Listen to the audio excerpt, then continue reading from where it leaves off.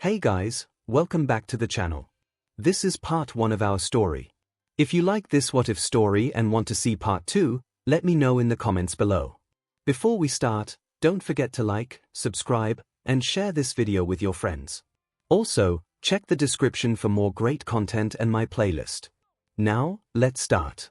Chapter 1. It was bad enough that he'd been cooped up in the dorms for so long that he'd let shitty hair drag him to the mall, but then Deku just had to show up and start following him around like they were little kids again until he was sandwiched between Four Eyes and Round Face eating lunch like he was a part of their fin class or something.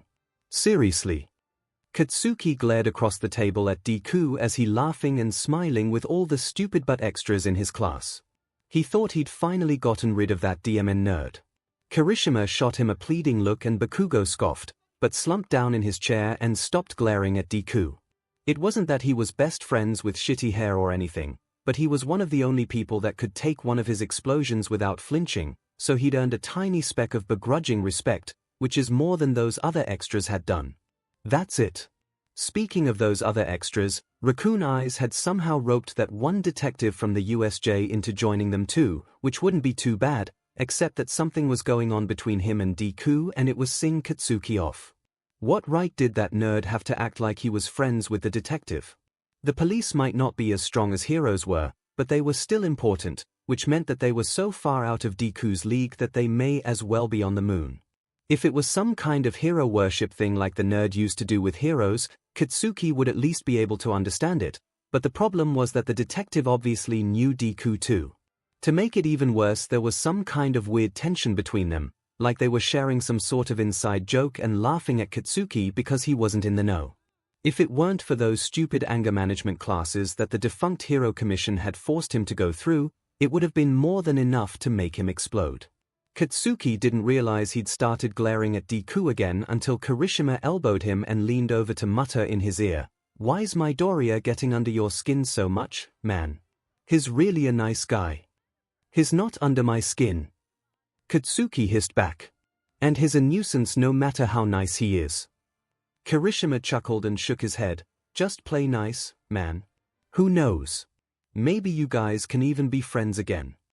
"I was never that nerd's friend." Kirishima rolled his eyes and turned back to the conversation the class was having, which currently consisted of Ida scolding Zero for trying to use his tape to steal Tokoyami's fries. "You are preparing to be a hero. You should not use your quirk for frivolous pranks, regardless of whether or not public quirk usage has been legalized." "Oh, stealing fries is nothing." Raccoon Eyes grinned mischievously. "You should see some of the stuff Kaminari and I have pulled, it's insane." Four Eyes started scolding her instead and Katsuki couldn't help but notice that the weird tension between Deku and the detective still hadn't dissipated. If anything, it was somehow getting even stronger than it had been before Kirishima had distracted him. It was really sing Katsuki off. If they didn't explain what was going on soon, Bakugo might just explode them both until they did. He scowled when he saw Deku texting someone under the table. If the nerd had to tag along with the class, something that Katsuki still hated, the least he could do was have the decency to pay attention to the extras that he was annoying with his presence. Deku didn't even try to look like he was paying attention after he put his phone away, instead choosing to have some kind of weird but staring contest with the detective. Katsuki was sick of it. Such pranks are entirely inappropriate. Four Eyes chopped his arms as Raccoon Eyes laughed. "Please tell me that you have not engaged in such activities since moving to the dorms." "If, as much I'd like to do that, dude," Kaminari shrugged and grinned, "my quirk already fried all the brain cells I set aside for telling lies." The class erupted in laughter, with the exception of the detective and Deku, who were still sitting like statues as they continued their creepy staring contest. Katsuki scoffed and rolled his eyes. Would Kirishima ever let him hear the end of it if he just left? At least then he wouldn't have to deal with stupid Deku and his stupid face and the stupid detective and their stupid staring contest. F it, he was leaving anyway, no matter what Kirishima said. Katsuki was just making to stand when the tension between Deku and the detective snapped like a RBB band and there wasn't even a split second of warning before Katsuki's entire world was flipped on its head. Deku was holding a knife to someone's throat. Katsuki hardly even heard the extras all around them screaming as they saw the weapon, and he was only vaguely aware of the way his classmates were falling into battle stances. In fact, he could hardly pay attention to anything besides the cruel smile spreading across Deku's face as his brain screamed that this couldn't possibly be happening. When had the innocent, weak, useless Deku he grew up with started acting like a villain? Tsukochi's gun glinted in the light and Katsuki wondered how he'd missed the detective pulling it out. He must have been preoccupied with Deku's knife. Drop the knife, Midoriya. We found the program and disabled it. We aren't going to let you get away again, so just give it up. A quick glance at his classmates revealed that they were just as confused as Katsuki was. What program? And again, what the F was he talking about? Deku was a nobody. Deku's smile got sharper and Uraraka hissed as a drop of BLD started sliding down her throat. Are you really willing to let a budding future hero die, just to catch me, Tsukochi? Aren't you supposed to be one of the good guys? Katsuki felt numb. Was he actually talking about killing Uraraka? Deku? Really? He would have been tempted to laugh at the sheer ridiculousness of it all if this whole thing didn't feel so much like a hostage situation. What gave Deku the right to threaten to kill one of his classmates like this? Who did that, DMN? Nerd think he was.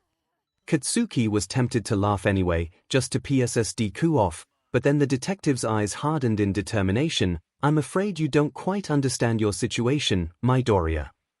He shifted his gun so that, if he pulled the trigger, the bullet would go straight through Deku's brain before anyone had the chance to blink. I am prepared to take the shot, and these are hero students who all have the necessary first aid training to keep Uraraka alive long enough to get her to a hospital. You are leaving here in HNDCFFS or a body bag, but those are your only options, so choose wisely. Did the detective seriously just threaten to kill Deku? Kill orders were rare and were often only authorized on villains rank A and above, so even if Deku was a villain, which was impossible because he was useless, he still shouldn't merit an ultimatum like that. It didn't make any sense. The DMN nerd couldn't hurt a fly even if he wanted to. He was quirkless. Nothing more than a goddamn pebble on the side of Katsuki's road to greatness. What gave him the right to have cops treat him as a serious threat? He half expected Deku to keep giving that creepy smile and laugh, or maybe dissolve into nervous stutters like he had every time Katsuki had threatened him back in middle school and try to frantically convince the detective that there must have been some mistake. Instead, Deku's smile slowly melted and it looks like he was actually taking the detective's threat seriously. Katsuki wanted to scream that the detective had to be bluffing. Deku wasn't a threat and he definitely wasn't an important enough villain to warrant a bullet to the head, so this all had to be some big joke designed to make Katsuki look like an idiot or something. Kirishima grabbed his arm, almost like he could tell what Katsuki was about to do, and pleaded silently for him to stay still. Katsuki understood, he really did.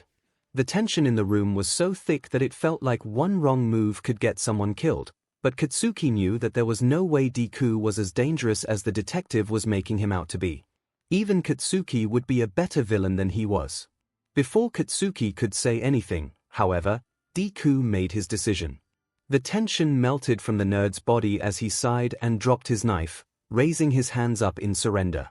Immediately, Uraraka ran into Ida's arms and the detective forced Deku to the ground, handcuffing him with probably a bit more force than was strictly necessary for a quirkless weakening like him.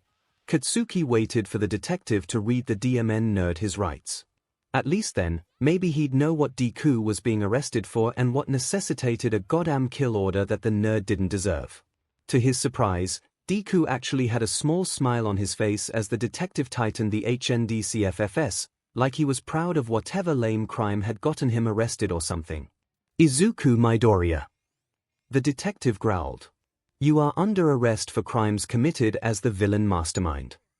Katsuki shattered. Xiaoto was watching TV with Darby and Toga when he got the text.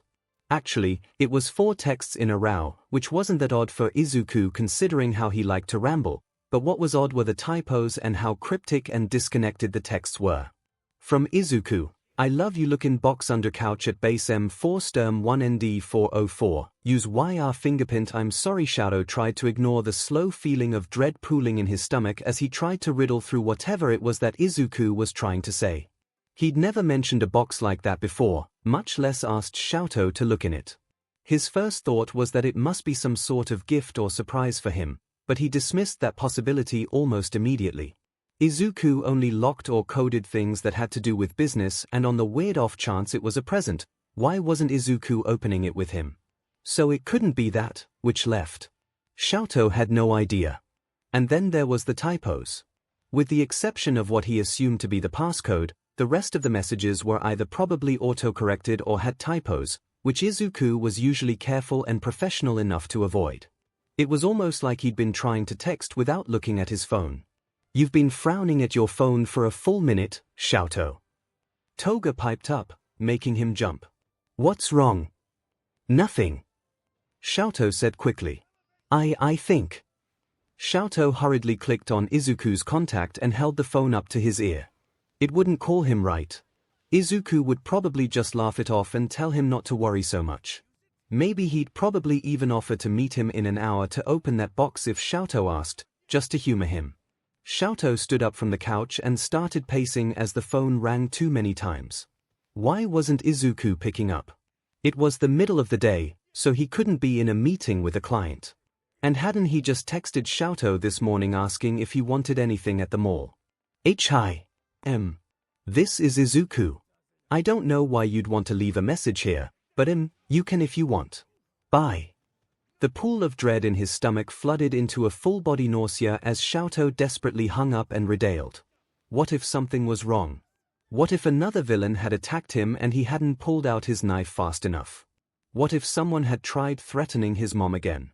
What if? Hi. This is 𝐒𝐿. I don't, 𝐂𝐽. Toga asked, far too quiet to be normal for her. I think you need to see this. She pointed to the television screen, which now had a breaking news border on the bottom. 𝐂𝐽 whipped around and froze as his brain finally registered what he was watching. The words "Mastermind finally arrested" scrolled across the bottom of the screen as Detective Tsukochi frog-marched 𝐒𝐿 through the crowd of reporters. Uraraka and some of his other former classmates were crowded around an ambulance in the background, shock blankets wrapped around a few of their shoulders as they stared after 𝐒𝐿 in shock and fear. Dozens of heroes and police held back the ever-growing crowd as they yelled and screamed questions and insults at the first person 𝐂𝐽 had ever found that gave a SHT about him. 𝐒𝐿's arms were cuffed heavily behind him and he was smirking at the cameras even as the detective shoved him into the fortified back seat of a police car. His clothes were disheveled and Officer 𝐒𝐽 was carrying a bulging evidence bag as he followed the detective, so they had obviously stripped 𝐒𝐿 of all of his knives before scritting him out of the mall. How dare they? 𝐂𝐽 didn't even register that he was heading for the door until Darby held him back. Don't be an idiot, 𝐂𝐽. Do you see how many heroes there are? They're expecting us to try to save him, so you can't just storm in there with no plan and no backup. Midoriya wouldn't do that. Let me go. 𝐂𝐽 growled, letting flames engulf his arm to force Darby to back off. I have to help him. Then at least be smart about it. Darby yelled back. If you go in alone like this, you'll just get yourself caught and put the rest of the league at risk to boot. Then come with me. 𝐂𝐽 breathed and a wild light entered his eyes as an idea occurred to him. We'll have Johnny's quirk warp us. Shigaraki. Toga and Darby trailed behind him as 𝐂𝐽 raced at full speed to Shigaraki's room. Other doors opened curiously as the rest of the league peeked out to see what the commotion was about, joining the mob as 𝐂𝐽 slid down the hall of the hideout. He didn't even come to a full stop before bursting through Shigaraki's door, making it slam roughly against the wall, not that he cared much about that at the moment. Shigaraki, no. The silence was immediate. The only sound left was the chaotic drone of the news as it played quietly from Shigaraki's computer. He had a different video playing on each of his gaming screens, so at least 𝐂𝐽 didn't have to worry that he didn't know about 𝐒�'s arrest, but that brought up an even worse question. 𝐂𝐽's voice was laced with poison when he spoke again. Why not? Shigaraki growled and scratched at his neck. Look at all those heroes, 𝐂𝐽. Do you really think we can take all of them? Even if we were to use Johnny's quirk, they'd still attack us before we could even find the car Mastermind is in. And if you think they don't have a razor on standby waiting for us to show up, then you're a complete and utter noob. And those cuffs they put him in. Sensei told me about them. They're quirk made to form a force field around a guy and prevent any quirks from affecting him, so we can't even use Johnny's warp to pull him out. Don't you think it was the first thing I tried? Get it through your thick head, you idiot. We're underleveled for this boss fight. So you're just abandoning him? 𝐤𝐻𝐽 screamed. He needed to leave. Even if the rest of the league wouldn't help him, he had to do something. He could freeze the cop car. Or burn it. But that would hurt Izuku. And even if he managed it, Aizawa would erase his quirk before he could even get to Izuku, and then where would he be? At some point Dabi had started holding him back again, probably to prevent him from bolting away like he'd been half planning to do. 𝐤𝐻𝐽 held onto his brother for dear life, ignoring the rest of the league as they watched on in awkwardness, pity, anger, and whatever other emotions people are supposed to feel when their friend is suddenly torn away from them. I love him. 𝐤𝐻𝐽 choked out. His quirk was going wild in a way that would have made his father go ballistic, a thought that only made him sob harder. The tears from his left eye evaporated into steam before they even reached his chin, while the tears on his right were rapidly forming a thin trail of unmeltable ice. Dabi didn't seem to judge him for his lack of control, though. In fact, the only reaction he gave to it was subtly shifting to 𝐤𝐻𝐽's right side so he wouldn't get burned as he ran his fingers through 𝐤𝐻𝐽's hair. I know, 𝐤𝐻𝐽. I know, he had to have had some sort of a plan for this, right? Spinner asked quietly. I mean, it's mastermind. He planned for everything. That would make sense. Magna glanced down the hall. The rest of the league followed her gaze. It had taken several hours for 𝐤𝐻𝐽 to finally exhaust himself and pass out in Dabi's arms, but who knew what he was going to do when he woke up? I mean, Mine-chan is one of my best friends. Toga bit at her lip, sharp teeth digging through the skin and making her bleed. But 𝐤𝐻𝐽 just lost his boyfriend, so it's even less cute. We need to save him. Obviously. Shigaraki griped. He's one of us, even if he doesn't want to be tied down to the league, he's helped us out enough that we owe him this one. And we're not the only ones. Half the underground is in Mastermind's debt one way or another. But what are we supposed to do? Hawk's wings fluttered anxiously. At one point he had stress gripped onto Dabi's arm and still hadn't been able to let go. You know they're not going to risk anything with such a high-profile villain. He's going to get sent straight to Tartarus even before a trial. In fact, I wouldn't be surprised if they held the trial at Tartarus, just out of paranoia that he'd try to escape. There's no way we can break into there. It's the most secure prison on Earth. Twice yelled quietly. Secure, secure. We can break in minutes, just let them try to stop us. There's no point in worrying about this now. Mr. Compress spoke up. I took the liberty of looking through Freezerburn's last texts with Mastermind and it seems our ally has a plan, but we need to trust him. It appears that he designed whatever mechanism is defending his stage directions so that only 𝐤𝐻𝐽 will be able to unlock them. He glanced again toward 𝐤𝐻𝐽's door, which was still closed tightly. All we can do is wait in the wings until our cue comes. Nedzu's ears twitched at the sheer volume of the gathered crowd and they weren't even in the same room. The media had, predictably, been chomping at the bit since Mastermind's arrest that morning, but the police and Hero's primary focus had been clearing the mall and the Midoriya residence as well as safely and securely transporting the villain in question to Tartarus, so as of yet, no official statement had been made. Until now, the media had been content to gather their own information, but Nedzu wasn't stupid enough to believe that they would accept that forever, so he had, of course, requested the chief of police organize a press conference. At the very least, it would appease the media and give the people of Japan confidence that Mastermind really was gone. Plus, it would give them a chance to take control of the flow of information before the League of Villains or Mastermind's other allies had a chance to twist the narrative. Nedzu turned to Detective Tsukochi and Chief Tsuragami. Are you gentlemen ready? Ready for this to be over? Tsukochi said tersely. And maybe ready for a drink. Tsuragami replied. All in due time. Nedzu smiled and pushed open the door, the noise exploding in volume without any barrier in between. All in due time. The three of them ignored the reporters' shouted questions as they took their places at the table. Chief Tsuragame growled subtly before clearing his throat. If everyone will please settle down, we are ready to begin. 𝐻𝐻𝐻 waited for the crowd to reluctantly fall silent before chirping into his microphone. Very well, let's get started. He had to hold up a warning hand when the crowd of reporters surged forward to ask their questions. Please hold all questions until the end of our prepared statement. The crowd settled down again and 𝐻𝐻𝐻 nodded to 𝐒𝐭𝐚𝐲, who rustled with the papers in front of him for a moment before taking a deep breath and speaking into the microphone. My name is Naomasa 𝐒𝐭𝐚𝐲 and I am one of the lead detectives on this case. At 11:38 this morning, police and heroes successfully apprehended the villain popularly known as Mastermind and safely transported him to Tartarus, where he is currently in secure custody. Investigators have discovered Mastermind's identity to be that of Izuku Midoriya. Age, quirk. 𝐒𝐭𝐚𝐲 took a deep breath and glanced at 𝐻𝐻𝐻. Not applicable. The crowd erupted into mutters, but 𝐒𝐭𝐚𝐲 simply steamrolled on and they were forced to quiet down if they wanted to hear. The murder plans that have been keeping the ongoing hostage situation in place have been confiscated as well as all known backups. The heroes in question have been informed and measures are currently being put in place to counteract said plans in case of unexpected villain attacks. We know that this has been a long and difficult time and there are still many repercussions from Mastermind's reign of terror that remain to be seen, but we are confident that things are going to improve now that he is behind bars. Thank you.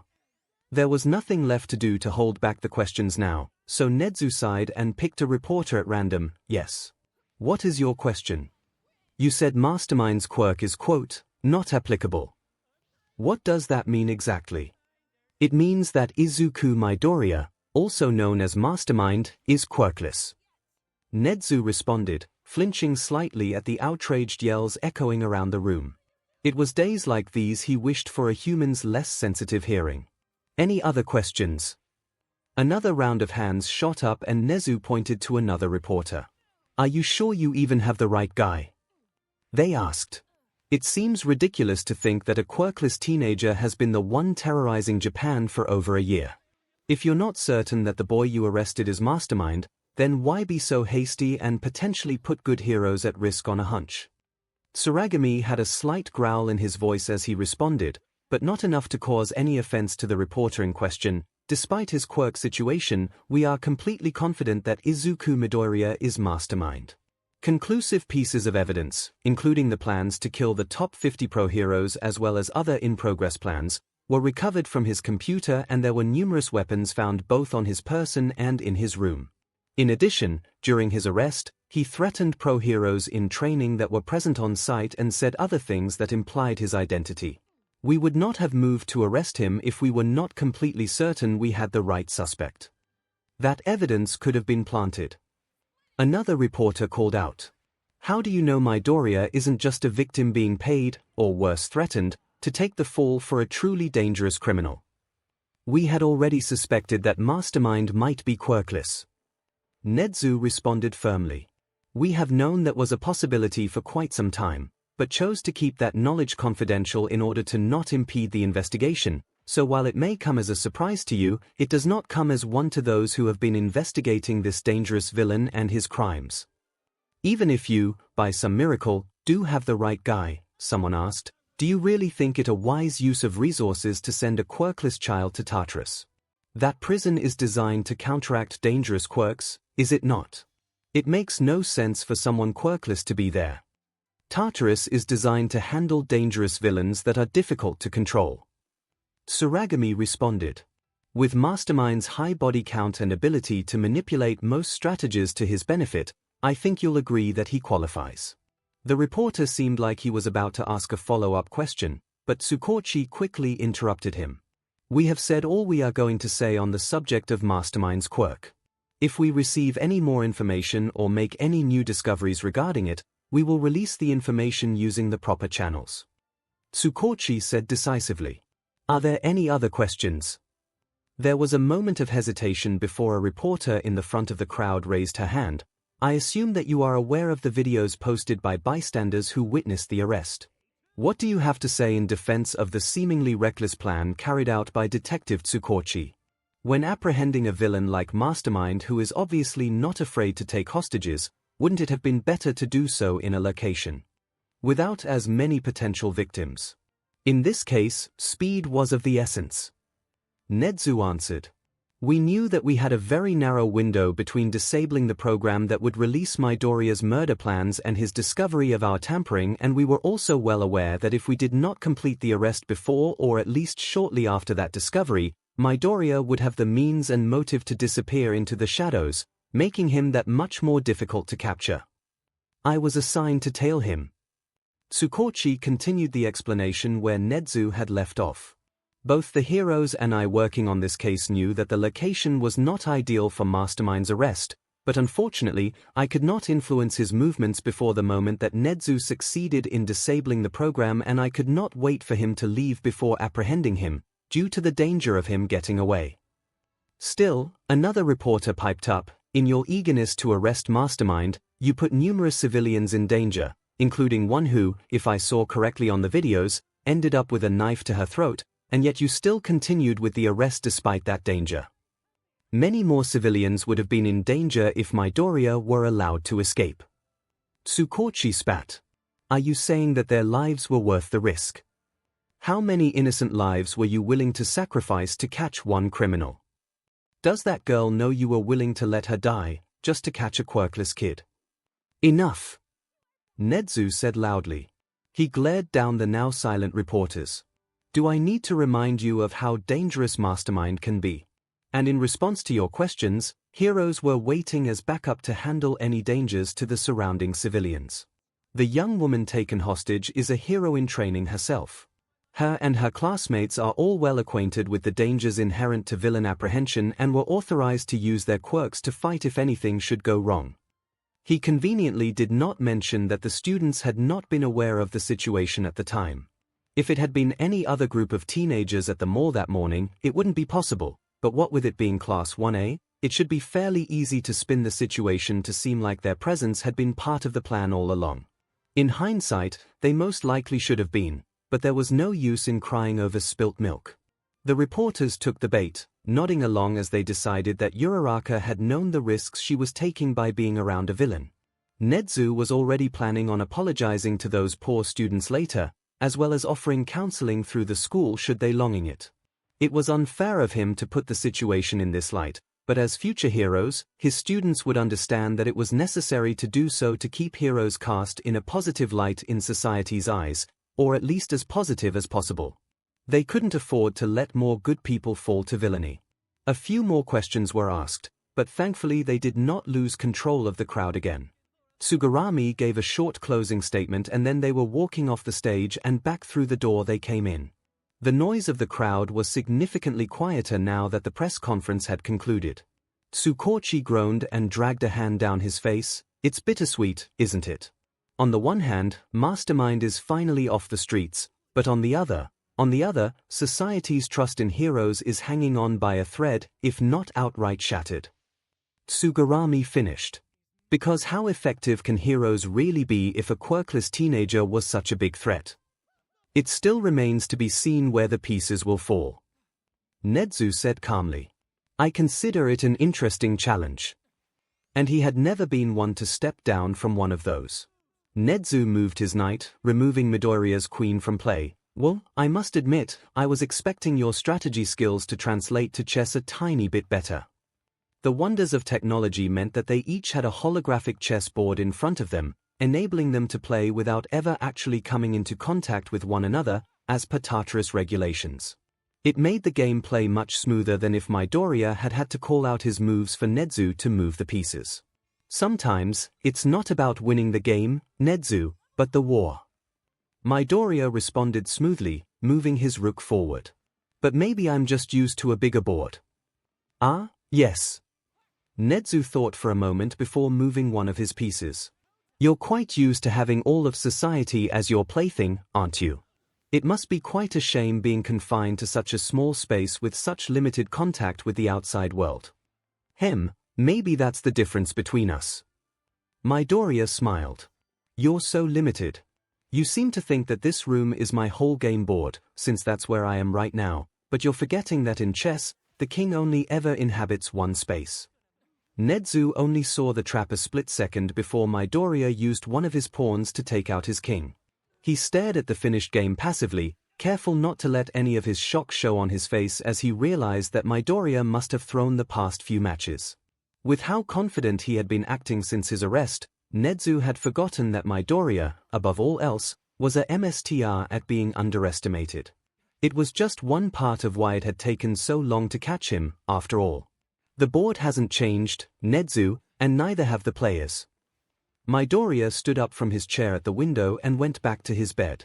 Better luck next time. And you two are sure that the police don't know about Izuku's base? Shoto asked again. Positive, young chapter. Gentle criminals' laugh echoed over the receiver. If they knew of it, they would have already descended upon it like flies. Mastermind was careful never to have all of his resources connected. La Brava added. As soon as I got the news he'd been arrested, I left some breadcrumbs for the authorities, just enough that they could reasonably believe they'd found everything, but his main base was connected to another account. The heroes shouldn't even be looking for it. Shoto nodded, not that they could see him over the phone. Thank you. I'll talk to you later if I find anything. Shoto, La Brava sounded hesitant. I'm sorry. I should have. The hostage program was some of my best work, but once they were in the mainframe, Shoto was silent for a long moment before he responded, like I said, I'll talk to you later. He hung up and tossed the phone beside him on the bed, then groaned and put his head in his hands. He knew La Brava had done her best on that program. He knew it. And it had worked. That hostage situation had kept Izuku from getting arrested for almost a year. But at the end of the day, it had failed. Izuku had trusted La Brava, but she'd failed, and while Shoto would still work with her, he wasn't willing to forgive her yet. Maybe, depending on how things worked out these next few months, he would, but he wasn't holding his breath. Finally, after a long moment, he grabbed his phone again, stuffing it in his pocket along with his keys as he shoved a beanie on his head to cover his hair. Darby and Shigaraki were sitting on the couch playing video games when he passed through the living room on his way out the door. Darby put down his controller and gave him a long look. You going to his base? Shoto shrugged and Darby looked torn. Just be careful. It's only been a week, so we really should be lying low right now. I have been lying low. Shoto growled. But if Izuku left me something, I have to know. Lay off the kid, Darby, it's no time for your stupid sibling rivalry. Shigaraki took a hand off his own controller and started scratching at his neck. No one's arguing that you shouldn't go, we're all dying of curiosity too, or did you forget that Mastermind is our friend too? Are you sure you need to go alone? Darby asked. It might be better to have backup, 2 people will be more conspicuous than 1. Shoto argued. I know you're worried about me, but with the way all of our faces are on the news right now, it's safer if only one of us goes, and Izuku said I'd be the only one able to open the box. I have my phone, I'll call if I get in any trouble. Darby looked hesitant, but eventually nodded and picked up his controller again. Don't die. Shoto scoffed, no promises. Just get out of here before I kill you myself. Shigaraki griped. Shoto smiled despite everything and made his way out of the League hideout and out onto the street. He made sure to match the body language of the other people on the street as he hurried to his destination, head down and trying not to call too much attention to himself. The mood on the streets had shifted significantly from what it had been during the Age of Heroes, but it had taken a significant hit since the Hero Commission had fallen. It had a lot to do with the increase in villainy, but people didn't just walk around without fear anymore, expecting a hero to save them from anything that could possibly go wrong. It would have been almost sad if their previous confidence hadn't been built on lies and propaganda. Thankfully, no one gave Shoto a second glance as he hurried to Izuku's base. He glanced around briefly to make sure there really weren't any heroes around before he used his key to let himself in. He had to take a deep breath to stop himself from crying as he crossed the threshold. It was like walking back in time. Even though everything had changed in the outside world, apparently no one had had a chance to tell that to the apartment. Nothing had moved an inch since the last time he had been here.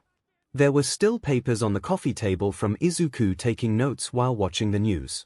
There were still dishes on the rack that had been left to dry. There was even still a half-full can of flat soda on the counter. It was jarring. 𝐿𝐿 took another deep breath and crouched down to look underneath the couch. The box was wedged all the way back against the wall, and 𝐿𝐿 knew he probably looked extremely undignified as he stretched to reach it and slide it out. There was a rasping sound as it slid across the floor, and it was heavier than 𝐿𝐿 had expected when he picked it up and sat down on the couch. It looked surprisingly normal. Just a standard-looking tackle box, if you didn't pay attention to the fact that it was made of thick metal and had a high-tech-looking lock where the latch should be. He blew away the thin layer of dust on top and entered the passcode that Izuku had texted him. The box beeped at him, and a small screen that 𝐿𝐿 hadn't even seen lit up.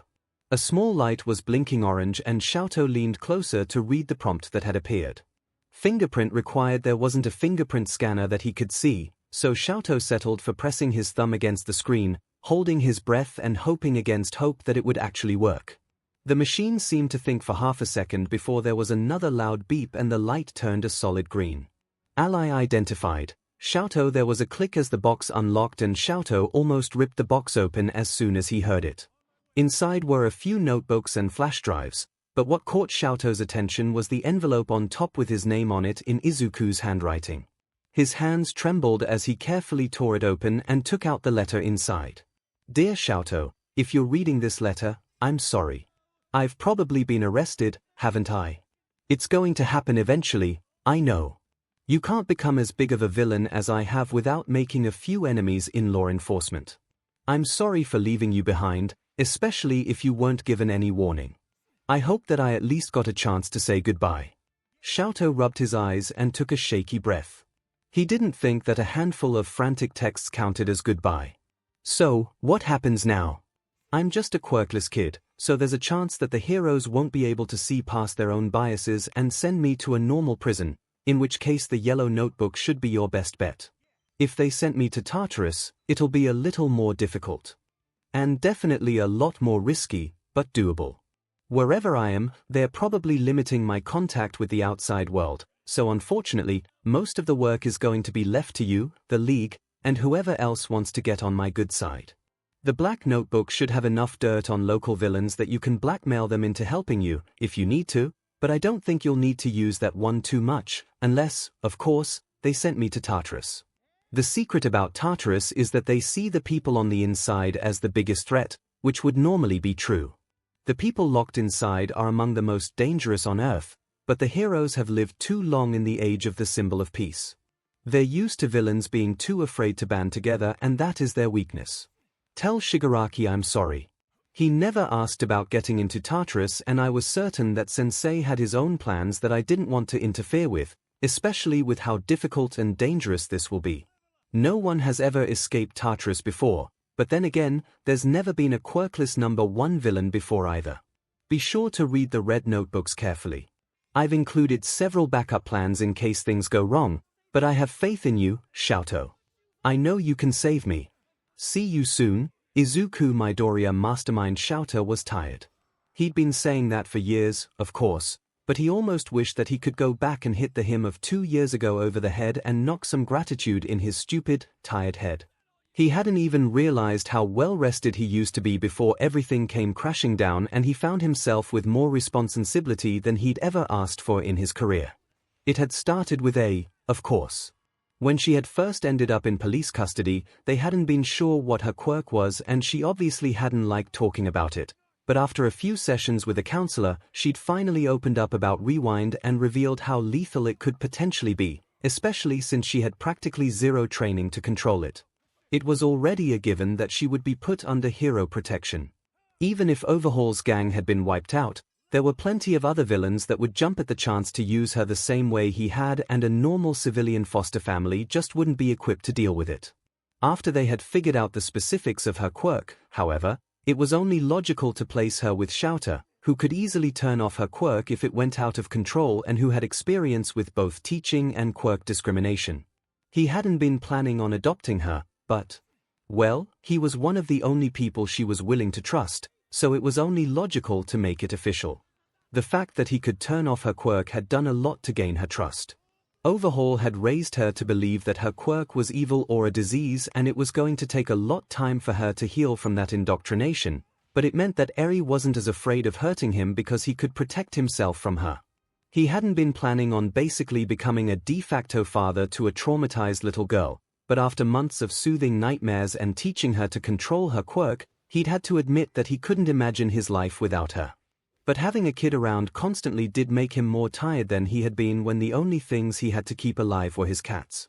The next big thing that was adding to his exhaustion were the increased crime rates.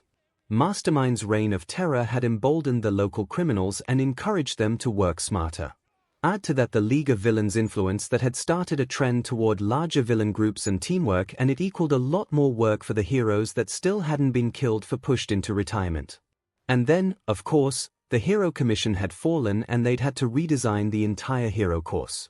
For as long as UA had existed, there had always been a push toward creating heroes who would be popular and do well in the media spotlight. It was something that the Commission had encouraged and was a large part of the reason that UA had gained the title of Top Hero School, but now, it was actually a distinct disadvantage. According to the applications for next year, the few kids who were still aiming to be heroes were overwhelmingly choosing other schools to go to precisely because UA created such popular heroes. No one wanted to go to a program that would paint a target on their backs for Mastermind or any other villain with a similar agenda. So if UA was going to survive in this new world, they were going to have to adapt. A lot.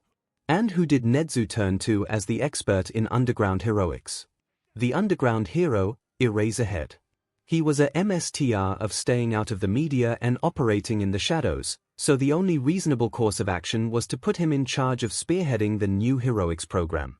On the one hand, it was a wonderful opportunity to finally fix things that 𝐶𝐲 had hated since he'd been a student. He'd gotten rid of the sports festival, for one, so that they wouldn't be broadcasting students' quirks to their enemies, and he'd actually gotten approval to change the entrance exam to something that actually measured students' dedication and quirk control, rather than simply screening for flashy and destructive quirks, so he was grateful for those wins. On the other hand, however, he was having to create almost an entirely different curriculum to include underground essentials like park hour, information gathering, and stealth, which was a lot of work. Media manipulation classes had changed from how to keep the public's attention and get a good reputation to how to avoid reporters and how to spread misinformation so that any articles written wouldn't equal a death sentence. The other teachers and most of the students were completely lost as they tried to navigate a career that was now fundamentally different than what they had signed up for. And they were all looking to him to guide them through it. 𝐶𝐲 sighed as he finished washing his face and looked at his face in the mirror. Was it normal to start going grey at 30? Probably not, but then again, 𝐶𝐲 really hadn't ever cared about his hair before, so he wasn't about to start now. He grabbed an elastic from beside the sink and pulled his hair into a half-hearted bun as he left the bathroom to go get started on breakfast. Eri was already awake, which wasn't a surprise. Insomnia was a common enough PTSD symptom, and 𝐶𝐲 had been very careful to let Eri know that it was okay and she was allowed to do things like draw or watch TV when she couldn't sleep. Instead of a cartoon, though, this morning she was watching the news, a forgotten drawing and crayons sitting on the table in front of her. Currently awaiting trial in Tartarus. The reporter said, the green screen behind him flashing to pictures of Midoriya's arrest. It seemed like the vultures weren't talking about anything else lately. It was Mastermind this and Midoriya that, and his personal favorite. Could someone quirkless really do all this? It was ridiculous. That was what they got for consistently emphasizing powerful quirks, though. Someone's quirk didn't equate to their potential and definitely didn't equate to their danger level, if Midoriya's rise to power had proved anything, but people's prejudices blinded them to that fact. 𝐶𝐲 ran a hand through Eri's hair. If anyone else had tried to touch her, she would have frozen and panicked, but with 𝐶𝐲 she leaned into the touch. Hey kid. He sat down heavily beside her on the couch. How are you this morning? Eri frowned and looked at the screen, where the reporters were still droning on about the same overplayed facts they'd dug up about Mastermind's rise of power. Is Mastermind-sama going to be okay? 𝐶𝐲 sighed. Eri had been having a hard time with Midoriya's arrest, obviously. He'd saved her from her abuser, even if he hadn't originally meant to, so it was obviously confusing to her that he was being treated as a villain when she saw him as her hero. He'll be fine, 𝐶𝐲 said for about the 100th time. Prison is the safest place for him to be, both for him right now and for everyone else. 𝐂𝐸 nodded. This wasn't the first time that they'd had this conversation, and 𝐶𝐻𝑒 knew it wouldn't be the last. It would be simpler if 𝐶𝐻𝑒 could divide the world into black and white for her, tell her that there were some people that were good and some that were evil and that there were hard lines in between them, but society no longer had the luxury of ignoring the grey. Midoriya had made sure of that. They're saying such mean things about him though, 𝐸𝐸 pouted. What if he hears them? He doesn't have access to the news where he is. 𝐶𝐻𝑒 explained patiently, leaving out the fact that Midoriya was smart enough to figure out exactly what the media was saying about him. He's not going to hear them. But they are so mean. 𝐸𝐸 whined. He's nice. They are lying.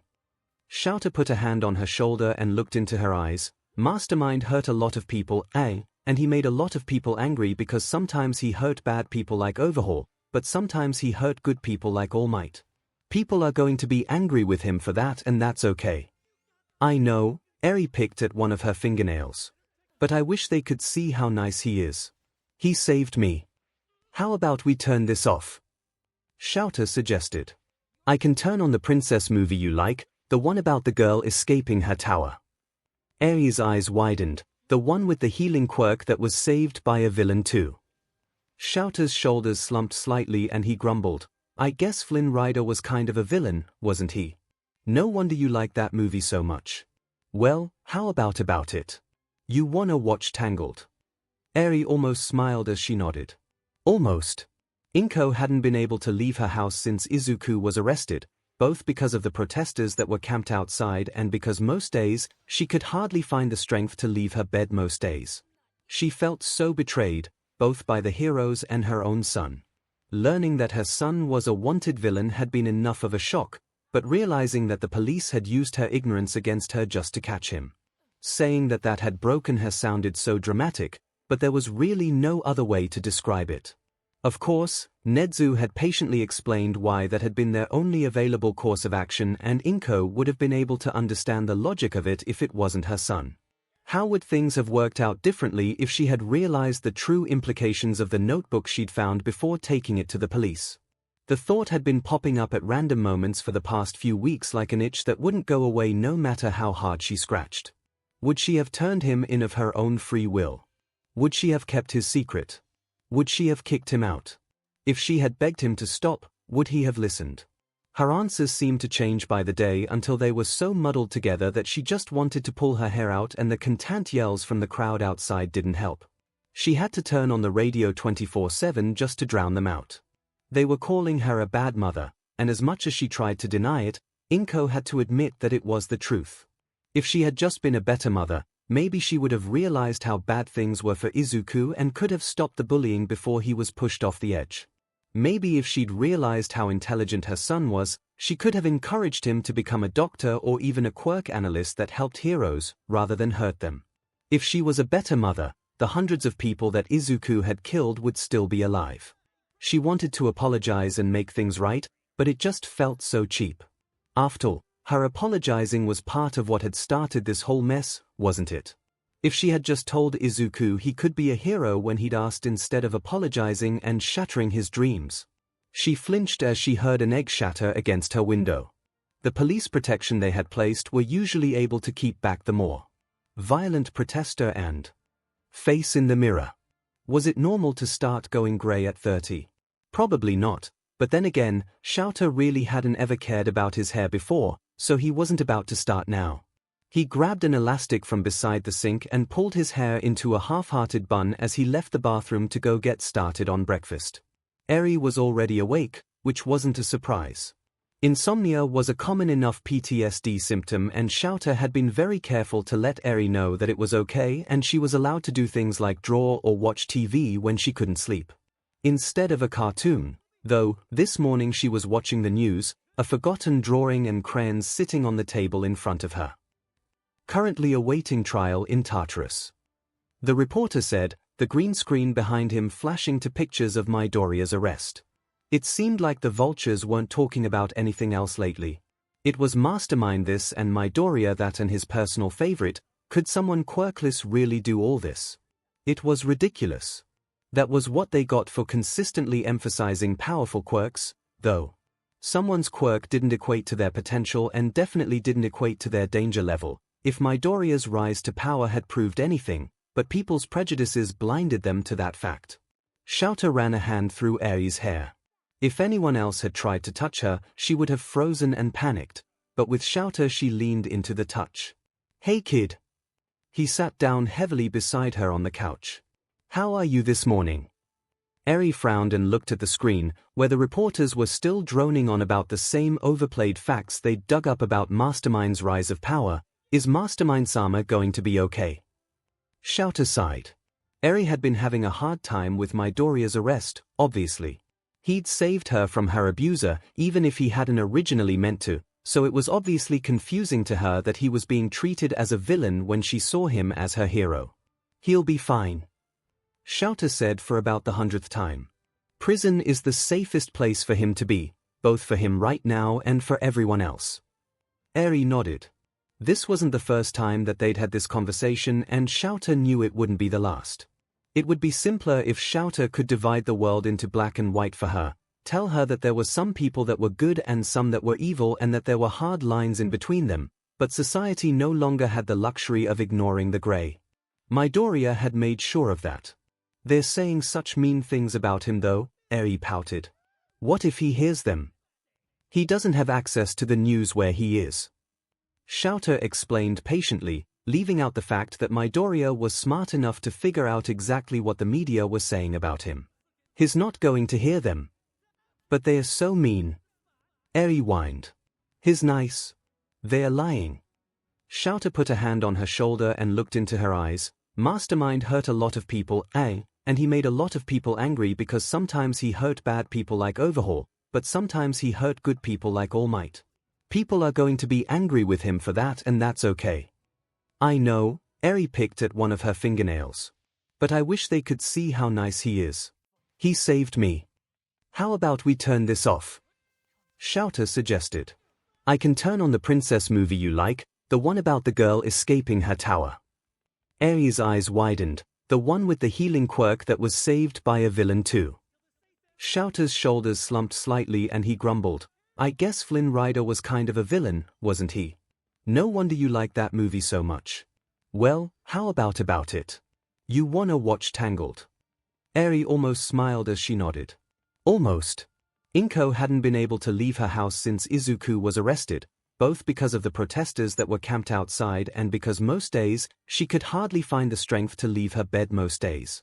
She felt so betrayed, both by the heroes and her own son. Learning that her son was a wanted villain had been enough of a shock, but realizing that the police had used her ignorance against her just to catch him. Saying that had broken her sounded so dramatic, but there was really no other way to describe it. Of course, Nezu had patiently explained why that had been their only available course of action, and 𝐿𝐼 would have been able to understand the logic of it if it wasn't her son. How would things have worked out differently if she had realized the true implications of the notebook she'd found before taking it to the police? The thought had been popping up at random moments for the past few weeks like an itch that wouldn't go away no matter how hard she scratched. Would she have turned him in of her own free will? Would she have kept his secret? Would she have kicked him out? If she had begged him to stop, would he have listened? Her answers seemed to change by the day until they were so muddled together that she just wanted to pull her hair out, and the content yells from the crowd outside didn't help. She had to turn on the radio 24/7 just to drown them out. They were calling her a bad mother, and as much as she tried to deny it, 𝐒𝐼 had to admit that it was the truth. If she had just been a better mother, maybe she would have realized how bad things were for Izuku and could have stopped the bullying before he was pushed off the edge. Maybe if she'd realized how intelligent her son was, she could have encouraged him to become a doctor or even a quirk analyst that helped heroes, rather than hurt them. If she was a better mother, the hundreds of people that Izuku had killed would still be alive. She wanted to apologize and make things right, but it just felt so cheap. After all, her apologizing was part of what had started this whole mess, wasn't it? If she had just told Izuku he could be a hero when he'd asked instead of apologizing and shattering his dreams. She flinched as she heard an egg shatter against her window. The police protection they had placed were usually able to keep back the more violent protester and prevent them from reaching the house, but she knew that most of the officers hated her as well, just because of who her son was. She turned the music up slightly and tried to ignore her own thoughts. She missed her baby. The world had truly descended into chaos, hadn't it? 𝐒𝐭𝐚𝐲 wrapped himself deeper in his cloak and observed the fake city. It was true that he was handling the transition easier than most of his classmates, but it was a small comfort when one considered the state of the world. The spotlight had never been a comfortable place for him, even before it became a dangerous place for any hero to reside. Perhaps it was because of his bond with Dark Shadow, but he had always felt more comfortable when embraced by shadows. He had always thought that made him different and strange, but it turned out that the light and sparkle he'd grown up seeing in the heroes on the news was simply a distraction to hide the revolting darkness seething just under the surface of society. It was as if, instead of the world full of brightness and hope that he'd been raised to believe in, hero society was simply a putrid oil spill that someone had dumped a thin layer of glitter on top of. When the light hit it, all anyone could see was the bright sparkle of fake plastic, ignorant to the damaging pollution that was lurking just underneath. Mastermind's reign of terror was terrible, but 𝐒𝐭𝐚𝐲 couldn't decide if it was good or bad that he had unintentionally destroyed the spotlights that had reflected that false glitter of hope that the hero industry created. On the one hand, the world seemed like a darker place now than it ever had before, but on the other, those same shadows had finally unmasked the dark mess underneath, and it was only when those problems were visible that steps could be taken to fix them. As lost as 𝐒𝐭𝐚𝐲 felt right now, he couldn't help but feel a sick sense of gratitude for the chance that they had been given to clean up their world and recover from this disaster. Not that he had ever spoken those thoughts to anyone outside of Dark Shadow, of course, not even the therapist that 𝐼𝐸𝐲 had been making him go to ever since the summer camp disaster. He had given the justification that it was normal to experience trauma after a villain attack, but 𝐒𝐭𝐚𝐲 knew the whole charade was to keep him from breaking down and giving in to Dark Shadow's darker impulses. After all, at the end of the night, it hadn't been the villains that put 𝐒𝐻𝐲 in critical condition, it had been him. He couldn't just put glitter on that memory and ignore it like heroes did with everything else. Dark Shadow nudged his head slightly and 𝐒𝐭𝐚𝐲 forced himself to come back to the present. There was no point in despairing over problems that he couldn't fix. He was just one student and he didn't have the power to clean up the messes his predecessors created. All he could do was be a good hero and try not to create more messes in the future, and for that he needed training. The current exercise was a stealth practice similar to capture the flag. 𝐼𝐸𝐲 had set the class loose in the training grounds with the goal of being the last one standing, and it was every man for himself as they sought to simultaneously find the others while at the same time prevent themselves from being found. By 𝐒𝐭𝐚𝐲's count, about half of his classmates had already been found and had their bandanas stolen, leaving most of the more stealth-minded classmates as well as a few who had decided to ignore the point of the exercise entirely in favor of using head-on combat to steal bandanas. As if to prove his point, Bakugo went barreling down the street beneath him, using his explosions to propel himself and broadcasting his position to anyone still standing who was paying even the tiniest bit of attention. 𝐒𝐭𝐚𝐲 sunk deeper into the shadows of his rooftop, Dark Shadow wrapping himself around him so that they were practically invisible as Bakugo started attacking Gyro, who had been unfortunate enough to capture his attention. Bakugo had always been unhinged, at least to a certain degree. No one who was completely sane yelled die before every attack, but he had been getting progressively worse ever since Mastermind's arrest. The change wasn't so much a result of Mastermind being arrested, however, as it was that Bakugo was showing his true colors in the absence of the grounding effect that the formerly self-deemed Baku Squad had been providing since the beginning of the year. Many of the records from Bakugo's old middle school had been destroyed in a freak accident shortly after Mastermind's arrest, so of course no one knew for certain if Bakugo had had a hand in turning Mastermind to villainy, but with his general attitude and the obvious dislike he'd shown for Midoriya even before he revealed himself, it wasn't hard to put two and two together. The rumors had spread quickly after that. Some versions of the story cast Bakugo as the true villain, relentlessly bullying a defenseless quirkless kid until he broke, while others gave him a smaller role, but all of the rumors agreed that there was no way he was innocent.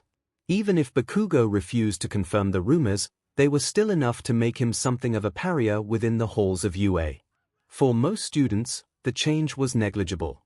They had avoided Bakugo before, and simply continued avoiding him now that the new information had come out. The Baku Squad, however, was made up of kids that all had at least limited experience being on the wrong end of a bully-victim relationship. The worst had been Kirishima. 𝐒𝐭𝐚𝐲 hadn't been there when the fight happened, but Koda had heard from a few courageous squirrels that Cementos had to rebuild at least 3 walls afterwards. Both had been put on house arrest by Aizawa, but as far as anyone else in the class knew, neither had spoken a word to each other since. It would have been tragic if 𝐒𝐭𝐚𝐲 wasn't sure it was justified. 𝐒𝐭𝐚𝐲 wasn't even sure why they had allowed Bakugo to stay in the hero course, but he assumed that they were trying to prevent even more heroes and hero students from switching sides. Todoroki 𝐒𝐭𝐚 had apologized for, exactly, just that she needed to do it like she needed air.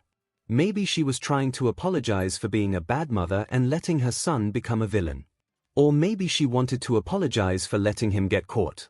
Or for not doing enough to catch him. More than anything else, she wanted to apologize to his victims' families and help them gain some small measure of closure at the very least. She knew that if she were to go before a bunch of reporters or even do an interview, it would just sound cheap and manipulative, especially because her son was a MSTR manipulator, but, well, 𝐼𝐴 felt like someone had to do it, and since Izuku obviously wasn't going to, then she'd just have to do it for him. She gathered the plate of cookies she'd made before finally grabbing the remote and turning off the news. They probably wouldn't accept them, but, well, it was the thought that counted. Mitsuki knew she should call 𝐼𝐴, but what was she supposed to say? Hey 𝐼𝐴, sorry my brat bullied your kid for years and indirectly pushed him into killing hundreds of people. You wanna share casserole recipes? Yeah, 'cause that'd go over real well. Katsuki. Honestly, Mitsuki didn't know what to do with him. He'd been withdrawing into himself ever since Izuku had gotten arrested, which as sick as it sounded, was almost a relief. He spent most of his time in his room, but then at least Mitsuki didn't have to wonder what to say to him or deal with the oppressive atmosphere of disappointment that almost suffocated her every time Masaru and Katsuki were in a room together.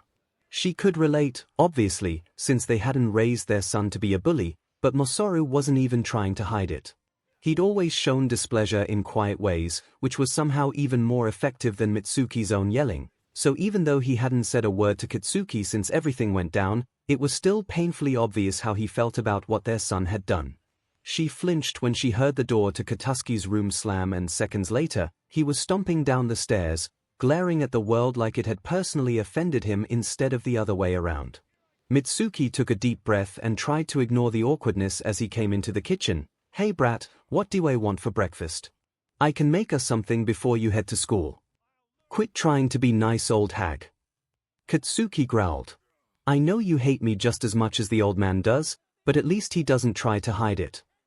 Mitsuki melted. Katsuki, I'm just gonna get some toast, then I'll be out of your stupid hair. Katsuki grumbled, violently shoving bread into the toaster. It was a long few minutes of silence until it popped up and Katsuki practically ran out the door, not even saying goodbye before slamming the door behind him. Mitsuki wanted to drag him back to the house and beat it into his head that they didn't hate him and that they were still his parents and still loved him. But was she really sure? Magna waited until Shigaraki had reached a save point before standing in front of the TV. Hey Shiggy, can I talk to you about something? Shigaraki glared at her for a long moment before sighing and setting his controller on the coffee table. Shoot. Magna took a deep breath and tried to ignore the way that the other members of the league were obviously eavesdropping while trying to pretend that they weren't. She didn't think they'd judge her decision, but, well, it was natural to be insecure sometimes, especially about big things like this where she needed their support. There's been a lot of changes lately. Magna started. Shigaraki nodded. Yeah, it's all those NPCs on the news seem to talk about. Is that a bad thing? Of course not. Magna shook her head. But I've been thinking about... Well, I've been thinking about the kids. Hey! We're not just kids. 𝐿𝐴 shouted from across the room, giving away the fact that yes, everyone was listening. Just because we're a few years younger doesn't mean that we're any less capable. Darby shoved a hand over his brother's mouth and nodded for Magna to continue. Sorry about my kid brother. Shut up, 𝐿𝐴, the adults are talking. Did you seriously just like me? 𝐿𝐴 stuck his tongue out as Darby frantically wiped his hand off on Hawk's jacket, who wrinkled his nose in disgust as he tried to hold it out of reach. Boys. Stop fighting and let big sis Magna talk. What the bird said. Shigaraki griped. So. I wasn't talking about 𝐿𝐴𝐷. Magna said. He's got Darby looking out for him. I'm more concerned about all the kids who are growing up and don't know who to turn to. A lot of them were always taught that the heroes were always right because they were, well, heroes. We obviously know that's not true, but for a lot of them, this is the first time that they are having to confront that fact. They're torn between the picture-perfect society they were taught about and the ugly truth we've dug up, and a lot of these kids don't know where they fall. There was silence for a long moment as they all processed that. Magna knew they understood. It was those same ugly truths that had led them to joining the League of Villains, after all. Each of them had had to confront the fact that society had lied and didn't have a place for them. It was why they were carving out that place for themselves now, no matter what it took. Shigaraki steepled his hands in front of him as he stared at her thoughtfully. What do you suggest? I know we all wished we'd had some kind of support when we were younger. Magna said. I want to give them that. I'd like to start some sort of, like a support group almost, where kids could get together and we won't hide things from them. We'll tell them the truth of the world the way it is and let them decide what to do about it. I want to be a big sis to them, just like I am to the League, and help them, you know. Let them know that they are not alone. It almost sounds like you're planning on recruiting the next generation. Compress pointed out. Indoctrinating the youth. Magna shrugged. We're not gonna force anyone to join, but if a kid decides on their own that society needs to change and knows who they want to be, are we really gonna turn them away? She held her breath and could tell that the rest of the League were doing the same thing as they waited for Shigaraki to finish thinking. Finally, he sighed and picked up his controller, already unpausing his game. You can use one of the warehouses to give tutorials to the newbies. Just remember that the enemies see us as boss fights, not mentor characters, so this'll have to be a stealth mission. Don't get caught. As expected, the guards outside the facility had made her throw away the cookies before they'd let her inside, so 𝐒𝐭 was empty-handed as she made her way to the room number that the receptionist had told her. She didn't think she'd ever get used to the way that complete strangers glared at her or the suspicion in their eyes, but at least people like the receptionist and the people on the train were giving her practice. She desperately wanted to hide, but 𝐒𝐭 forced herself to hold her head high and keep going until she'd found the room she was looking for. She hesitated. Did she really have the right to be here? How would another mother take her apology, especially when her son clearly didn't regret what he'd done? Maybe she should just turn around and go home. She shook her head and forced herself to knock despite her anxiety. The urge to apologize might just be a manifestation of her guilt, but it wasn't going to go away if she did nothing. Even so, 𝐒𝐭 half hoped that there wouldn't be any answer and was disappointed when a soft voice called out from inside. Come in. 𝐒𝐭 took another deep breath and pushed the door open, her eyes immediately falling on the woman sitting on the bed and staring out the window, only looking up when 𝐒𝐭 started talking. Rei Todoroki. My name is 𝐒𝐭 Midoriya. I know it's far too little too late, but I'd like to apologize for what my son did to your boy 𝐿𝐴𝐷. 𝐒𝐭 tensely waited at the door for Rei's judgment. She didn't know what exactly she was expecting, perhaps something like yelling or screaming or getting her kicked out of the hospital, but it definitely wasn't a small, kind smile and Rei patting the bed to invite 𝐒𝐭 to sit next to her. 𝐒𝐭 frowned in confusion and softly closed the door behind her before crossing the room. She looked at Rei one last time for confirmation before stiffly sitting down after getting a kind nod. Rei kept up that small smile as she turned to look out the window again. It's strange as mothers, isn't it? We're always blaming ourselves for things that aren't our fault. It's nice to finally meet you, 𝐒𝐭 Midoriya. You're the woman that raised Mastermind. 𝐒𝐭 winced, her guilt hitting her with almost enough force to make herself jump up and run away, but she forced herself to stay. Even though this was deeply uncomfortable, it still needed to be done, and running away now wasn't going to do anything except give one more example of how she was a bad mother and a coward. I need to apologize for Izuku. 𝐒𝐭's voice broke and she knew she would probably be crying if she hadn't already cried herself dry over the past week. Your 𝐿𝐴𝐷 was on track to become a hero, but then, my baby, it wasn't fair of him to corrupt your son and lead him toward the darkness like that. My son was a bad influence and I'm sorry. Apparently she wasn't as out of tears as she had thought, because she almost jumped as Ray gently used her thumb to wipe away the tears that had started streaming down her cheeks at some point during her apology. She didn't want to look, knowing that Ray would probably be looking at her in hate and anger for what her son had done and encouraged her own son to do as well. After everything, Ray would be completely justified in hating her, but even still, 𝐒𝐭 couldn't help glancing up in some sick sense of self-destructive curiosity. When she did, she was almost startled to realize that, with all the emotions playing across Ray's face, hatred wasn't one of them. She didn't even look angry. Instead, there were tears in her own eyes as she smiled sadly. You don't have anything to apologize for. If anyone bears the guilt for what my sons became, it would be me and my husband. We failed them and they were already broken by the time your son found them.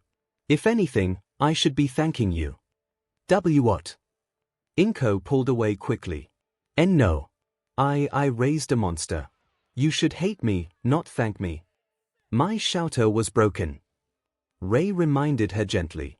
Your son came along and picked up the pieces.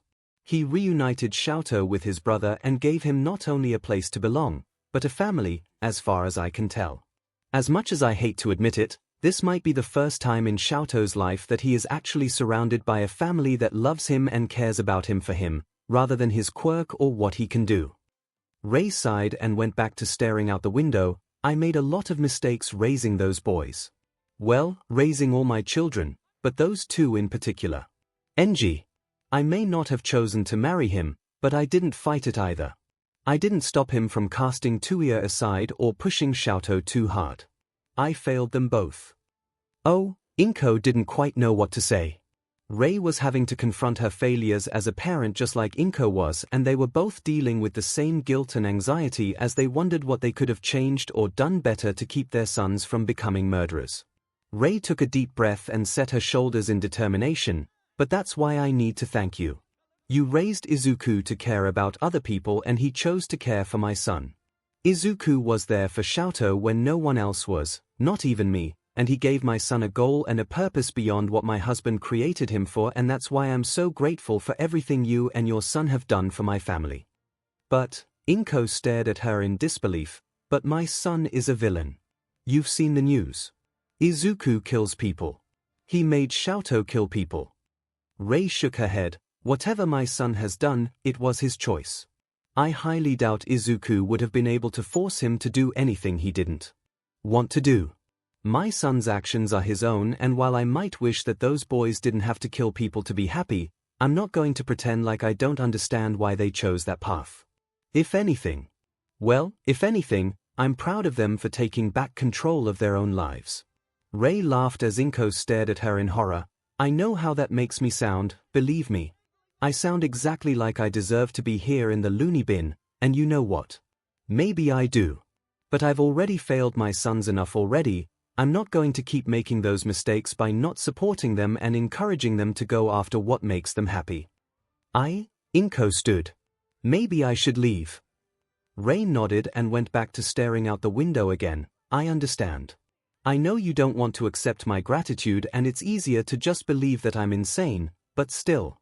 Thank you. 𝐒𝐿 only nodded before gathering up her bag and all but rushing from the room. She didn't talk to anyone else as she left the hospital as quickly as she could, ignoring the hateful glares from the staff as she passed. Once she was out on the street, 𝐒𝐿 breathed a small sigh of relief.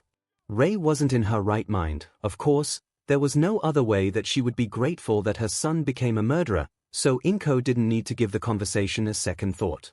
That knowledge didn't stop her from thinking about it the entire trip home. Katsuki threw his blankets to the floor in frustration. He couldn't sleep and everything scared. Normally, when he was angry or something was, not bothering him, Katsuki didn't get bothered like some stupid extra. But still, whenever things got to be too much, he usually just sparred with shitty hair until he felt in control again, but that wasn't an option anymore. Kirishima wasn't speaking to him and neither were the other extras that usually hung around him like an annoying swarm of gnats or something. Katsuki didn't miss them, he didn't, but it was sure a hell of a lot quieter without them. He couldn't ask someone else in the class to spar with him either, because they all hated him too, but at least they had started hating him before the whole thing with Deku. And that was the problem, wasn't it? Deku. What Katsuki really wanted was to take out all this stupid restlessness on the idiot that had caused it, but Deku had gotten himself locked up in Tartarus and Katsuki couldn't beat him up like he deserved. He needed to beat something up, though. Badly. He would have just gone to the gym and destroyed a punching bag or two, but he tried that every night this week and it still hadn't calmed him down enough to be able to sleep. If only he had paid more attention to what Deku was becoming, maybe Katsuki wouldn't have missed his chance to take him down and prove that he was better than that stupid nerd. He would have beaten the CRP out of him and those stupid extras that followed in his footsteps. Katsuki froze. That was an idea. He might not be able to take his rage out on the Deku that deserved it, but there were plenty of idiots on the streets that were inspired by the nerd, and now that he didn't need a license to use his quirk, there was nothing stopping him from beating them to a pulp. It might not be what he needed, but it was the next best thing. He grinned savagely as he grabbed his shoes and a plain black hoodie and got dressed before heading out the door. Sure, it was a little more complicated with the dorm system and would definitely be easier on the weekends when he visited his old hag, but Nezu and Aizawa were way too busy redesigning the hero course to worry about what one student was doing in the middle of the night, especially when that student was the black sheep of the class. It didn't take long for Katsuki to get outside the gates, considering that the security was meant to keep people out, not prevent students from escaping, and he popped a few explosions before heading off into the darkness. It was time for some small fry to feel the wrath of King Explosion Murder.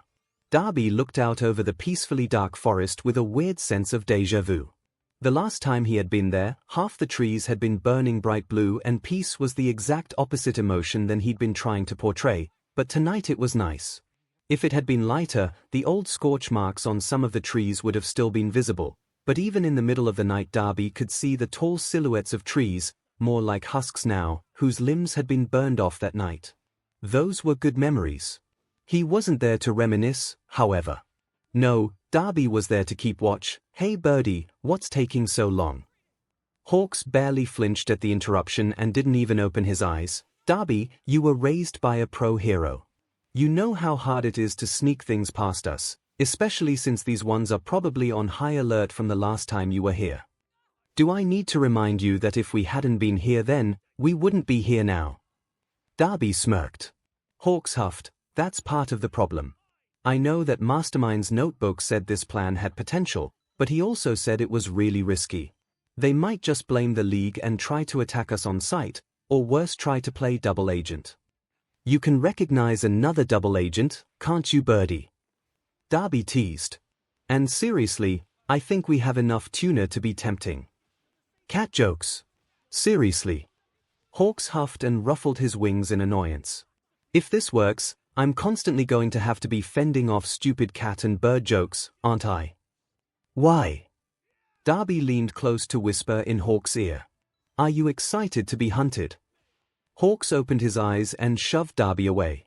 He was scowling and was trying to be intimidating, but the way that his feathers had fluffed up to try and make him seem bigger just made Darby laugh harder. He was too easy to tease sometimes. You're lucky I'd already finished. Hawks complained. If we'd gotten caught just because someone was more focused on fooling around than actually completing the mission, yeah, Shigaraki would have our heads, yada, yada, yada. Darby rolled his eyes. Now, pretty bird, are you gonna show me a whole new world or what? Hawks shook his head and grabbed Darby so they could fly home. I hate you. Feelings mutual. Okiko hit the punching bag a little harder, ignoring the twinge in her forearm that was trying to warn her that she was going too hard as she reared back her other arm and punched again. Then again, until the only thing she could think about or feel was the ache in her muscles and everything else faded into the background like it was supposed to. She heard a noise behind her and spun around, already swinging a bruising punch at whatever villain was sneaking up on her this time. She didn't even care how they had gotten into you. All she knew is that this time, she'd beat them. This time, she'd be strong enough. She had to be. By the time she'd realized it wasn't a villain at all, it was already too late to stop her momentum, and her eyes widened in a blind panic, but thankfully Zu had enough presence of mind to dodge. Okiko stumbled a little as her punch hit thin air, but she trained enough in the past few months that he regained her balance almost immediately. Zhu looked at her with an almost blank expression that still managed to somehow be knowing as she held out a towel. Couldn't sleep. 𝐒𝐿𝐴 shrugged and smiled apologetically as she took the towel. I was just feeling a little restless is all. Sorry about almost taking your head off. Zhu just raised an eyebrow. It's okay to not be okay, you know. Anyone would be having nightmares after what you. I'm fine, Zhu. 𝐒𝐿𝐴 snapped, then sighed and collapsed onto the floor. I'm sorry, it's just. It was my own fault. I should have been more aware of the situation. There were clear red flags and I ignored them and Mastermind got the drop on me, that's it. None of us noticed his true colors. Zhu said patiently, moving to sit cross-legged next to her. Not even Bakugo noticed, and they were kids together. Maybe that's why he was too blind to see it, but the rest of us should have been able to figure it out. 𝐒𝐴 argued. Isn't Aizawa always going on about situational awareness and trusting our gut? And Zhu grabbed her hand. We're just first years, 𝐒𝐴. And Midoriya was just a quirkless first year and look what he did. 𝐒𝐴 snarled. He killed so many people. He killed All Might in front of us, or did you just forget that? Zhu's eyes softened. 𝐒𝐴, no. 𝐒𝐴's eyes hardened in determination and she stood. No, there's no excuse. Mastermind might be behind bars, but we have to be the best heroes we can be, especially now that villains think they can do whatever they want. We have to be stronger than them. We have to keep people safe. We can do that tomorrow. Zhu tried. Right now, you need sleep and 𝐒𝐴 shook her head. You go on ahead, I'll sleep a little later. It's 3 a.m. Zhu deadpanned. 𝐒𝐴 just smiled. I guess that means it's training time. Nezu looked over his diagrams again, a feeling of pride welling up even though his project was nowhere near finished. Midoriya might pride himself on having all of society as his plaything, but he wasn't the only one who could play at that game. Mastermind may have changed the game, true, but he was a relatively new player in the scheme of things. He couldn't yet predict the tides of strategy or the ebb and flow of public opinion the way a MSTR like Nezu could do and had been doing for years. So while, yes, he was an excellent player, he didn't yet control the game. Hero society needed change, that much was obvious after recent events, but it also needed stability. People craved consistency and safety just as much as the freedom and anarchy that the villains stood for. The Hero Commission may have had its corruptions, but ultimately, it provided exactly the service that the people needed, even if they didn't know to ask for it. If they could keep the best parts of the old commission and create a new order that responded to the weaknesses that Midoriya had unveiled and then fortify them, perhaps they could build a society that was stronger and get back to the days where heroes thrived. Nezu made a few more notes and drawings, pausing only to take a few sips of tea. The vigilante-style ideals that the League of Villains had grown to represent made fighting them that much harder, but Nezu had never been one to back down from a challenge. People needed hope. They needed to believe that heroes would save them and they needed a symbol of light to look toward when things get dark. Midoriya had deprived them of that symbol by killing All Might, and Hawks had been unable and unwilling to fill that role, but the chaos and despair made it obvious that such a symbol was necessary now more than ever. Nezu just needed to find them and mold them into what the people needed it to be. He finished another set of diagrams and couldn't help smiling. This was not quite the game of chess that Nezu had envisioned when he had started pushing for Mastermind's arrest, but he had to admit that this game Midoriya had pulled him into was much more fun. Amy flinched when Danjuro started rubbing the knots out of her shoulders. Gentle. What are you doing out of bed? Danjuro kept gently massaging her shoulders, then leaned down and gave her neck a soft kiss. I was just coming to check on the love of my life. You've been sitting at that screen since this morning, dearest. I know, I'm just. Amy stared listlessly at the same information that she'd been looking at for the past 3 hours. If my program had been just a little better, or if I'd had more redundancies or a couple more backups, then the heroes would still have found a way around it. Danjuro said firmly. I know you blame yourself for not doing more, dearest, we all do, but it's the heroes' job to catch villains. It's what they do. They were never going to stop going after young Mastermind, and there's nothing we can do to change the past. The tea has gone cold and all we can do now is brew a new cup. 𝐼 sighed, I guess you're right. I just need to focus on getting him out now, I guess. Exactly. Now come here. Danjuro opened his arms and let 𝐼 snuggle into the hug, almost tearing up at the familiar embrace. There. It will all turn out all right. I know. 𝐼 sniffed. I love you. Danjuro smiled softly, and she didn't even need to activate her quirk for the words to make him seem brighter and stronger. He pressed a soft kiss to the top of her head. I know, darling. I love you too. Mandalay couldn't stop staring at the note, even as it crumpled in her hand from how tightly she was gripping it. The note had shown up in the pages on her diary with no warning and no hint as to who could have put it there, all of which should be raising red flags as high as they could go. But Mandalay couldn't even process that as her brain latched onto the message, repeating it almost like a drum that beat in rhythm with her pounding heart. Don't you want revenge? Bakugo massaged out the soreness in his wrists and ignored the bags under his eyes as he pulled on his wrinkled UA uniform, leaving the tie hanging on the back of his desk chair to collect dust as usual. No one could even stand to look at him long enough to figure out he wasn't wearing a tie, much less take in the state of his uniform, so he wasn't too worried about his appearance. Classes had gotten a little bit harder since he'd begun his nightly excursions, but Katsuki could handle a little bit of tiredness and quirk fatigue, especially since it wasn't like he'd been sleeping before hitting the streets anyway.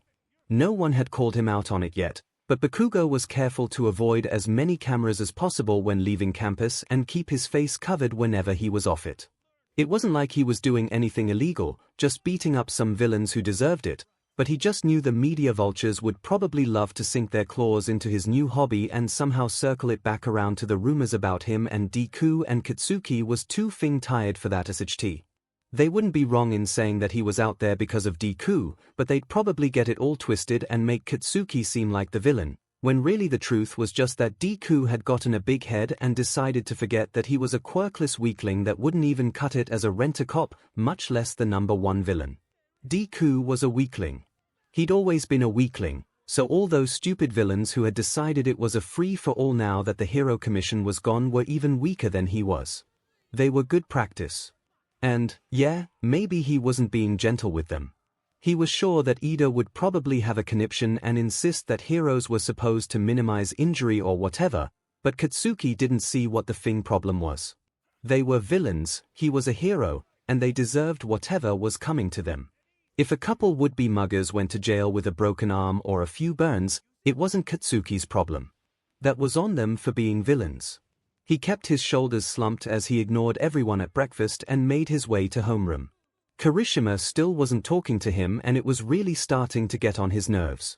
When everything first went down, he figured that once Shitty Hair got it out of his system, they'd be fine and back to being not friends again.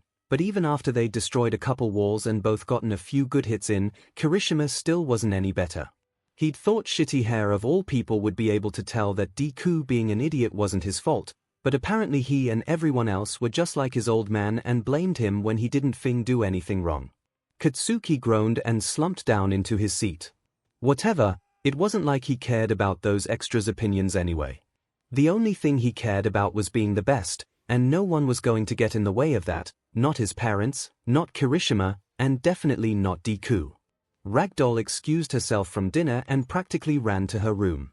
It felt like things had been more tense the past few days, but she knew that was probably just her being paranoid. In truth, things had been more tense since. Well, yeah. She'd survived, at least, even though sometimes she wished she hadn't. She could see it in her teammates' eyes sometimes, the pity now that she was quirkless. They had assured her that they didn't think any less of her now, and that it wouldn't stop them from being friends, but she couldn't fight alongside them anymore. She couldn't help them save lives or stop villains. She was useless. And then to make it worse, Mastermind was finally revealed, and Ragdoll hadn't been able to get the bitter taste out of her mouth as she realized that they were the same. They were both quirkless, even if she hadn't been born that way, and it disgusted her that they had something in common. She didn't want to have anything to do with him, which was probably why she hadn't thrown away the note she'd found inside one of her shoes, despite how suspicious it was, and was also probably why she'd hidden it away from her teammates instead of letting them know that there might have been an intruder. Don't you want to take back what was stolen from you? Nito Monoma looked out the window and allowed his mind to wander as present MIC reviewed basic English grammar for the upteenth time. His grandfather had made sure he was fluent years ago, so now this time was either wasted, or he could put it to good use as he was doing right now and use it to strategize. He'd read over Mastermind's escape plans, and a consistent theme was that they were going to need all the manpower they could get to breach the walls of Tartarus. Villains would be helpful, of course, but most thugs and even some career criminals weren't going to be prepared to go against the technology in place around the island, not to mention the highly trained Tartarus guards and any heroes that came to their aid. No, breaking into Tartarus would need a team of elite criminals and, for maximum psychological damage, as many heroes as they could manage to turn.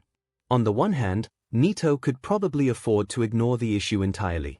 Shigaraki was in charge of the League's doings outside UA, while Monoma's authority and expertise only extended to the front gates, and since adult heroes would be much more capable of breaking down Tartarus's defenses than a bunch of teenagers would be, then theoretically Monoma didn't actually need to be doing anything. Yeah, right. Nito was naturally competitive, and there was no way he was going to let Xiaotou, a former member of 1A, outdo him and take all the glory. Magna's plan for indoctrinating the next generation was still in the beginning stages, but Nito couldn't help smirking at how perfect it would be if there were UA students in attendance when those meetings actually started taking place.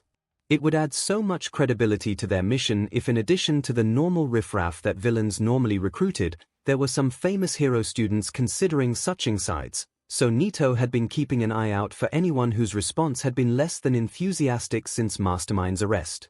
Bakugo, of course, was the most obvious choice. Nito didn't know if the teachers just hadn't noticed his new bruises or just chose to ignore them, but he was already starting to crack, and it was only a matter of time before he snapped completely. If it had been anyone else, he definitely would have been Nito's first choice, but it was Bakugo. Not only was the guy absolutely insufferable, he had a history with Midoriya. If and when Mastermind escaped, he would resume his place as a trusted advisor to the League, and anyone who wasn't willing to listen to him, which Bakugo obviously wasn't, would be a loose cannon and a liability that the League couldn't afford. So Bakugo was out, but that didn't mean there weren't other options. Kendo, for example, had been more quiet than usual, so if he could stay close to her, even if it meant having to annoy 1A a little more, then he might be able to plant the right seeds to change her mind. There were a few other members of 1B that had expressed some dislike for Hero Society as well, but they weren't quite as promising, so he'd keep an eye on them and only make his move if anything changed, but he wasn't going to waste time focusing on them for now. And then there was the rest of 1A. Nito had been hopeful that Uraraka would go off the deep end after the way Nezu had spun things at the press conference, but she seemed to have veered hard the other direction, so no dice. Most of them were still bitter after Xiaotou's betrayal, so it would take quite a bit of work to convince them to follow his lead, so Nito mentally filed them into the same group as his classmates. He'd observe and wait for now, then pounce the moment they showed any sign of entertaining the possibility of 𝐒𝐻𝐽. The bell rang and Nito let himself be swept along with the wave of students making their way to the dorms. He caught a few glances of some 1A students as he walked, and almost face-palmed when he saw Tokoyami forcing his way against the crowd toward Hound Dog's office. How had he forgotten about that little gem? Tokoyami had always tended to isolate himself, especially when he was stressed, but it was even worse now that he felt like he was being singled out after everything that had happened at the summer camp and with Hawks. Nito hadn't missed the way that the rest of 1A looked at Tokoyami when they thought he wasn't looking, and he doubted that Tokoyami had missed it either, but people were scaredy-cats and so quick to judge, especially when someone had been mentored by a villain. Sure, Hawks probably hadn't taught Tokoyami anything to encourage him to SWCH sides, especially since Nito knew that Hawks hadn't even been sure of his decision until the day he fully joined the League, but the stupid sheep in 1A didn't know that, and even if Tokoyami were to tell them that, they wouldn't trust him. No, those sidelong glances Nito caught during lunch and after joint training practices meant that there was more than one person who expected Hawks' little baby bird to be the next to turn. Nito smiled and made his way toward the teachers' dorms. It would only take a few nudges to push Tokoyami from the nest and make sure he flew in the right direction, and then both he and Dark Shadow would be invaluable assets for the League. Let Xiaotou try to compete with that. Nito shook his head and adjusted his backpack as he finally reached the teachers' dorms. This plan wasn't part of what Mastermind had left behind for them, but Nito couldn't resist no matter how risky it was. He'd have to do it the right way, of course, because if he had anything less than the best of intentions, then he had no doubt that Midoriya wouldn't hesitate to kill him or come up with an even worse punishment. Nito suppressed a small shudder at the thought. No, he needed to spin this in such a way that made it obvious that he was only trying to empower his target instead of manipulate or take advantage of her. It would be difficult, but Nito couldn't lie and say he didn't enjoy the challenge. He climbed the stairs and made his way down the hall until he reached the right door, then knocked and waited. It took a few moments, but soon enough, a tired Aizawa swung open the door. "Oh, Minoma. Right on time. I'm sorry, did I wake you up from a nap?" Nito asked. "If you need, I can come back later." Aizawa shook his head. "No, it's fine. I need to make sure those idiots down at the police station don't mess up the new training, and that's on top of the paperwork Nezu gave me yesterday. I can't thank you enough for volunteering to watch her." "It's no big deal." Nito smiled and waved away his concerns. "You've got a lot on your plate, and I'm sure it's nice to have a few hours to just catch up on everything." Aizawa groaned and led Nito down the hall, knocking quietly on one of the bedroom doors before he opened it slowly. "Hey sweetie, your babysitter's here." Nito smiled and crouched down so that he was at eye level for Ai, who looked up from her coloring to stare at him with wide eyes. "Hey there Ai, are you ready to have some fun?" Tomura grinned as everyone got into their positions. This particular quest was a little overdue. With all the preparations for their Tartarus quest, it had gotten delayed, but now it was time to make sure that Japan hadn't let itself forget that there were still important players online, even if Mastermind was AFK for the moment. It was time for the League of Villains to declare to the world we're still here. And what better way to do that than to get a little good old-fashioned revenge on one of the parties that had led Midoriya to the dark side. Aldera Middle School thought they were so clever, destroying all evidence of the abuse so that the police wouldn't legally be able to prove anything, but they had forgotten one of the major truths in the underground: everyone had enemies. The people who ran that school might be despicable human beings, but they were casuals when it came to the nightmares lurking on the wrong side of the law that didn't need proof to take action. No, the boss music had already started playing, and maybe if they'd remembered that there were monsters out there much worse than the police, they could have equipped some weapons or skills or even logged off entirely. Maybe then they would have had a chance to survive.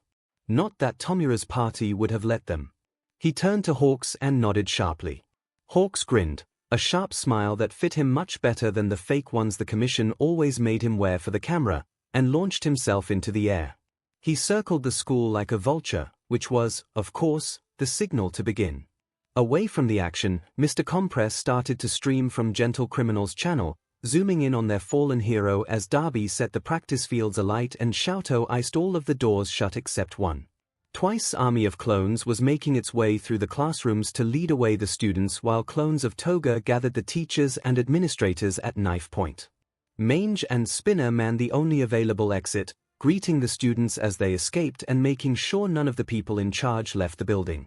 Screams echoed from the building as Tomura's plan was finally set in motion. He'd never admit it out loud, but one of the main reasons why it had taken them weeks to get around to this battle was because Tomura wasn't sure his plan would work. Basically, from the moment he'd debuted at the USJ attack, Midoriya had been there to offer course correction when needed. He'd been stuck in tutorial mode, but now it was time for him to fully control the gameplay. That didn't mean he had to be annoying about it. He'd always made the plans, Mastermind had just perfected them and taken them to the next level, so Tomura didn't see why his party couldn't do the same. Sure, they weren't specialists like Mastermind was, but when they'd gone over the plan, 𝐿𝐴𝐽 had brought up that the plan had a bug that could nerf their reputation if they weren't careful, so Shigaraki had listened to his teammates' suggestions for how to patch it.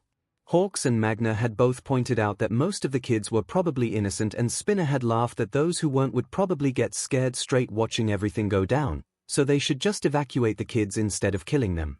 Even without Mastermind, Tomura managed to fix the bug and would be able to keep their party's reputation as vigilantes instead of pure villains.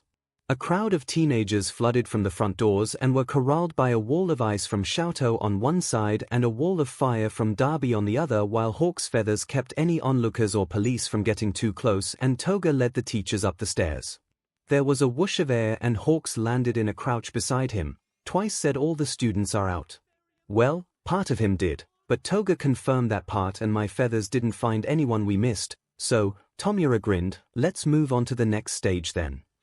His stomach dropped as one of 𝐒𝐿's feathers grabbed him and flew him over to land on top of the building, right in the middle of the crowd. Around him, other members of the league were arriving as well. Every villain that set foot on the rooftop made the crowd of sniveling cowards panic a little more as they were surrounded and pushed further and further out toward the edges, eyes wide as they scrambled to get away from the arriving villains. There were yells from below as another wall of ice sprang up and prevented any students from running back toward the building when 𝐿𝐿 and Darby joined them. Mr. Compress was the last person to arrive and he held the phone up and sounded like he was smiling behind his mask as he addressed anyone watching. Hello Japan. I do hope you hadn't forgotten about us.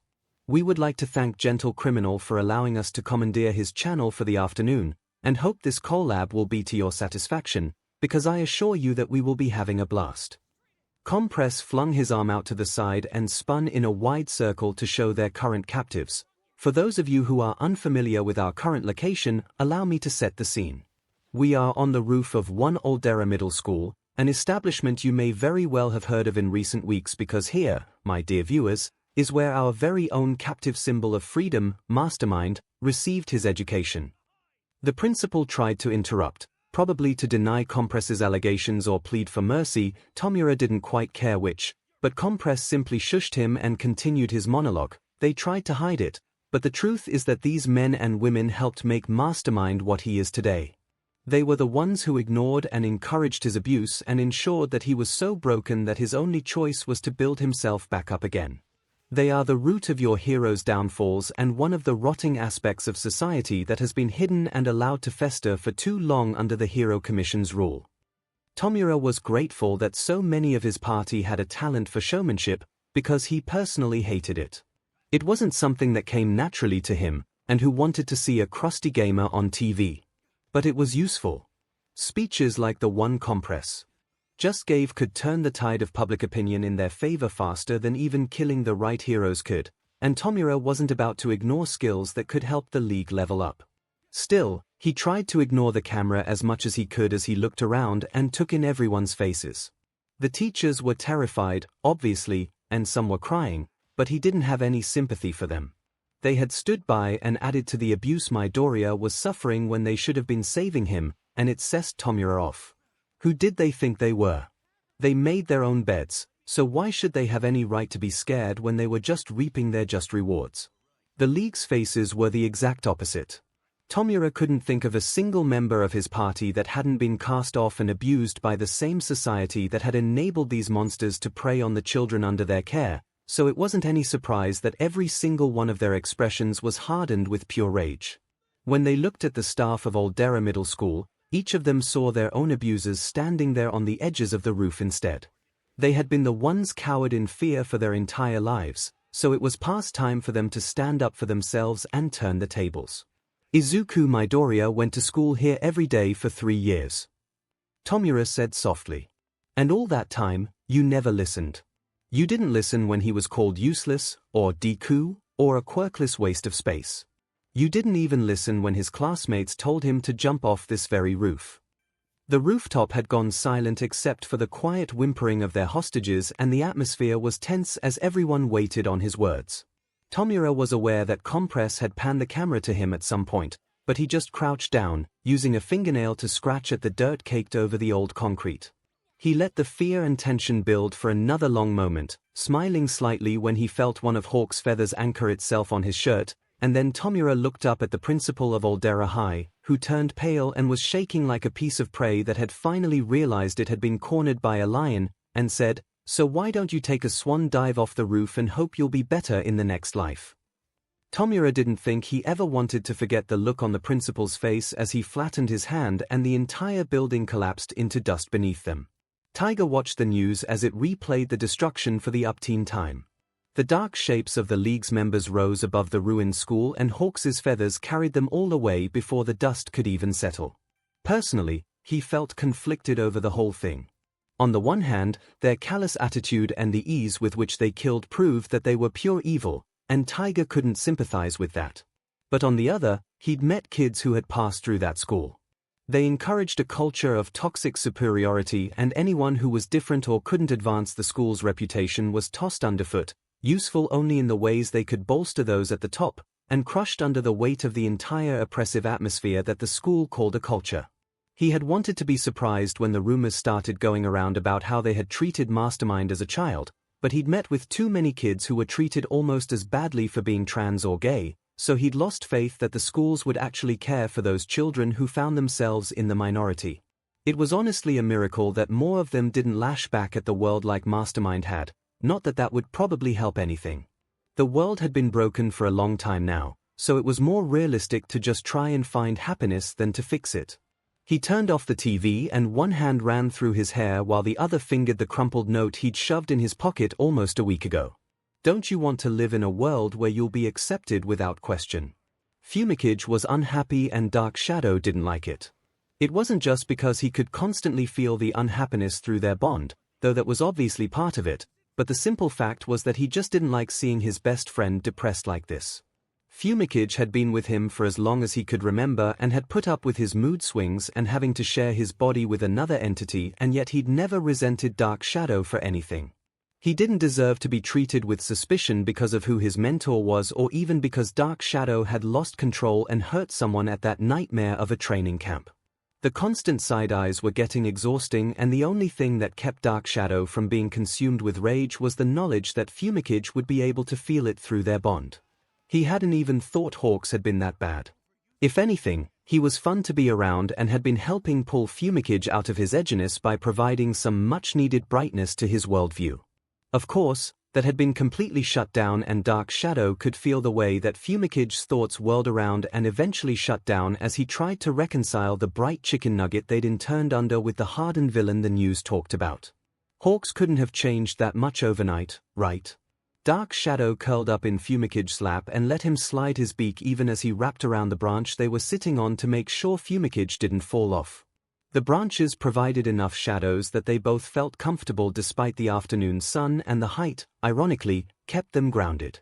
Hawks had been right, after all, they were birds, and birds were meant to fly.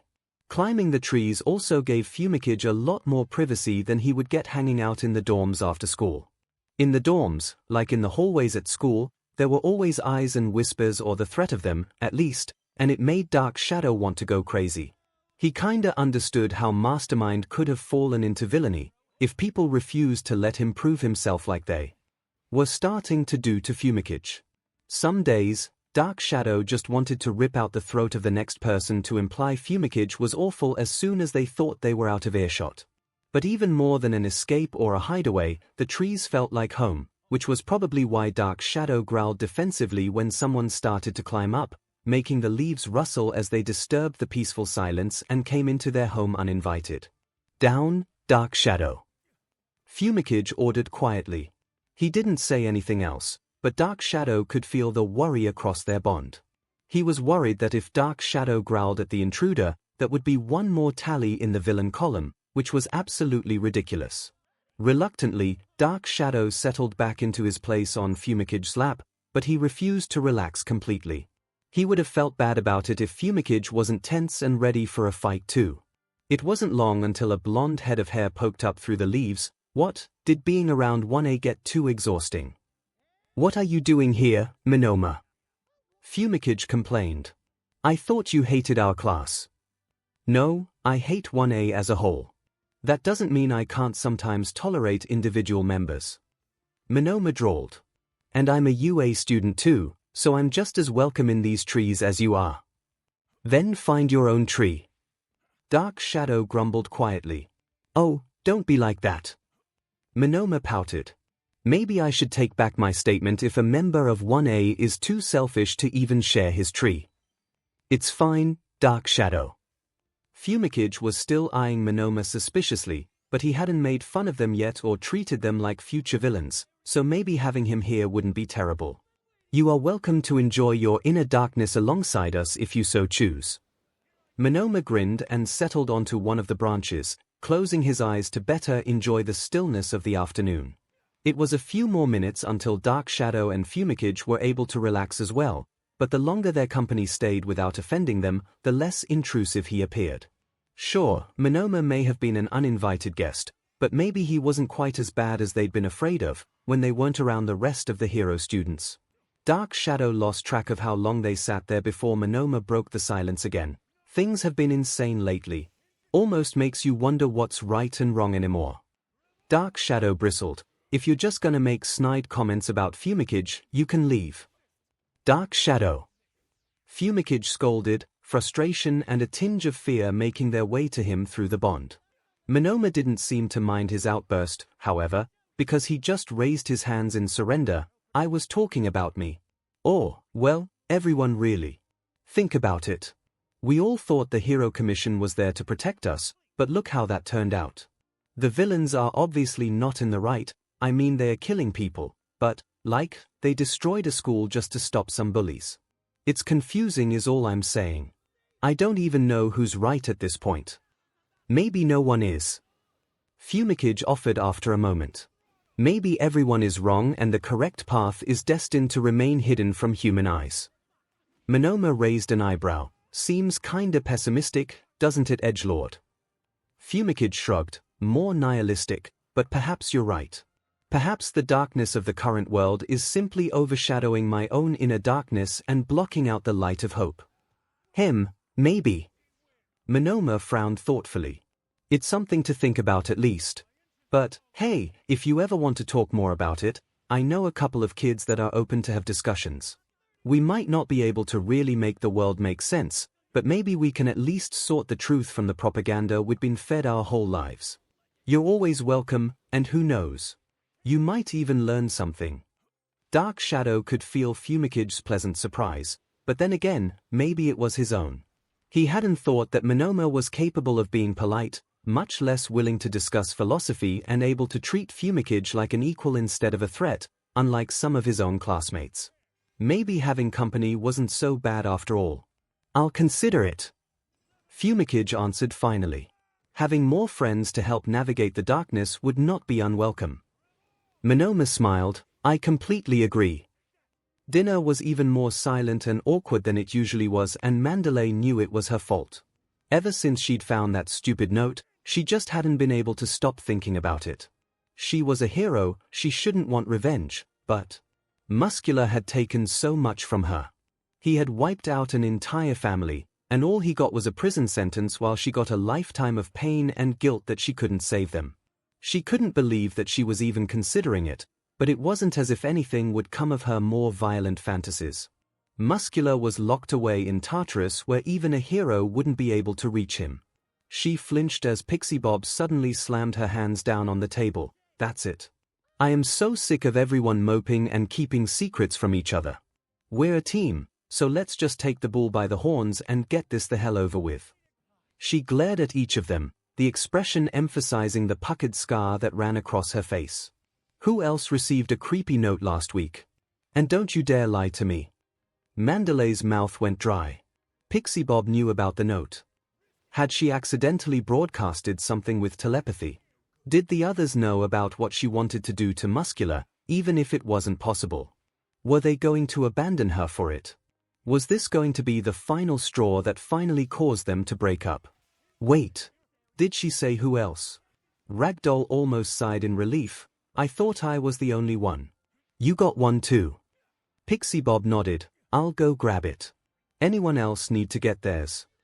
Mandalay nodded numbly and stood, followed quickly by Ragdoll, but Tiger just shook his head and pulled something out of his pocket. I've got mine right here. Pretty creepy that they just showed up like that. How did you know we all got one? Ragdoll asked. Did you leave them? What? Pixie Bob looked genuinely offended. Why would I do something like that? Didn't you notice? Mandalay eyed her suspiciously. Notice what? Pixie Bob stared at them in shock. Are you serious? None of you noticed the letters. Whatever, I'll explain in a minute. It'll be easier to show you anyway.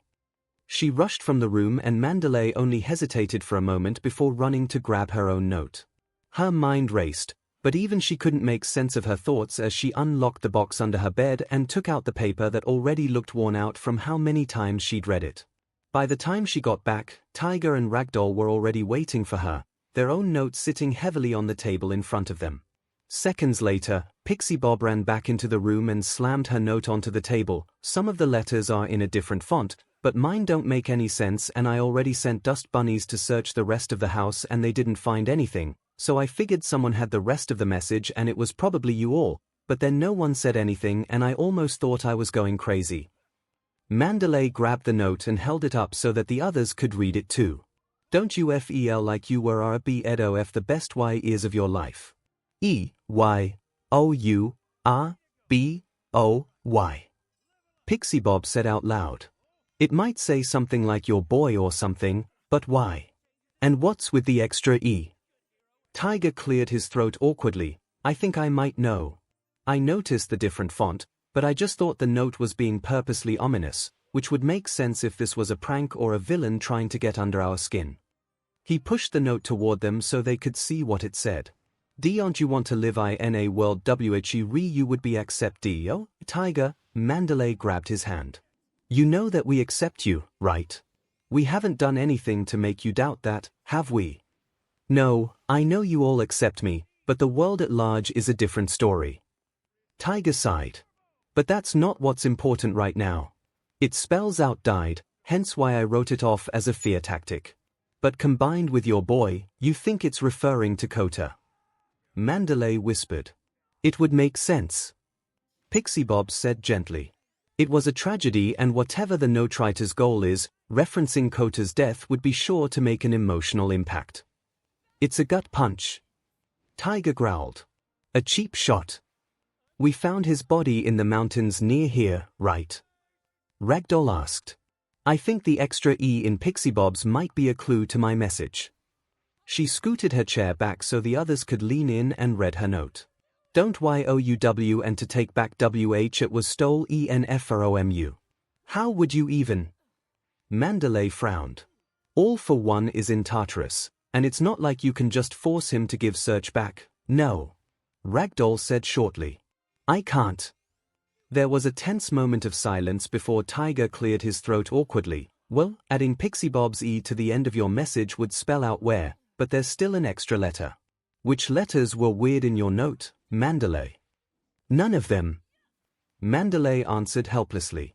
I didn't even know that you all were getting notes, much less that I was supposed to be looking for different letters. Maybe you just didn't notice. Pixie Bob suggested. I mean, the ones in mine were pretty obvious, but it's possible you just didn't register them when you were reading the note. Maybe, she'd read the note so many times, she had it memorized, so if there were a bunch of letters spelling something out, she would have seen them, right? You just need a fresh pair of eyes. Ragdoll offered. Can we see the note? Mandalay hesitated. The others' notes were all good things. Getting back Ragdoll's stolen quirk, letting Tiger be accepted for who he was, mourning Pixie Bob's lost youth. All of them were ominous and thought-provoking, sure, but none of them were as obviously villainous as hers was. Mandary. Tiger put a large hand on her shoulder. You were Kota's flesh and BLD, you have a right to feel whatever you're feeling right now. Whatever that note says, we're not gonna judge you for it, and we're not gonna love you any less. Mandalay only lasted a few seconds before her resolve crumbled under the kind eyes of her teammates and she shoved her note toward them. Fine. Here, have it. Go nuts. Don't you want Revan GE? She stared at the ground as they read, waiting for their perfect image of her to break. Sure, they'd said they wouldn't judge her, but she wouldn't blame them if they did. God knows she was judging herself more harshly than they possibly could. Well, I see why you didn't notice it. Ragdoll said finally. You only had one letter and it only makes sense with the other notes. What? Mandy didn't know if she was more surprised that her teammates were ignoring the elephant in the room or that her note actually had been part of the hidden message. Which one? It's the letter G. Pixie Bob said. Does anyone have a piece of paper? One that's not the notes, I mean. Here. Tiger pulled out a notebook. I grabbed it while you were off getting your notes. I'll write down what we have. We think Mandaris' message is first and mine is last, correct? Ragdoll nodded, then mine and Pix's are in the middle.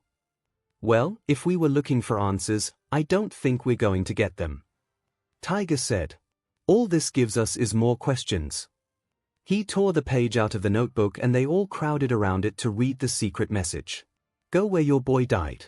Katsuki grinned as the wind whipped the smoke around him. The worthless thug at his feet hadn't even seen him coming before Katsuki was launching an explosion at his head. He hadn't even stood a chance against King Explosion Murder, and people were saying that Deku of all people was dangerous. It was ridiculous. It was getting late and Katsuki rubbed his eyes tiredly, grimacing as he realized that he had just rubbed soot and ash all over his face. That had been happening a lot recently. Most of the time, his explosions didn't produce too much of a mess on their own, but whatever they destroyed did, and Katsuki had been destroying a lot recently and he didn't always remember when he'd gotten too close and gotten his hands covered in the stuff. Whatever, he'd just have to shower when he got back to the dorms or something, no big deal. He was just about to head back when he heard someone yell behind him. Stop, villain. Katsuki smirked and flexed his fingers. Another one. This was his lucky day.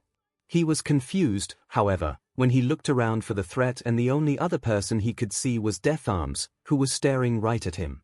You shouldn't get a guy's hopes up like that. Katsuki growled. I was looking forward to have someone to beat up. Figures you'd just be some meathead crying wolf. Halt. Death Arms lowered himself into a fighting stance. I'm taking you in, villain, do not resist. Katsuki just looked at him like he'd grown two heads. Wait, are you talking to me? I don't see any other villains here. Death Arms bit out. Except perhaps that poor man you almost killed. Katsuki rolled his eyes and kicked the already downed villain. Don't be an idiot, this but'll be fine. More importantly, who are you calling a villain? I'm a hero just like you are. Death Arms' eyes narrowed. Excessive force counts as villainy, especially in half-baked vigilantes like yourself who never could have gotten a license. What did you say? Katsuki snarled, launching himself forward before he could think better of it. I'm a Fing hero. Not some goddamn villain, got it? I'm better than all of you. He didn't even get the chance to let off an explosion before Death Arms swatted him aside like a fly. He went flying down a side street and through a window, the crash echoing as Katsuki hissed and took stock of the damage. He had more cuts than he could count, including a few on his hands that would make his explosions painful, and he was pretty sure he'd sprained his wrist and at least one of his ankles. He could hear Death Arms pounding down the street after him and he swore as he ran. Heroes weren't supposed to run, but heroes also weren't supposed to chase other heroes either. Aizawa had said making retreats was alright when someone was too injured to continue the fight, so it wasn't like he was just running away because he was afraid of losing. He just needed to recover, regroup, and then he'd make Death Arms regret ever insulting him. He managed to slip away, partially because Death Arms was too bulky to chase him without giving away his location. Katsuki let his rage distract him from the pain as he made his way back to the dorms and patched himself up. He was a hero, or maybe a vigilante, but he'd proved to that stupid hero that there was no way in hell he was a villain. The cliff looked far less intimidating in the light of day, but Mandalay still couldn't stop the memory that superimposed itself over the peaceful scene like a storm cloud. The memory of the same sieve covered in red mud instead of dust combined with the slow realization that it hadn't rained. She felt Ragdoll's hand on her arm like an anchor and took a deep breath. What are we looking for anyway? Most likely another clue. Tiger said. Whoever left us those notes had no way of knowing how long it would take to put them all together, so it would be impractical of them to be waiting here for us. We'll probably find some kind of invitation. Pixie Bob spat. Are we sure we even want to figure this out? Whoever left us these notes, it's probably not a hero. You're the one who suggested putting them together. Mandalay snapped. I was curious. Pixie Bob whined. Yes, well, you have to admit that you still are. Ragdoll pointed out. We all are. Those notes they made a lot of promises. Tiger finished. If you ladies want, we can leave now. Or we can follow this and figure out if these mystery writers can actually follow through on those. Either way, we should do it as a team. Mandalay shook her head, trying to clear away the memories like an etch-a-sketch. It didn't work, but then again, she hadn't really expected it to. Let's just keep going. If we find them, we don't have to listen. We can arrest them on the spot if we want to. Her teammates nodded in agreement and they spread out, looking for anything that didn't belong. She would look for anything that was different or had changed, but she hadn't been back here since Kuta died, so she probably wasn't the best judge of that. She just wanted to find the clue and get out of here already. This entire place just made her skin crawl. I found something. Ragdoll cried out, her voice echoing as she ran out of the cave. It's a map of Tokyo. Any clue of where we're supposed to go? Mandalay asked. Or what we're supposed to do when we get there? Pixie Bob added. Well, there's a star. Ragdoll pointed to the map. But this was in the tube I found as well. Is that seriously a glow stick? Pixie Bob laughed. They gave us cryptic notes and a glow stick. I can see some writing on the side, which means it isn't the glow stick itself that's important. Tiger came up and took it from Ragdoll. It's what it represents. He tilted it so they could clearly see the writing. Promises. Promises. Ragdoll asked. What's that supposed to mean? Isn't it obvious? Mandalay felt slightly nauseous. Glow sticks are meant to be broken. Zu was concerned about 𝐒𝐿. It had taken a full week and Mina's intervention to get her to even agree to come out this afternoon instead of training, but she still wasn't off duty. Even as they sipped their boba tea, 𝐒𝐿's eyes swept the room in a clear display of hypervigilance and her body looked calm, but Zu knew her well enough to read the tension. She was waiting. She was expecting a villain to pop out at any moment and there was no way that 𝐒𝐿 would let herself be caught off guard when they did. Not again. Zu let out a small croak. Maybe going off campus hadn't been the best plan, but it was the first thing she thought of doing to keep 𝐒𝐿 from burning out. Whenever she was at UA, she was training, and even when they were just hanging out in the dorms, she had weights and other tools stashed everywhere, or she would float the couch during movie nights as extra practice. It was exhausting just to watch, and Zu couldn't even imagine how 𝐒𝐿 was still standing. But there was nothing she could do. Not really. 𝐒𝐿 wouldn't even admit that anything was wrong, and when Zu had suggested she visit Hound Dog, just to be safe, she'd simply laughed and assured her that everything was fine. All Zu could do was be there and stand by 𝐒𝐿 so she wasn't alone. It made her feel almost helpless, but what else was she supposed to do when her friend wouldn't let them help her? Did you see what 𝐒𝐿 did to Kaminari's room yesterday? Zu finally broke the silence.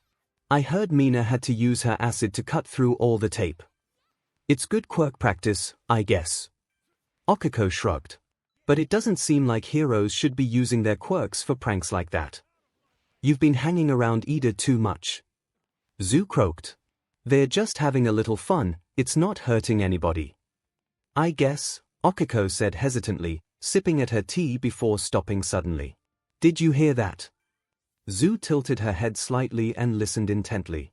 It was barely audible, especially underneath the chatter of the other patrons at the boba shop, but as she focused on the sound, it seemed to get closer. Her heart sank. Of course the noise had to be sirens. As if 𝐒𝐿 really needed more proof that villains could attack at any time. We're in the middle of the city. Zu pointed out uselessly. It could just be an ambulance. Maybe someone had a heart attack. 𝐒𝐿 shook her head. Ambulance sirens are different, those are police. Let's go. She leapt up and tossed her boba in the trash on the way out the door, despite the fact that she'd only drunk a quarter of it. Zu sighed as she followed suit and ran down the street after 𝐒𝐿.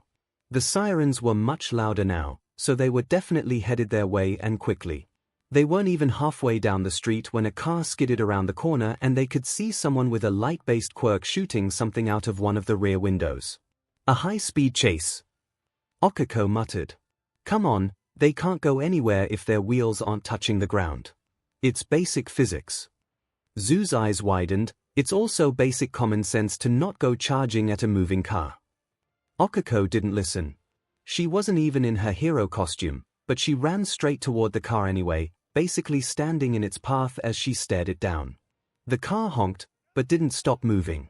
Zu shot out her tongue to grab her away, But at the last moment, 𝐒𝐿𝐴 reached out and heaved her arms upward as she activated her quirk. The sirens were the only sound on the street as the car launched up and over 𝐒𝐿𝐴's head. She watched it arc and shook out the soreness in her arms as 𝐒𝐿 snapped out of her shock and lassoed a few civilians out of the way to give the car a place to land.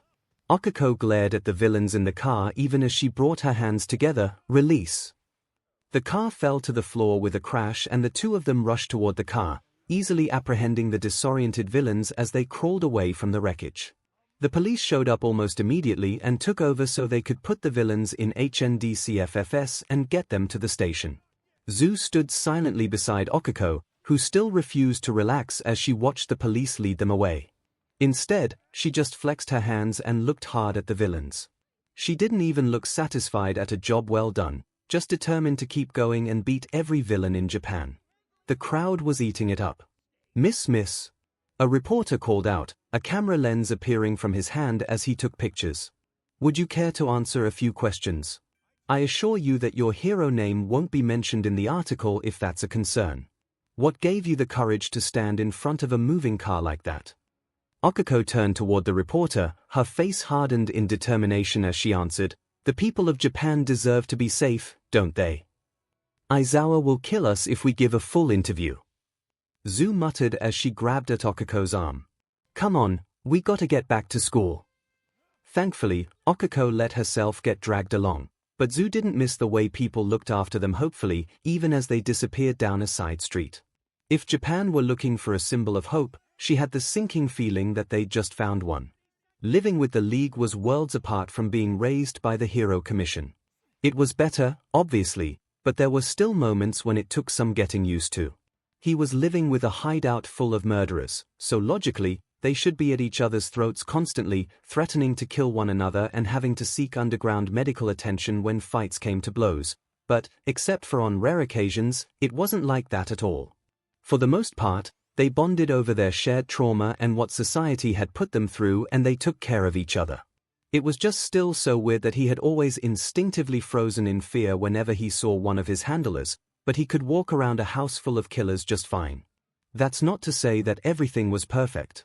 Fights still broke out, but they were mostly about whose turn it was to go steal another game controller after Shigaraki dusted one of theirs, and if it came to blows, it was because they had decided to settle the argument with a spar. It felt like more of a family than 𝐒𝐻𝐽 had ever had. More than anything, the League took care of each other and they didn't shame each other as they recovered from the various traumas they'd gone through before their time in the League. A lot of them, including 𝐒𝐻𝐽 and the Todoroki brothers, had been forced to grow up far too fast and had never really had a chance to just be kids before they got crushed by the entire weight of the world. So, 𝐒𝐻𝐽 supposed that he really shouldn't be surprised that there had been a silent agreement to make up for lost time. Are you sure about this? He glanced at Toga suspiciously. You're not just telling me to do this because you want to see me blooded up, are you? This is a universal experience, Hawks. Toga rolled her eyes dramatically. Just get on the mattress and let me push you down the stairs already. You do realize that if anything goes wrong, you can just fly away, right? Darby was leaning against the wall with his arms crossed, smirking at 𝐒𝐻𝐽 as he watched him make a fool of himself. What else are those pretty little wings for if not for keeping you safe while you do stupid stunts? 𝐒𝐻𝐽 couldn't help blushing even as he shot Darby a glare. For your information, they're wings, not airbags for sledding inside. What if I run into a wall? Then I'll record it. 𝐿𝐴 volunteered, already holding up his phone. Never mind, I'll do that anyway. Gotta have blackmail when Izuku gets back. Come on, I thought you were a hawk, not a chicken. 𝐒𝐻𝐽 glared at him before sitting down cross-legged on the mattress that Spinner had found in a dumpster last time he'd gone out. He took a deep breath and nodded for Toga to push him, but immediately panicked as soon as the mattress actually started inching forward. Wait. Are you even sure this is safe? This is ridiculous. Darby rolled his eyes and pushed himself off the wall. Come on, pretty bird, let's go. 𝐒𝐻𝐽 was about to ask what he meant when Darby charged forward and jumped onto the mattress behind him, wrapping his arms around 𝐒𝐻𝐽's waist as the momentum of his landing pushed the mattress far enough forward for gravity to take hold. 𝐒𝐻𝐽 gave a distressed chirp and gripped the mattress tightly as they bounced roughly down the stairs. Darby laughed loudly behind him and he could hear the rest of the league cheering them on from the top of the stairs as air rushed past them. It wasn't that different from flying, honestly, and 𝐒𝐲 knew he had no right to be scared of such a simple thing, especially when Darby was right. He could use his feathers to bail out at any moment. But the Hero Commission had tried to ingrain in him a sense of risk and reward. Anything reckless or frivolous was shamed out of him in favor of creating the perfect hero, so using an old ratty mattress to slide down the stairs had been entirely out of the question. 𝐒𝐲 grinned. That was then, but this was now, and now, 𝐒𝐲 was free. Birdie, Darby breathed in his ear, those feathers might be a good idea right about now. 𝐒𝐲 looked back at him in confusion. What? Darby jerked his chin forward and 𝐒𝐲 looked ahead only to realize that, yes, they were about to run into the wall. For some reason, though, he decided that rather than get whiplash by using his feathers to pull them to a sudden stop, he bailed sideways, and since Darby was still holding on to him, he came with. The two of them tumbled across the landing and ended up coming to a stop in a mess of tangled limbs and feathers as the mattress hit the wall with a soft thud. 𝐒𝐲 smiled as he tried to catch his breath, only to suddenly lose the ability to breathe as he realized that Darby had somehow ended up on top of him during the landing process. To make it worse, Darby was just as out of breath as he was and the butt was smirking down at him, bracing his arm right by 𝐒𝐲's head to prop himself up. So, Birdie, what did you think? Pretty fun, right? All 𝐒𝐲 could manage was a nod and a strangled chirp before 𝐒𝐻𝑚𝐲's shout reached them. That was awesome. How much do you want to bet that would go viral if we posted it on YouTube? Like they'd let it stay up more than 5 minutes. Spinner scoffed. We're villains, they'd take it down before it could get any traction. Darby managed to untangle himself and offered a hand to help 𝐒𝐲 up as he sent a few feathers to carry the mattress back up the stairs. Alright, the league had a point. This activity might be frivolous and reckless, but it was definitely worth it. Alright 𝐔𝐸𝐽, you're up. Toga yelled. No. 𝐔𝐸𝐽, get back here. It's your turn. 𝐒𝐭𝐚𝐲 waited at the gates for Monoma to show up, dark shadow around his shoulders like a protective parrot. His quirk hadn't said anything, but 𝐒𝐭𝐚𝐲 could tell that he had been protective latefly, choosing to remain by his shoulders or on his lap even in sunlight, rather than tucked inside his chest like what would have been normal a few months ago. 𝐒𝐭𝐚𝐲 silently appreciated the effort. It was always nice to have a visual reminder that he wasn't as alone as he felt sometimes. The sun was setting by the time Monoma showed up, but to 𝐒𝐭𝐚𝐲's surprise, he wasn't alone. 𝐴𝐼 was holding his hand and hurrying along beside him, staring at Dark Shadow with large eyes as they got closer. 𝐒𝐭𝐚𝐲 frowned. Was a political discussion group really the best place for a small child? Sorry, Aizawa had a last-minute patrol. Monoma explained. And I promised 𝐴𝐼 ice cream on the way. Don't worry, Aizawa's already approved it. I told him you'd be coming along, so she's going to have 2 strong heroes to protect her. Isn't that right, 𝐴𝐼? 3. 𝐴𝐼 corrected softly. Monoma looked at 𝐒𝐭𝐚𝐲 in confusion, but when he just shrugged, Monoma turned back to 𝐴𝐼. What do you mean? 𝐴𝐼 looked a little insecure, but dutifully pointed to Monoma. 1. She moved her finger to point at 𝐒𝐭𝐚𝐲. 2. She paused for a moment, looking to Monoma for permission to continue. When he nodded encouragingly, she quietly pointed at Dark Shadow. 3.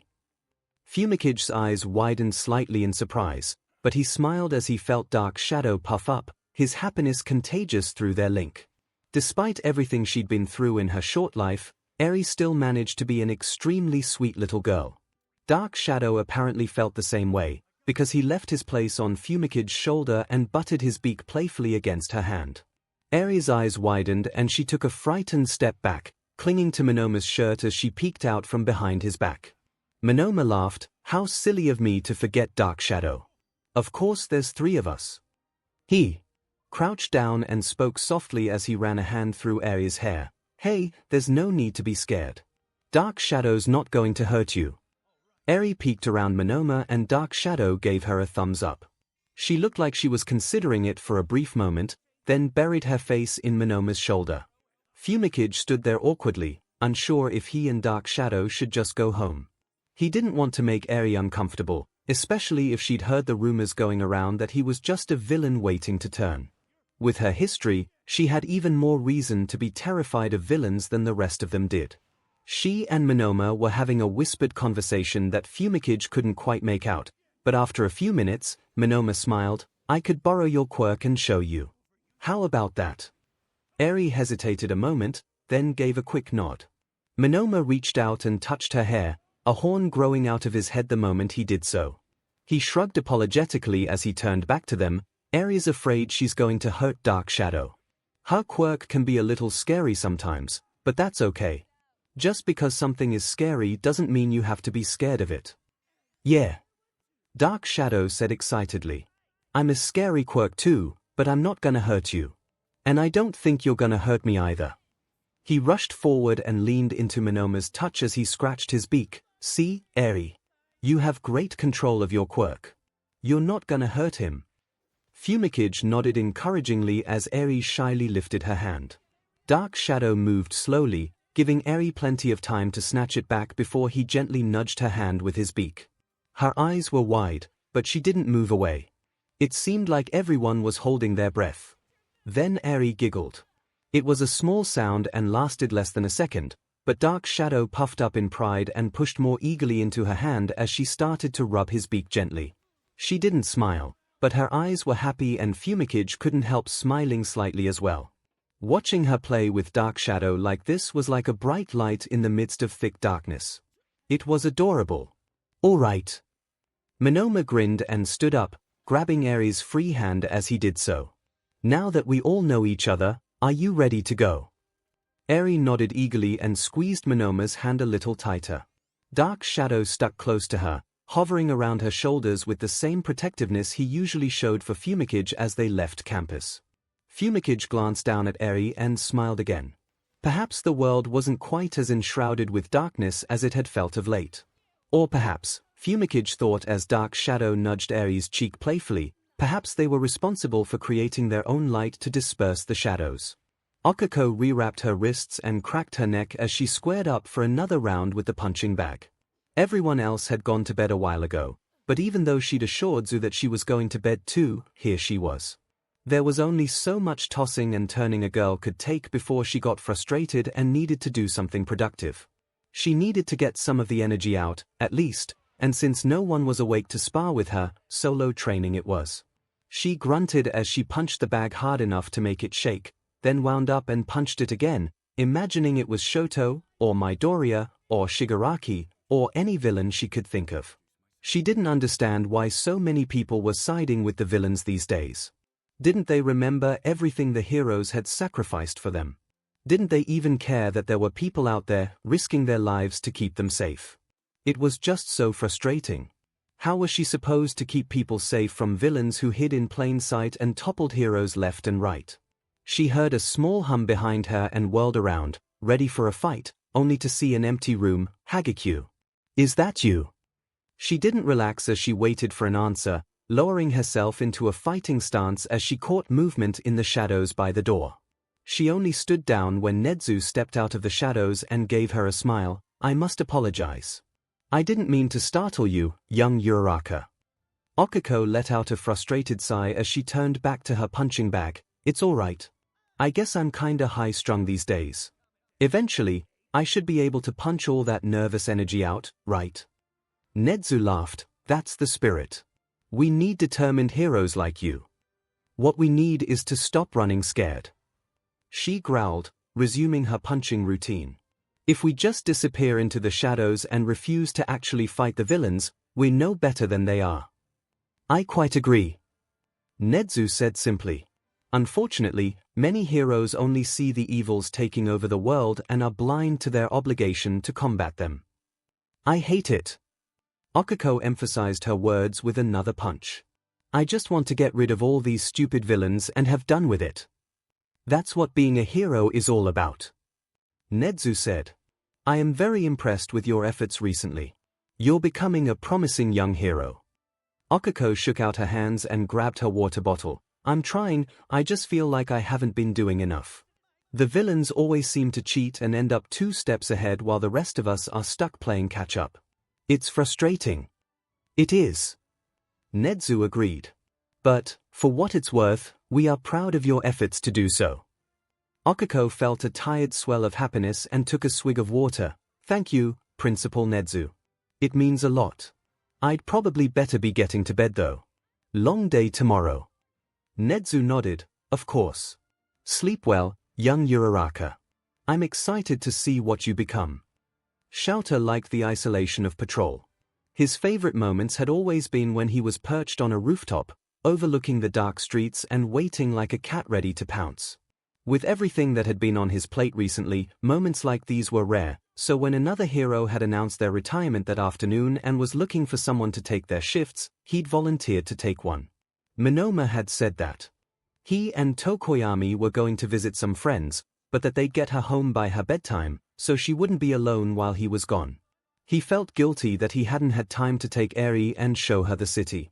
She didn't deserve to spend any more of her childhood locked up, even if the walls of UA were designed to keep her safe, not keep her in.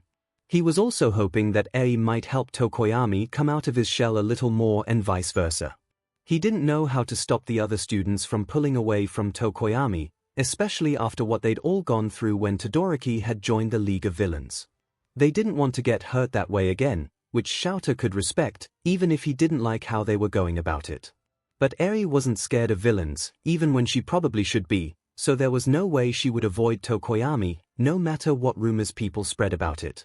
In fact, as much as he hated to admit it, Tokoyami's connection to Hawks and, by extension, the League would probably make her trust him even more. He hoped that it would be a good balance and give her a hero to look up to that wasn't a villain, because she needed more of those. There was a crash a few alleys over and 𝐿𝐴 sped across the rooftops in a blur and swung down, kicking someone to the ground and turning to check on the unconscious figure they'd been standing over.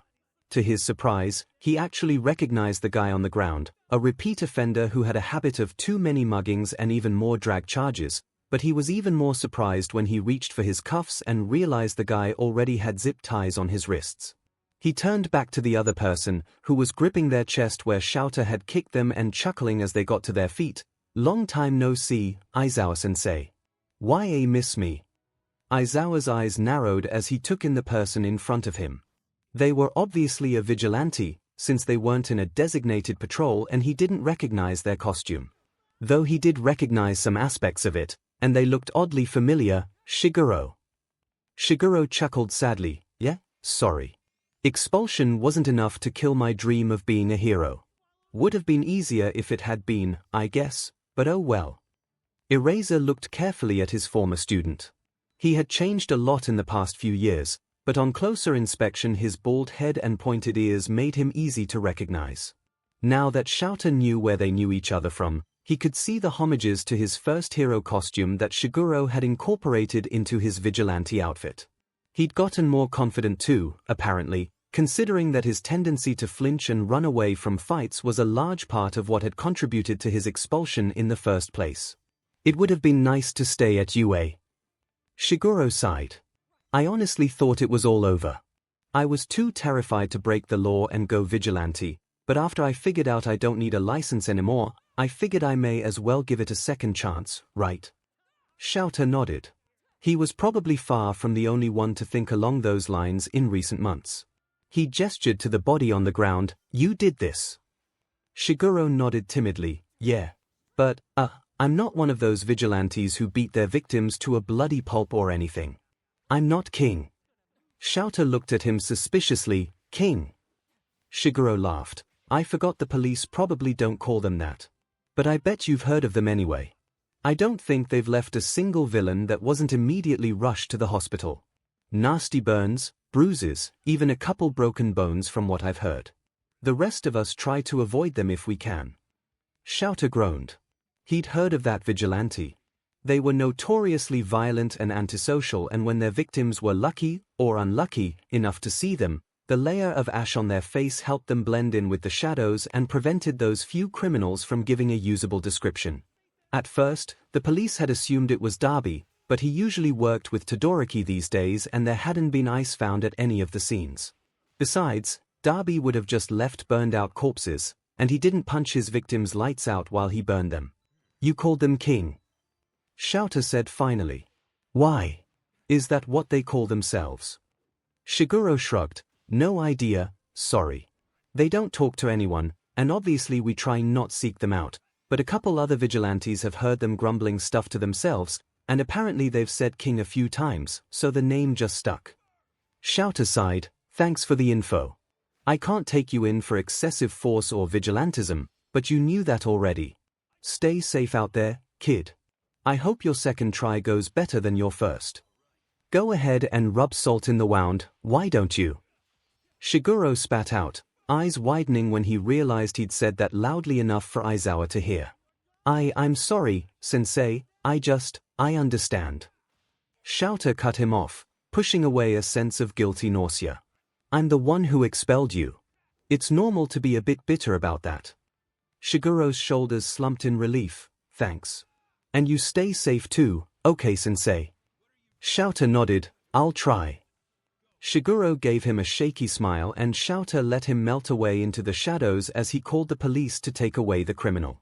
Expelling students like him had seemed like the right decision at the time, but now 𝐤𝐵 couldn't help but wonder how many of his former problem children were doing the same thing as Shiguro was and taking their second chance at heroism. And more importantly, how many of them were going to become vigilantes like King. Monoma frowned as he looked at the menu. An apple pie single scoop in a sugar cone for Eri here. A rainbow sherbet for me and Tokoyami, I'm assuming you want something as black as your soul. A dark chocolate cherry would be fine. 𝐵𝐵𝐼𝐾𝐽 nodded, his feathers ruffling slightly in embarrassment. Thank you. Monoma paid for the ice cream and a few minutes later they were sitting outside on the patio of the shop and liking at the cones as they melted in their hands. 𝐵𝐵𝐼𝐾𝐽 would occasionally pick one of the cherries out of his ice cream and feed it to Dark Shadow, who gobbled them up appreciatively. Eri shyly held her cone toward him, I can share too. Oh, I'm sorry. Monoma said. I should have thought.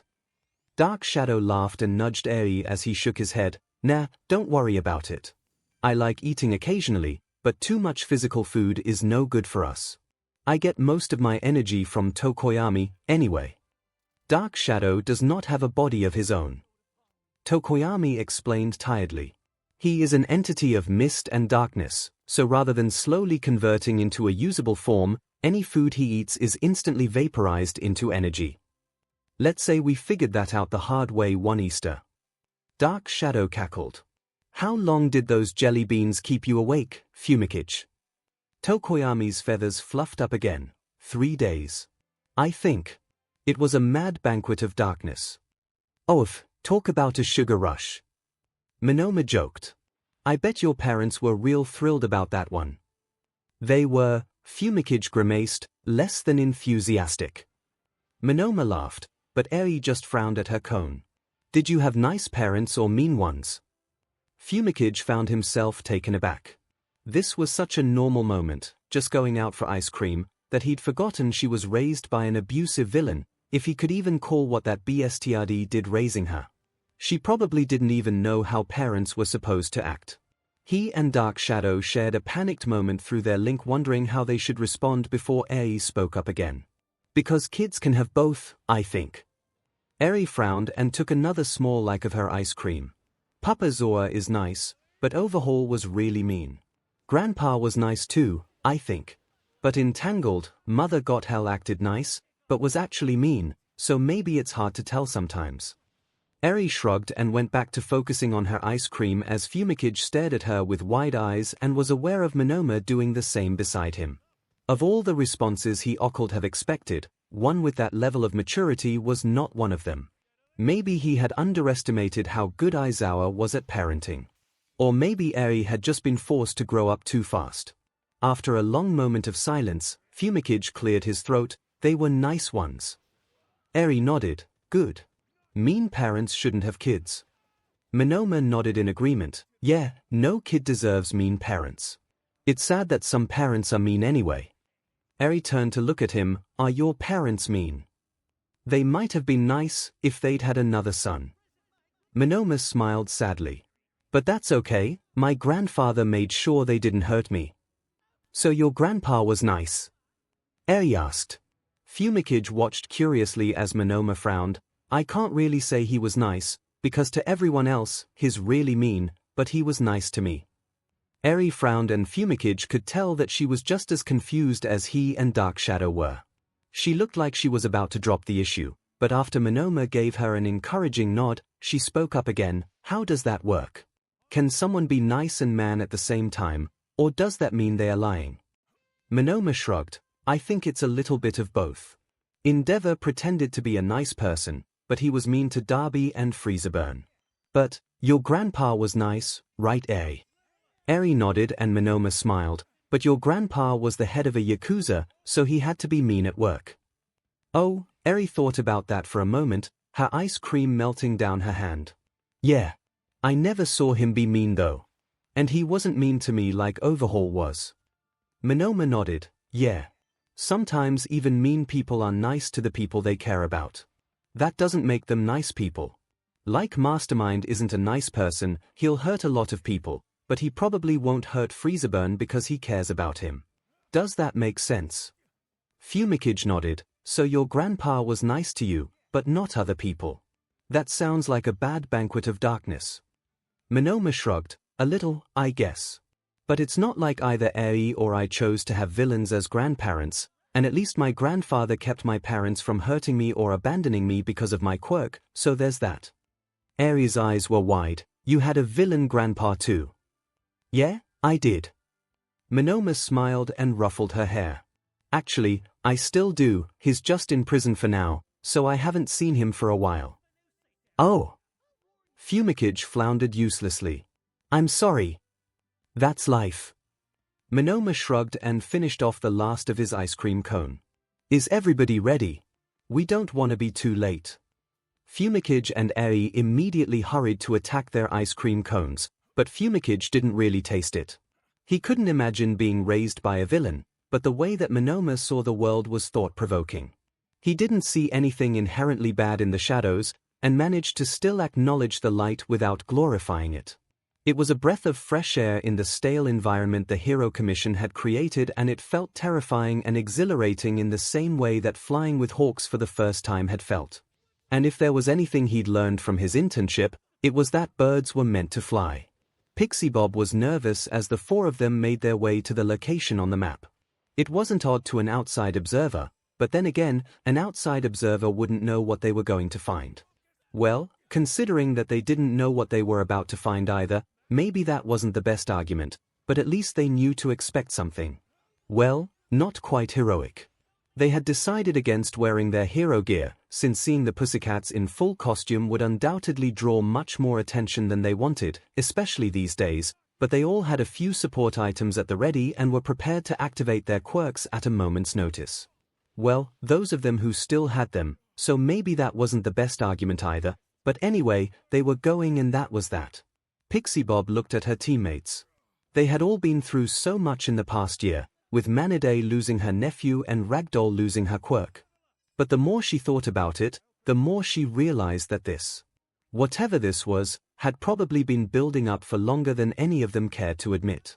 Sure, a lot of bad things had happened in the past year, but Mastermind's reign of terror had also exposed a lot of the lies that the hero system was built on, lies that they'd built their entire careers and livelihoods on.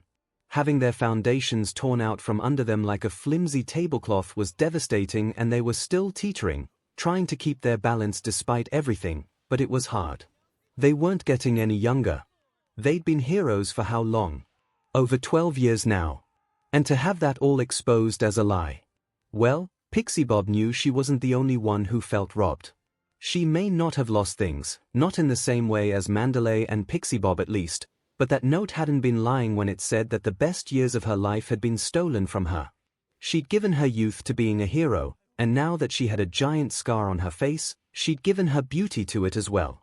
She figured that she was justified in being a little cessed. Ragdoll looked at the map again, then at the building in front of them. Really, an abandoned building. Are these guys a walking cliché?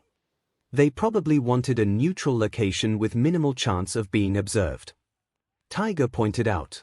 Since we're heroes and there, he let the idea hang out on the open for a moment before Pixie Bob piped up with false cheerfulness, well, last chance to turn back. Mandalay's face was hard with determination and the anger she was trying to hide with it. No.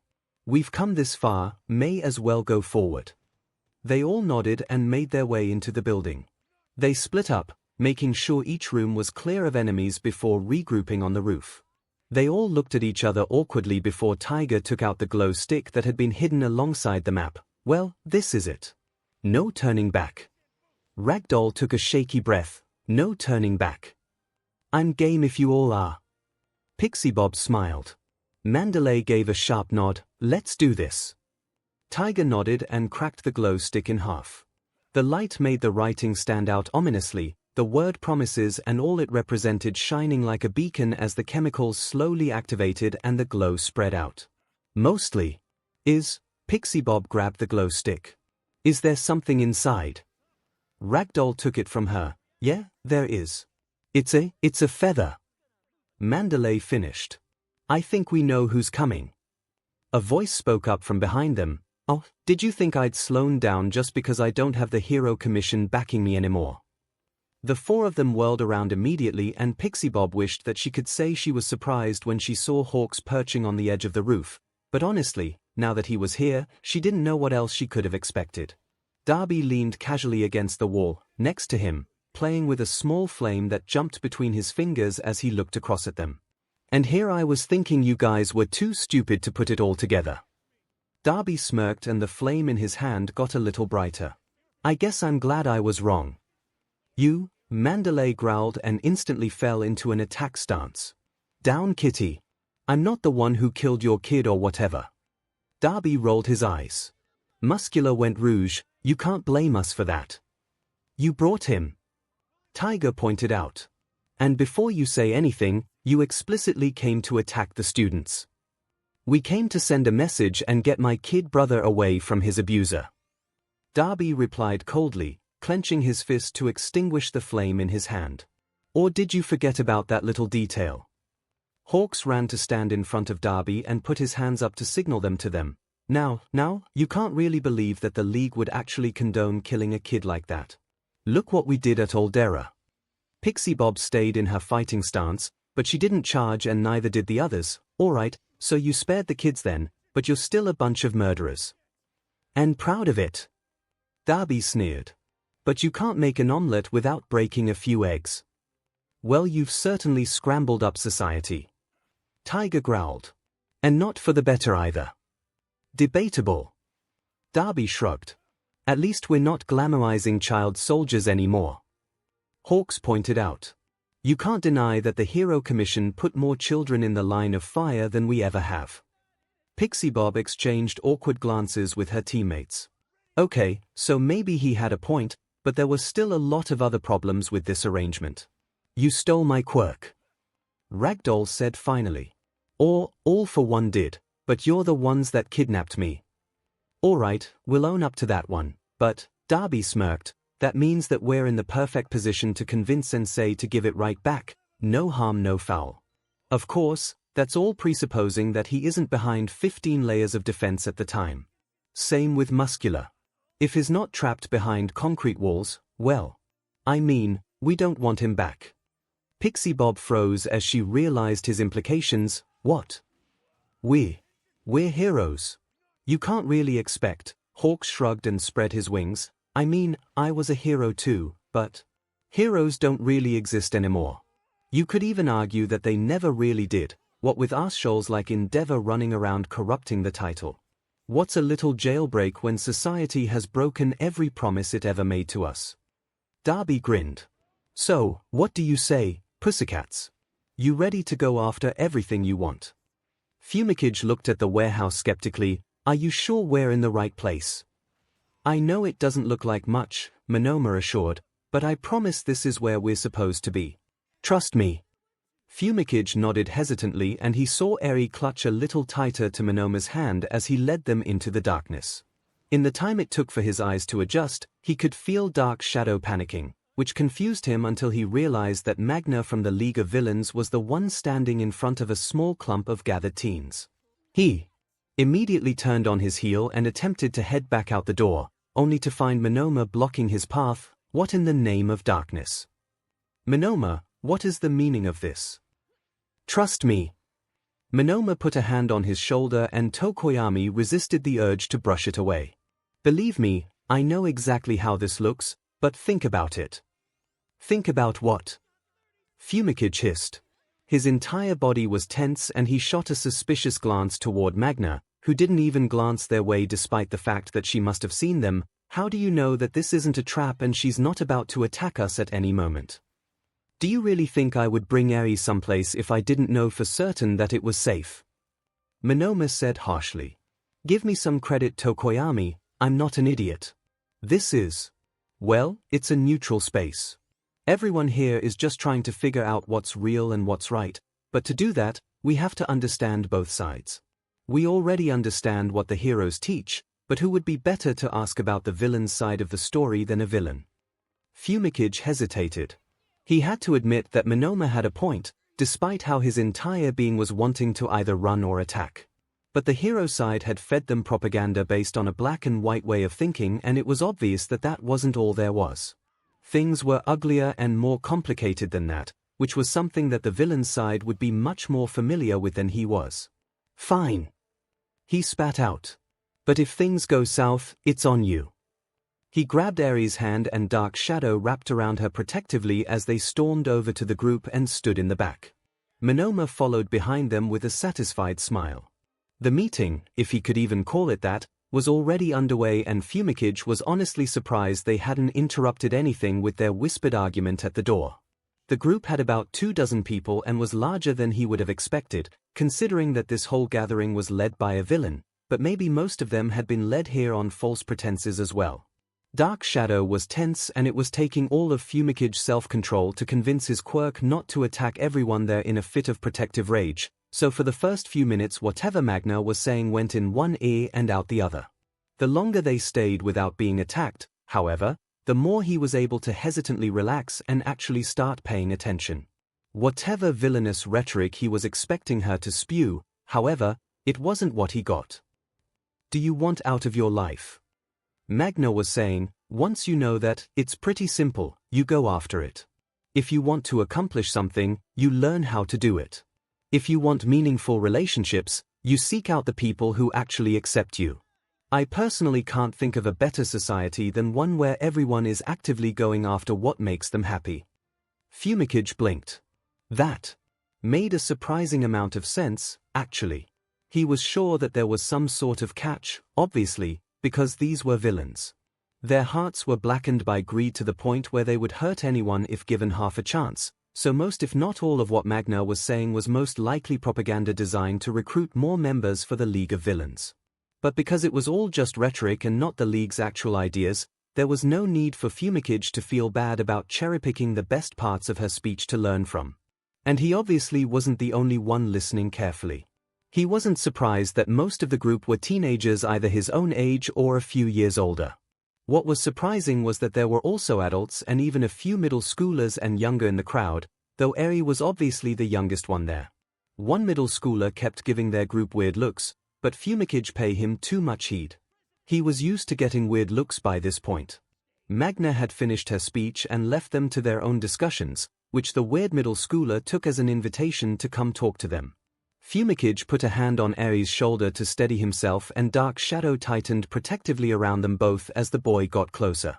As much as he knew he and Dark Shadow would have no trouble taking this kid in a fight, he couldn't help registering him as a threat if only because of where they were. Sure, he might look like a harmless middle schooler, but then again, so had Midoriya when he was just starting out. The boy looked down his nose at them with a haughty look on his face that could give Monoma's default expression a run for its money. I didn't know a UA brat would be coming tonight.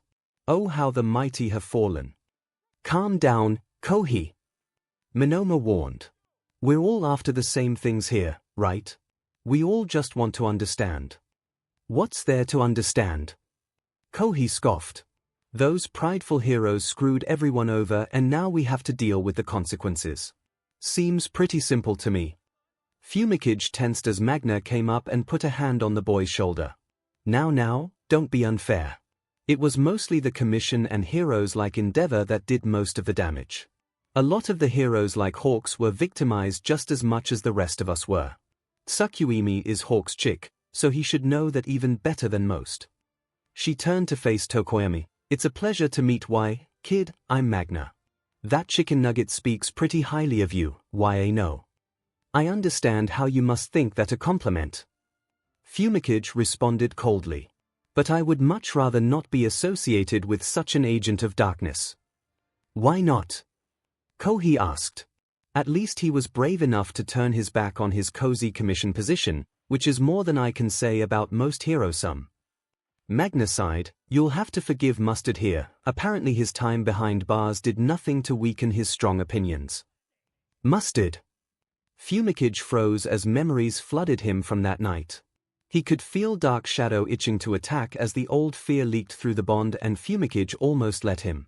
He didn't know why seeing Mustard was worse than seeing Magna, but the rest of the league had gone on to do other things, however terrible those might be, but Mustard had only appeared on the worst night of 𝐒𝐭𝐚𝐲's life. You're one of the villains that was captured at the summer camp attack. Just got off my parole. Mustard said proudly. Those stupid hero brats didn't even know what hit him. I think you're forgetting that Fumi was one of those hero brats you attacked. Dark Shadow snarled. You almost turned us into a murderer. Stop. Both of you. Monoma stepped between them. Tokuami, Dark Shadow, we're not here to fight. Mustard, that was uncalled for. Remember who you're speaking to. Apologize. He and Mustard had a stare down for a few tense seconds until Mustard dropped his gaze to the floor. Sorry. He spat. I guess I forgot my place. The tension didn't go away even when Ei's quiet voice cut through the silence. You hurt Toko and Shadow. Tokoyami felt her rip herself away from him and he almost reached out to her, but he froze when he realized that her horn was glowing brightly. You almost made them hurt people. Eri accused softly. Toko doesn't want to hurt people. Mustard took a step back. What did you say the baby's quirk was again? Something much more dangerous than your pathetic gas. Monoma snapped. He knelt down so that he was on eye level with Eri, but didn't reach out to her. Hey, Eri, it's okay. We're not gonna hurt you, okay? Just take a deep breath. Eri frowned, but Toko and Shadow. What if we'll be alright? Dark Shadow interrupted, flexing his wings comically. Fumi and I are big and strong. We can take care of ourselves. What do you think? 𝐒𝐭𝐚𝐲 said softly. Can you allow us to embrace the darkness so that you don't have to? Eri hesitated for a long moment, then nodded. Gradually the light faded from her horn and her shoulders slumped in exhaustion. Dark Shadow immediately wrapped around her again, humming tunelessly to help her calm down. 𝐒𝐭𝐚𝐲 could feel how at war Dark Shadow was with himself.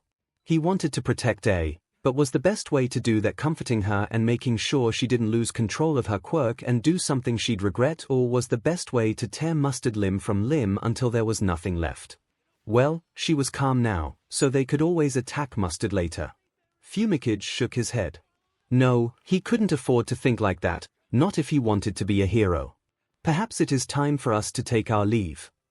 Monoma nodded. That's a wonderful idea. 𝐒𝐭𝐚𝐲 held out a hand for Eri. She took it gratefully and Dark Shadow didn't unwrap himself from around her until they were safely back inside the gates of UA. You're joking, Rit? Mandalay asked.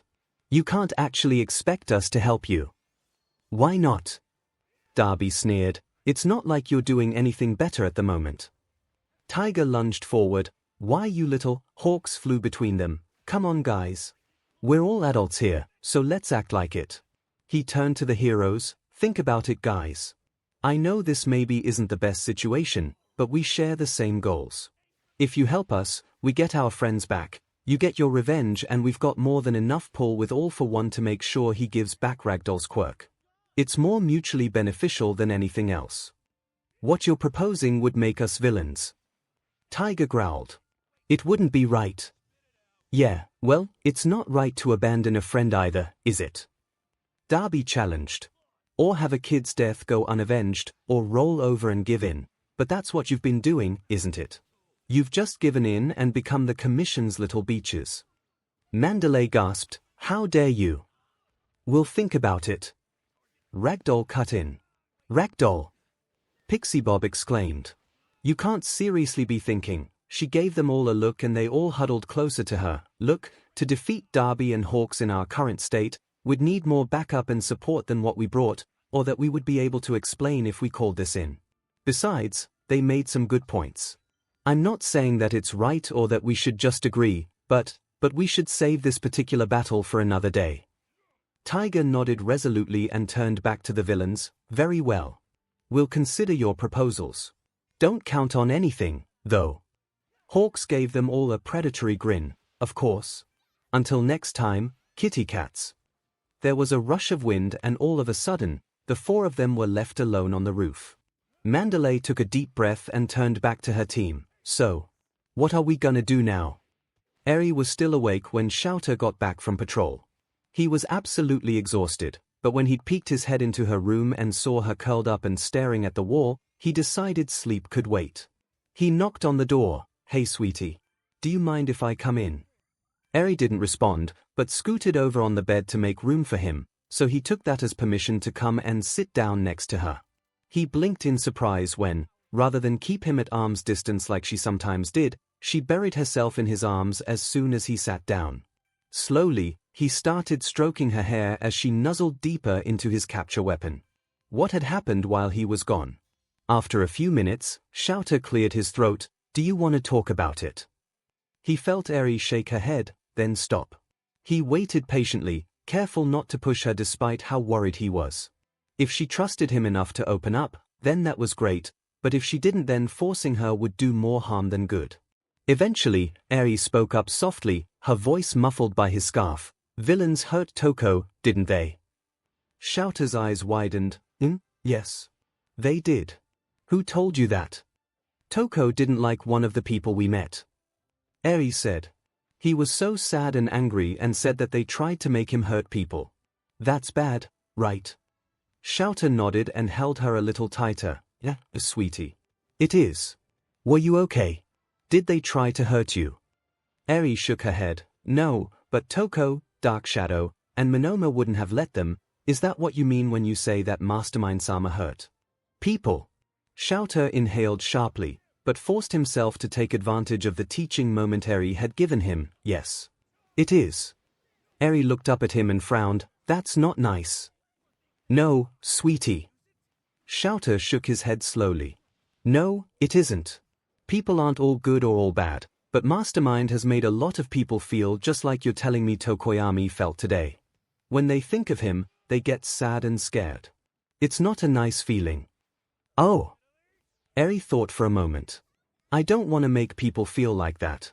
I want to help make them feel better and happy like you and Dark Shadow do, Papa. 𝐿𝐴 smiled sadly and kissed her head. That's what being a hero is supposed to mean.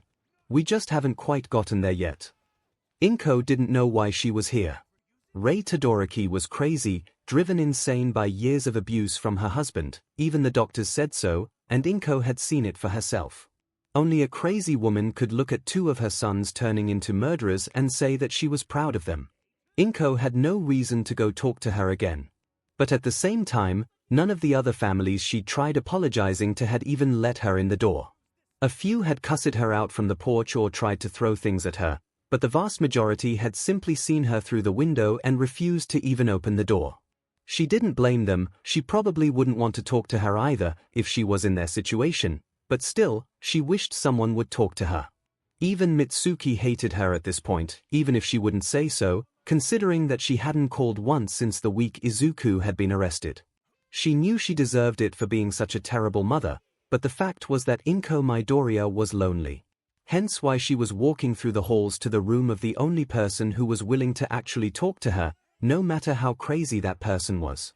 Maybe the isolation was making 𝐿𝐴 as crazy as she was. She knocked lightly before pushing open the door. Hello, Rei. I was wondering if it was all right if She trailed off as she realized that Rei wasn't actually alone. I can come back later if it's not a good time. Rei just smiled. It's always a perfect time. 𝐿𝐴, come on in. I know that you know about Tuya and 𝐿𝐴, but have you met my other two children? These two are Fuyumi and Natsuo, my middle children. Fuyumi, Natsuo, this is 𝐿𝐴 Midoriya, Izuku's mother. Oh. The boy, Natsuo, waved to her awkwardly. Hey. Natsuo, don't be impolite. Fuyumi, the girl, scolded. I'm sorry about him. It's a pleasure to meet you.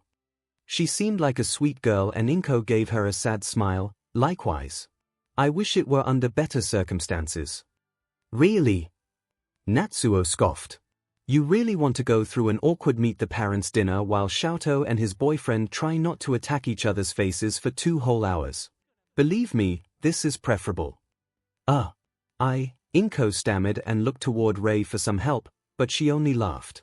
I'm sure it wouldn't have been all that mad, Natsu. Rei chuckled. I'm sure that 𝐿𝐿 and Izuku would have been very polite if we'd all gotten to have dinner together. Hey, Natsuo cut in thoughtfully, do you think that if that dinner had happened before the old man kicked the bucket that they would have killed him before desert? It would have been dinner and a show. 𝐒𝐿 gasped and Fuyumi slapped her brother upside the head. Natsuo. You can't just say something like that. What? Natsuo laughed. You can't say that it wouldn't have been entertaining. Well, no, it would have been, but that's besides the point. Fuyumi insisted. Most people don't joke about their father being murdered. Natsuo rolled his eyes. Yeah, well, most fathers don't neglect half their children while training the others half to death, so I don't think we're really normal. Aren't you angry? 𝐒𝐿 just couldn't wrap her head around any of this. They were joking about her son's crimes like his part in their father's death was just another Tuesday. I know he wasn't the best man, but he was still your father. Don't you hate your brothers and my son for what they did? Hate them? Natsuo scoffed. Why would I hate them for doing something I've been thinking about doing myself since I was 8? But, 𝐒𝐿 looked toward Fuyumi, who shrugged.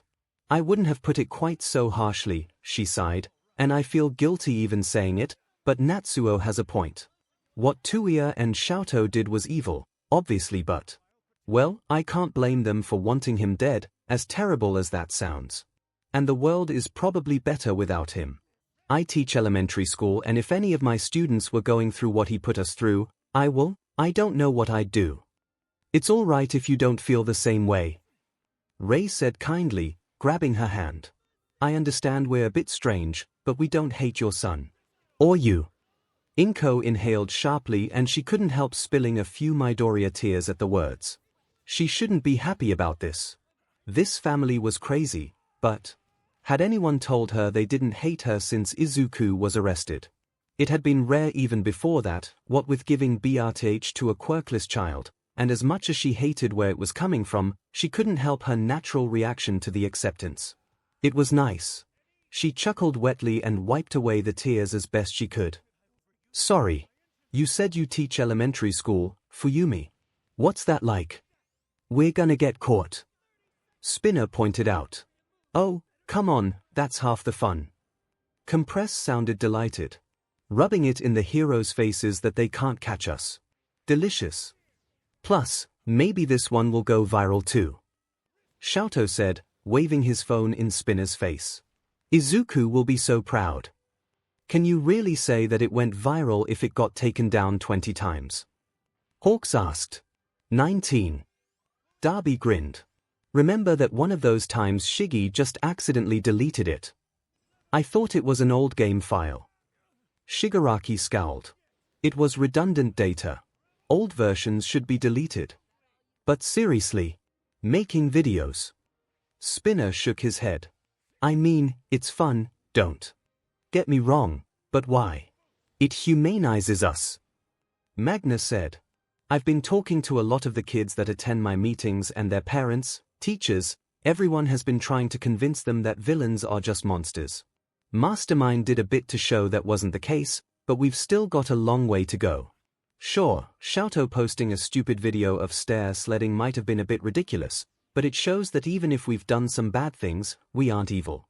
Or do you really want to go back to a society where everything tries to be black and white even though that's not the way the world works? I guess that makes sense, Spinner said, but why a parking garage? It fits the aesthetic. Toga said, bouncing down the final set of stairs. And there's so many places to hide. Do you know how many people have bled out in parking garages? Why do I get the feeling that you're responsible for some of those? Darby said dryly. Come on, let's get this over with. Pretty bird, you're on camera. I mean, you're basically just a drone, right? Hawks glared at him. You realize I'm a bird of prey, right? I could literally control the camera with one feather. Do feathers even register on touchscreens though? 𝐿𝐿 asked. I mean, if they do, then does that mean the companies expect a lot of birds to be using their phones? Don't trust the birds. Twice yelled. That's so cool. Tell me more. 𝐿𝐿 laughed as Hawks and Darby started arguing and wouldn't stop until Shigaraki threatened to dust them both. He wished Izuku could be here, but somehow he didn't think his boyfriend would want him just moping around while he was gone, and the more people they got on their side, the easier it would be to get him out of prison and keep him out. Show! Darby yelled. Get over here. We need an ice slide. Coming! 𝐿𝐿 ran to help and started following Toga's directions for where to put his ice. He might miss Izuku right now, but 𝐿𝐿 hoped he'd at least found some way of entertaining himself while stuck in Tartarus. 𝐿𝐿 was 90% sure Midoriya was using them as a form of entertainment. The press wasn't allowed to talk to him and none of the heroes or detectives had brought him any news of the outside world, so it wasn't like he was getting anything out of accepting their visits, but every time 𝐿𝐿 came, the kid was just sitting there, smiling through the glass like he didn't have a care in the world. Hello, Eraserhead.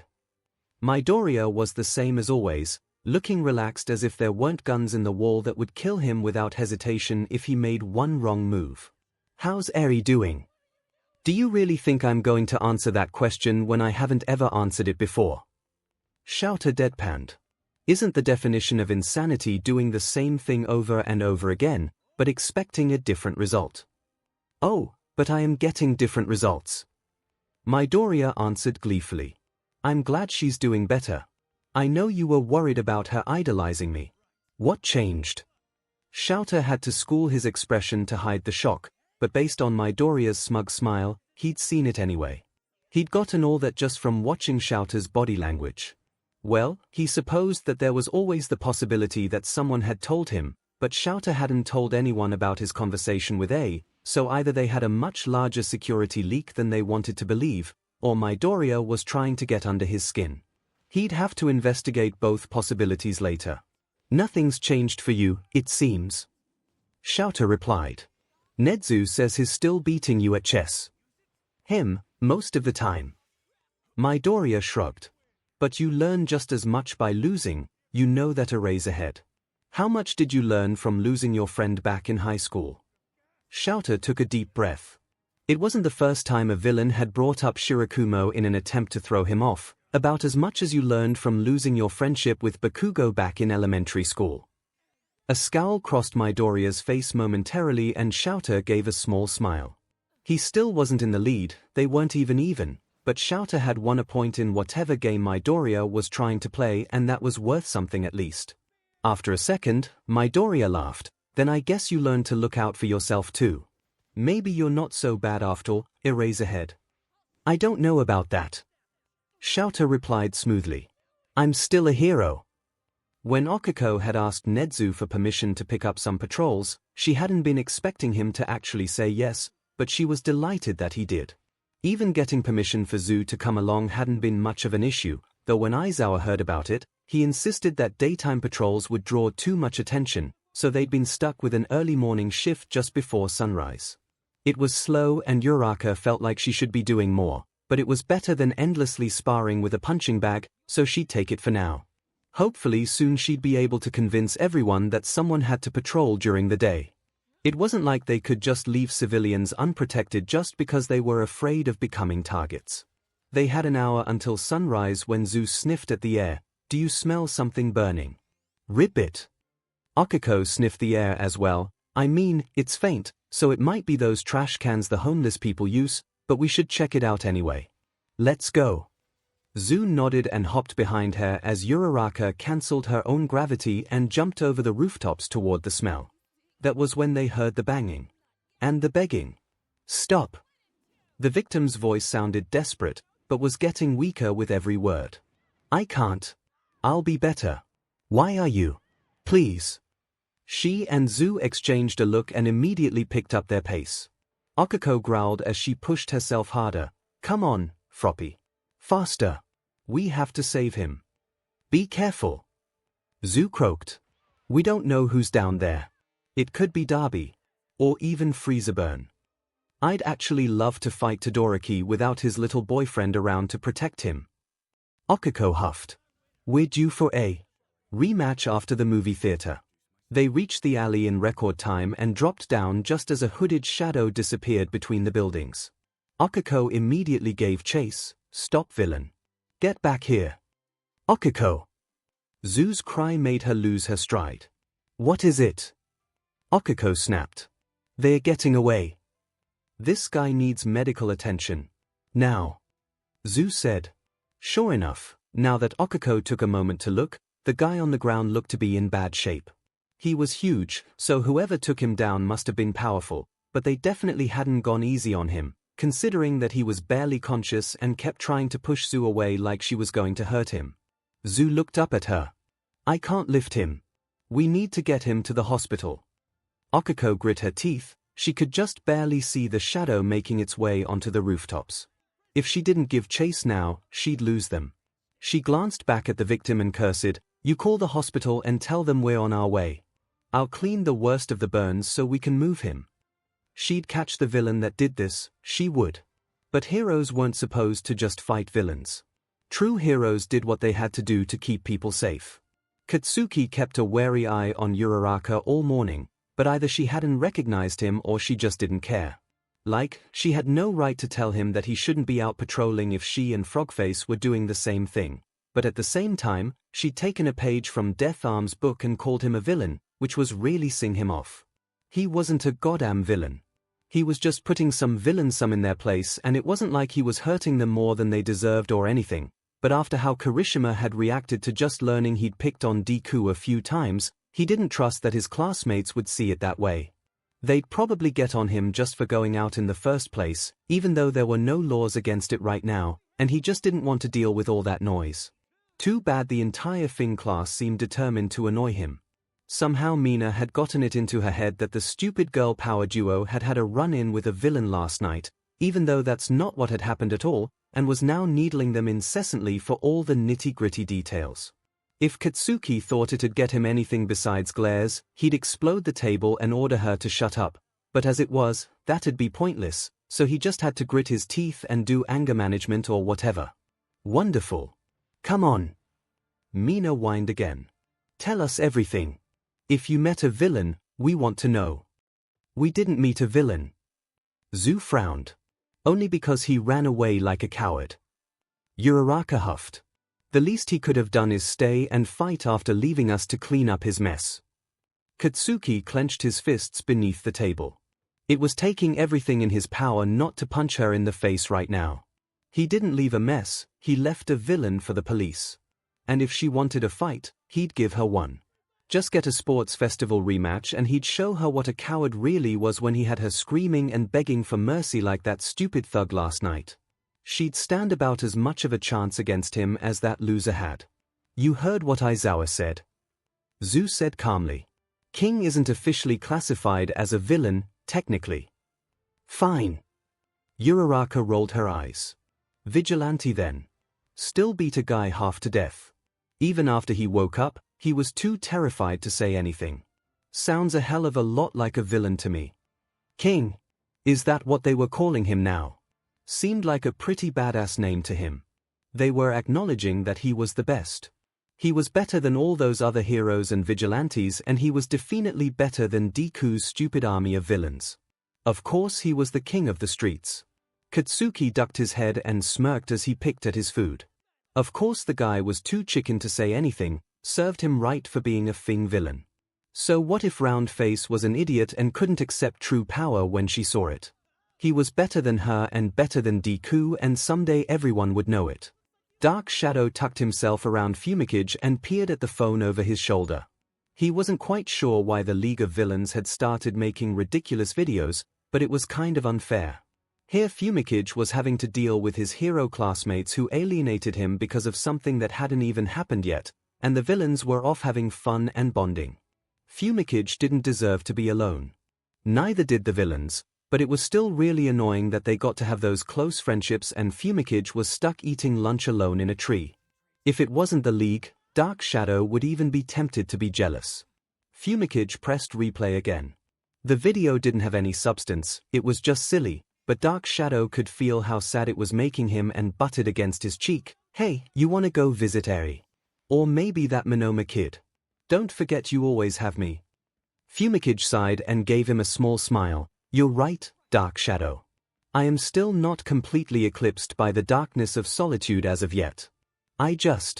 Well, at times I forget that the sunlight of friendship must shine again. I did not mean to offend. I could never forget you. Dark Shadow wrapped himself a little tighter. It's all good, I know. 𝐿𝐴 stayed behind after the staff meeting and waited until all the other teachers had left before walking up to 𝐒𝐻𝐻. I have some concerns about my students. It felt weird saying he had concerns about his students. Of course he had concerns about his students. They'd had one of their classmates turn villain and another few drop out, all while trying to adjust to the fact that their plans for the future had been turned entirely on their heads. Of course they were having issues, it was ridiculous to think they wouldn't. The fact remained, though, that he was their teacher and it was his responsibility to help them the best he could. 𝐒𝐻𝐻 nodded and gestured for him to sit back down. Of course. Your students have been through quite a bit in the past year or so, haven't they? You can say that again. 𝐿𝐴 groaned. And I thought I had it bad when I was a student. So, 𝐒𝐻𝐻 took a sip of tea. Which students are worrying you? All of them. 𝐿𝐴 muttered. But let's start with Bakugo. I'm sure you know he's been disappearing sometimes, mostly at night.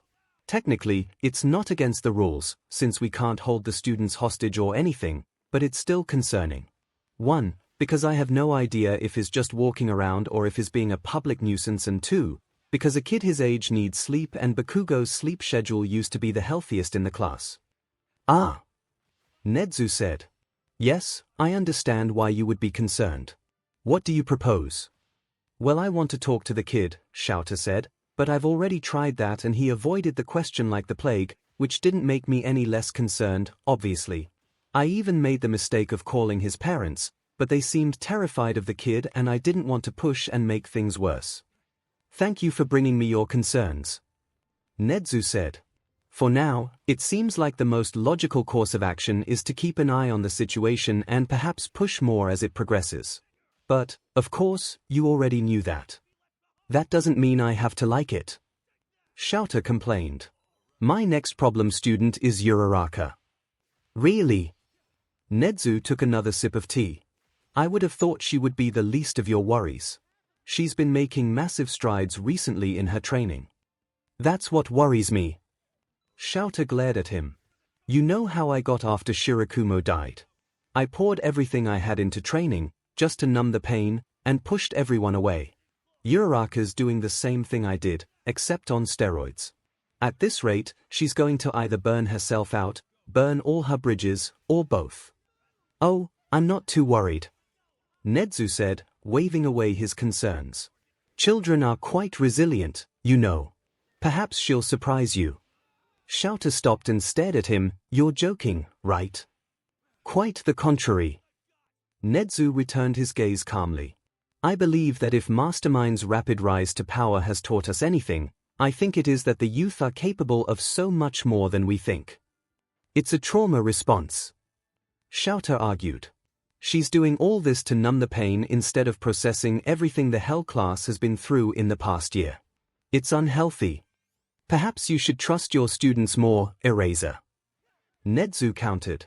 How are you ever to expect them to grow into capable young heroes if you second-guess all their decisions? 𝐿𝐴 froze as things clicked into place. You're encouraging this. 𝐒𝐻𝐻 shrugged. I always encourage my students to do their best, you know that. He shook his head. No, it's more than that. You're the one that gave her permission to patrol without a supervising hero. What are you even trying to accomplish? You really think I would have ulterior motives when it comes to my own student body? 𝐒𝐻𝐻 sounded genuinely offended. I am simply trying to do what's best for my students and for society at large. If that involves leading them in certain directions to help them fulfill their full potential, then it is my duty as an educator to do so. Society? What are you even? Shouter's eyes widened in horror. You're making her into another Hawks. Don't be ridiculous. Nezu rolled his eyes. I am making her into what society needs. And what society needs right now is hope. Aizawa knew he should feel angry. He did feel angry, but right now it was buried under a thick blanket of numb shock. You're making her into a target. I'm making her into a hero, Nezu said firmly. And it is not as if I am forcing her down this path. Every step she has taken so far, she has taken on her own. I'm simply making sure the path is clear for her. I do not know why you are wasting so much energy trying to convince yourself that I'm the villain when the League is still out there, poisoning the hearts and minds of the next generation. Now, shouldn't you be off helping guide your students into heroic paths? The dismissal was clear, and Shouter found himself standing and leaving the principal to his strategies as he had the sinking realization that villains weren't the only ones with access to poison. AMR blinked at the outfit he'd been given to put on and knew that his glitter had become a bit less dazzling than usual. Dropping out of UA had been the right decision, of course, and he had not regretted it once. With his natural beauty and flawless face, it had not taken long to sign a modeling contract, a much preferable career that would allow him to dazzle the public with his natural sparkle without drawing dangers to his light like moths, and he had been even more successful than he had planned. But, of course, his journey to the spotlight had barely begun, so he couldn't afford to be a prima donna, which was highly unfortunate considering the designer's most recent outfit choice. He held the hanger at arm's length. What did you say your inspiration was, monsieur? Heroes and villains. The designer grinned and snapped his sketchbook shut. It's a perfect and timely blend of politics and art, don't you think? It's thought-provoking. Are the heroes really heroes? Are the villains really villains? What if the villains had been the heroes all along and vice versa? Isn't it exciting? OUI. Of course. But AMR couldn't take his eyes off the outfit.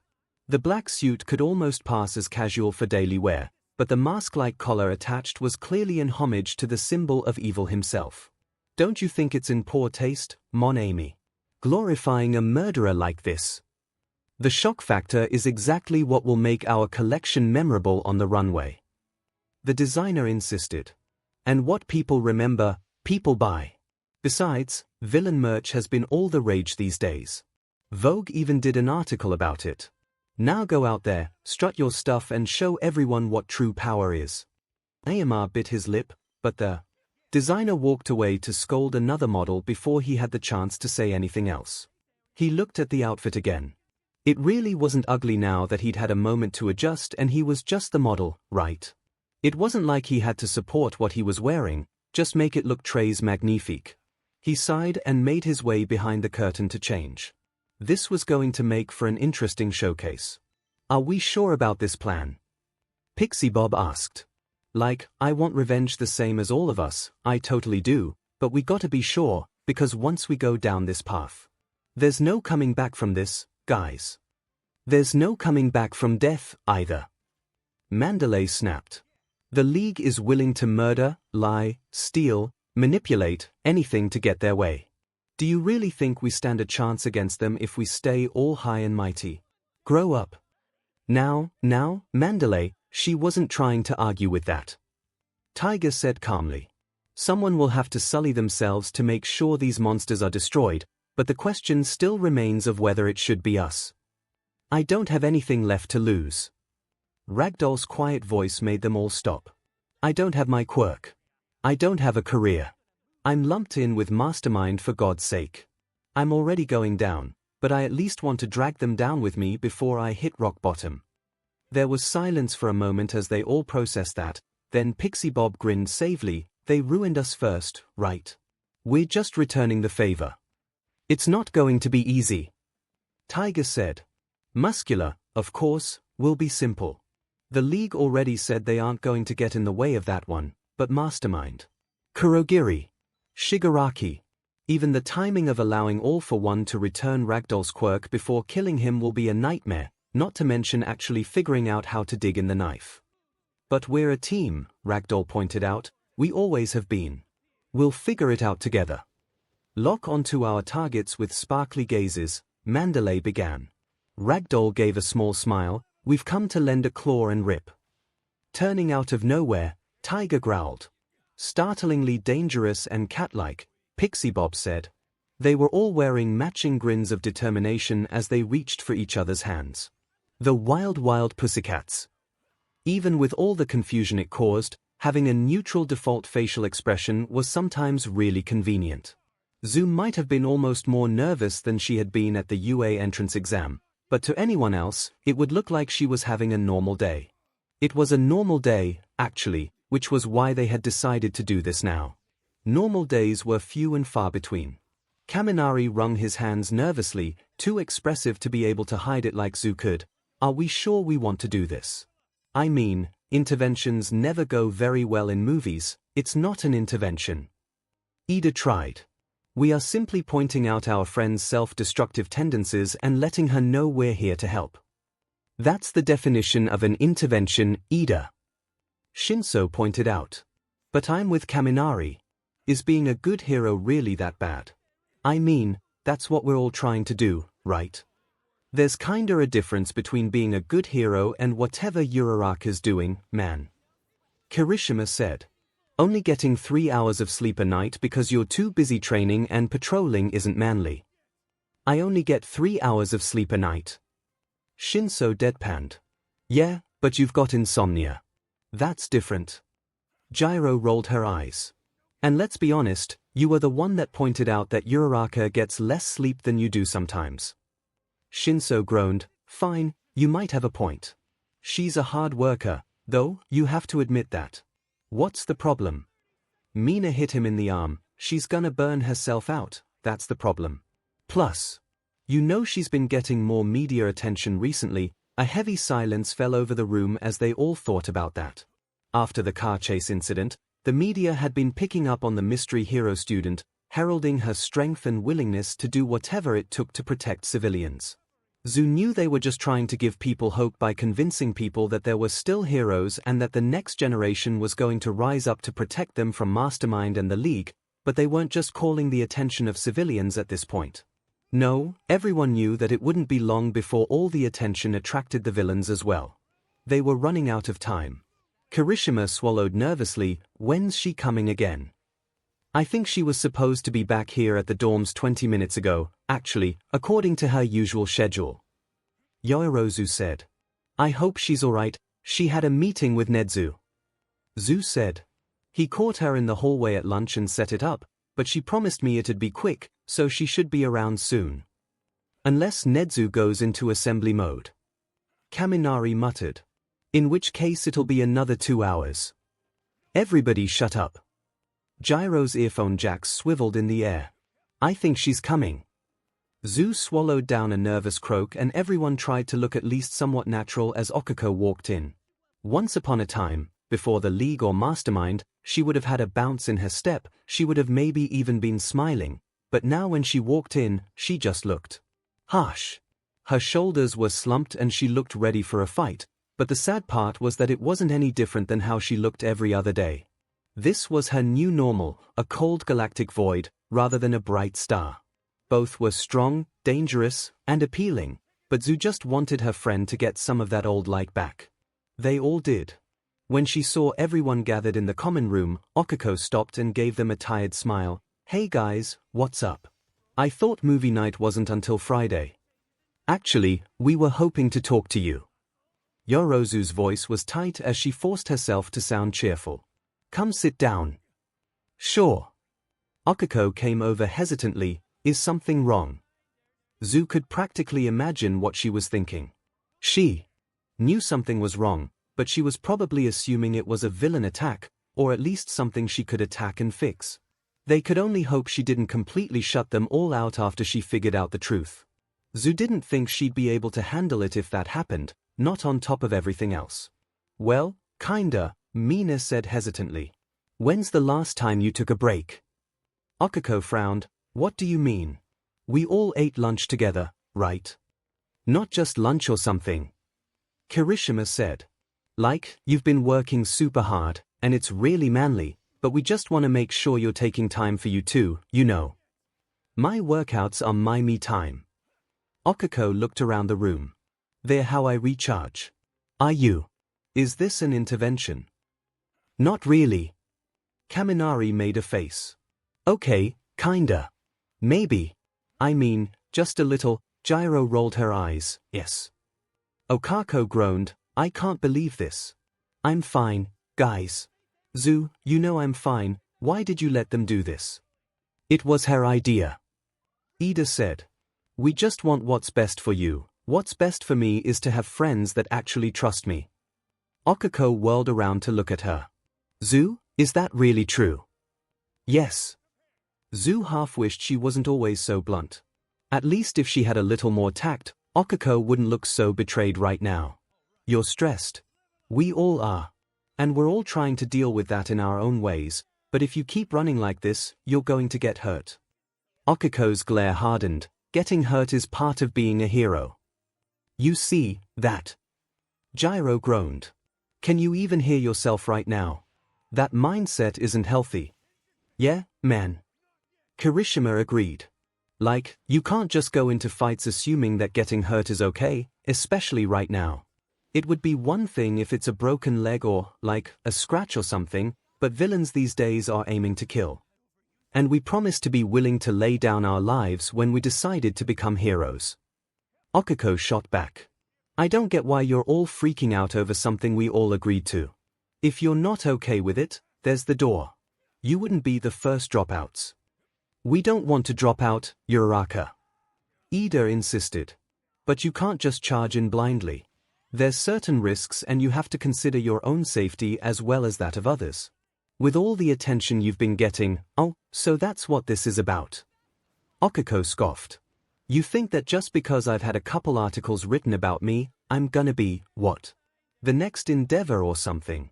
I'm just a student, guys, but even if I were that important, why should I scurry to hide under a rock at the first sign of danger? We're supposed to be heroes, not cowards. Having common sense doesn't make you a coward. Kirishima yelled. Look, men, we just don't want to see you get hurt. At the rate you're going, you're gonna burn yourself out and then what? I'm not weak. Okako said. I can handle it. And the people deserve to be safe, don't you deserve to be safe too? Zu asked half-heartedly. If society being safe comes at the price of your health, then it's worth it. Okako snapped. Are you saying that any one of your lives is worth more than all of Japan? Are you really willing to let all those people suffer in fear every single day, just so you can be a little lazy sometimes? Hey! Kaminari squealed. That's not, I'm done with this. Okako scoffed and rolled her eyes as she turned away. No wonder no one was able to replace All Might. Zu's stomach sank with dread and several of her classmates gasped as they tried to wrap their heads around what Okako was implying. There was a reason everyone had done away with the hero rankings after Hawks fell. No one was meant to sit in the cursed throne. Okako, Gorozu's voice broke. Please, the people still need heroes. Okako said firmly. That's what I'm going to be.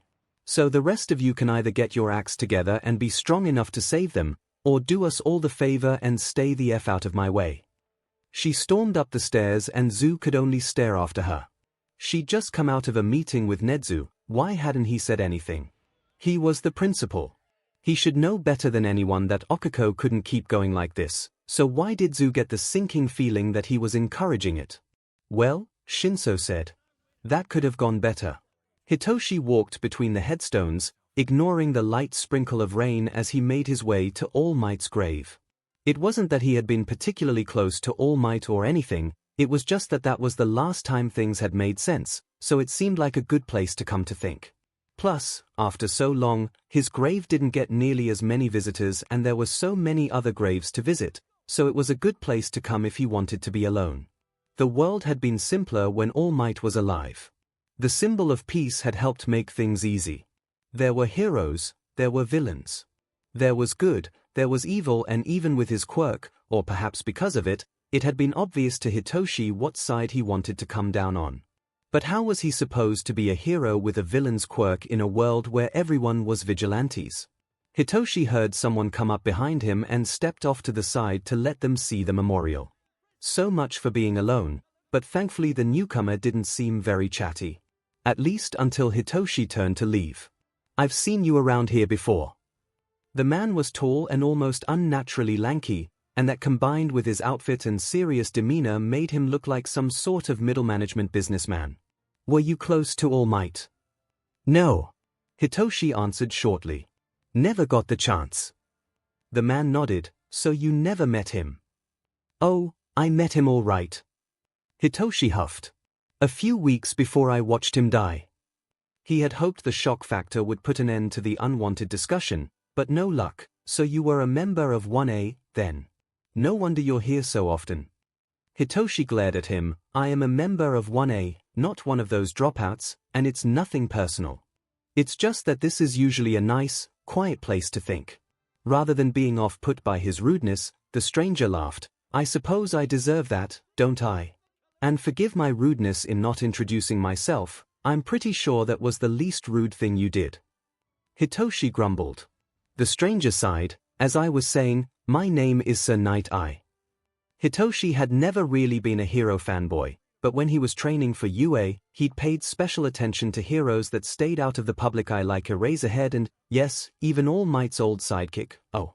No wonder you're here, then. Night Eye nodded. I'm glad to hear that at least some of Toshinori's students are doing well and continuing strong on the path to heroism. Continuing strong. Yes. Hitoshi deadpanned. Doing well might be a bit of an overstatement. Night Eye snorted. Yes, I suppose that's the case for all of us, isn't it? Hitoshi shrugged and started walking away again when Night Eye called out to him. If you ever need an internship, call me. He offered. My agency has always been good at staying in the shadows, so we've had less trouble adjusting than some.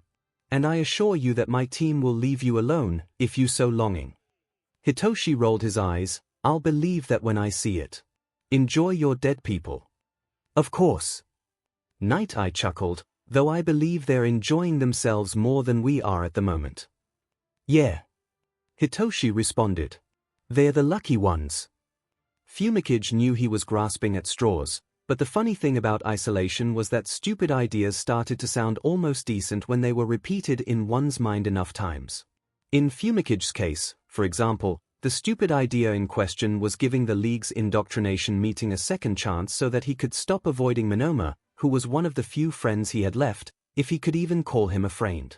He knew it would probably be just as terrible as the first time, because obviously the League was a nest of darkness, but perhaps it wouldn't be quite so bad. With the videos that they had been posting lately, 𝐒𝐭𝐴𝐽 was almost tempted to think that the darkness was simply a protective shell hiding true brightness from the world. Not that he would ever admit to such thoughts, of course, but if they were true, it would be a mad banquet of darkness. He kept his head covered with a hoodie as he entered the warehouse, half hoping that the meeting location had changed to avoid detection, but either they were unconcerned with being caught, or 𝐒𝐭𝐴𝐽 was simply unlucky, because there were even more attendees than there were at the last meeting and Magna milled around the crowd, greeting people before things officially began.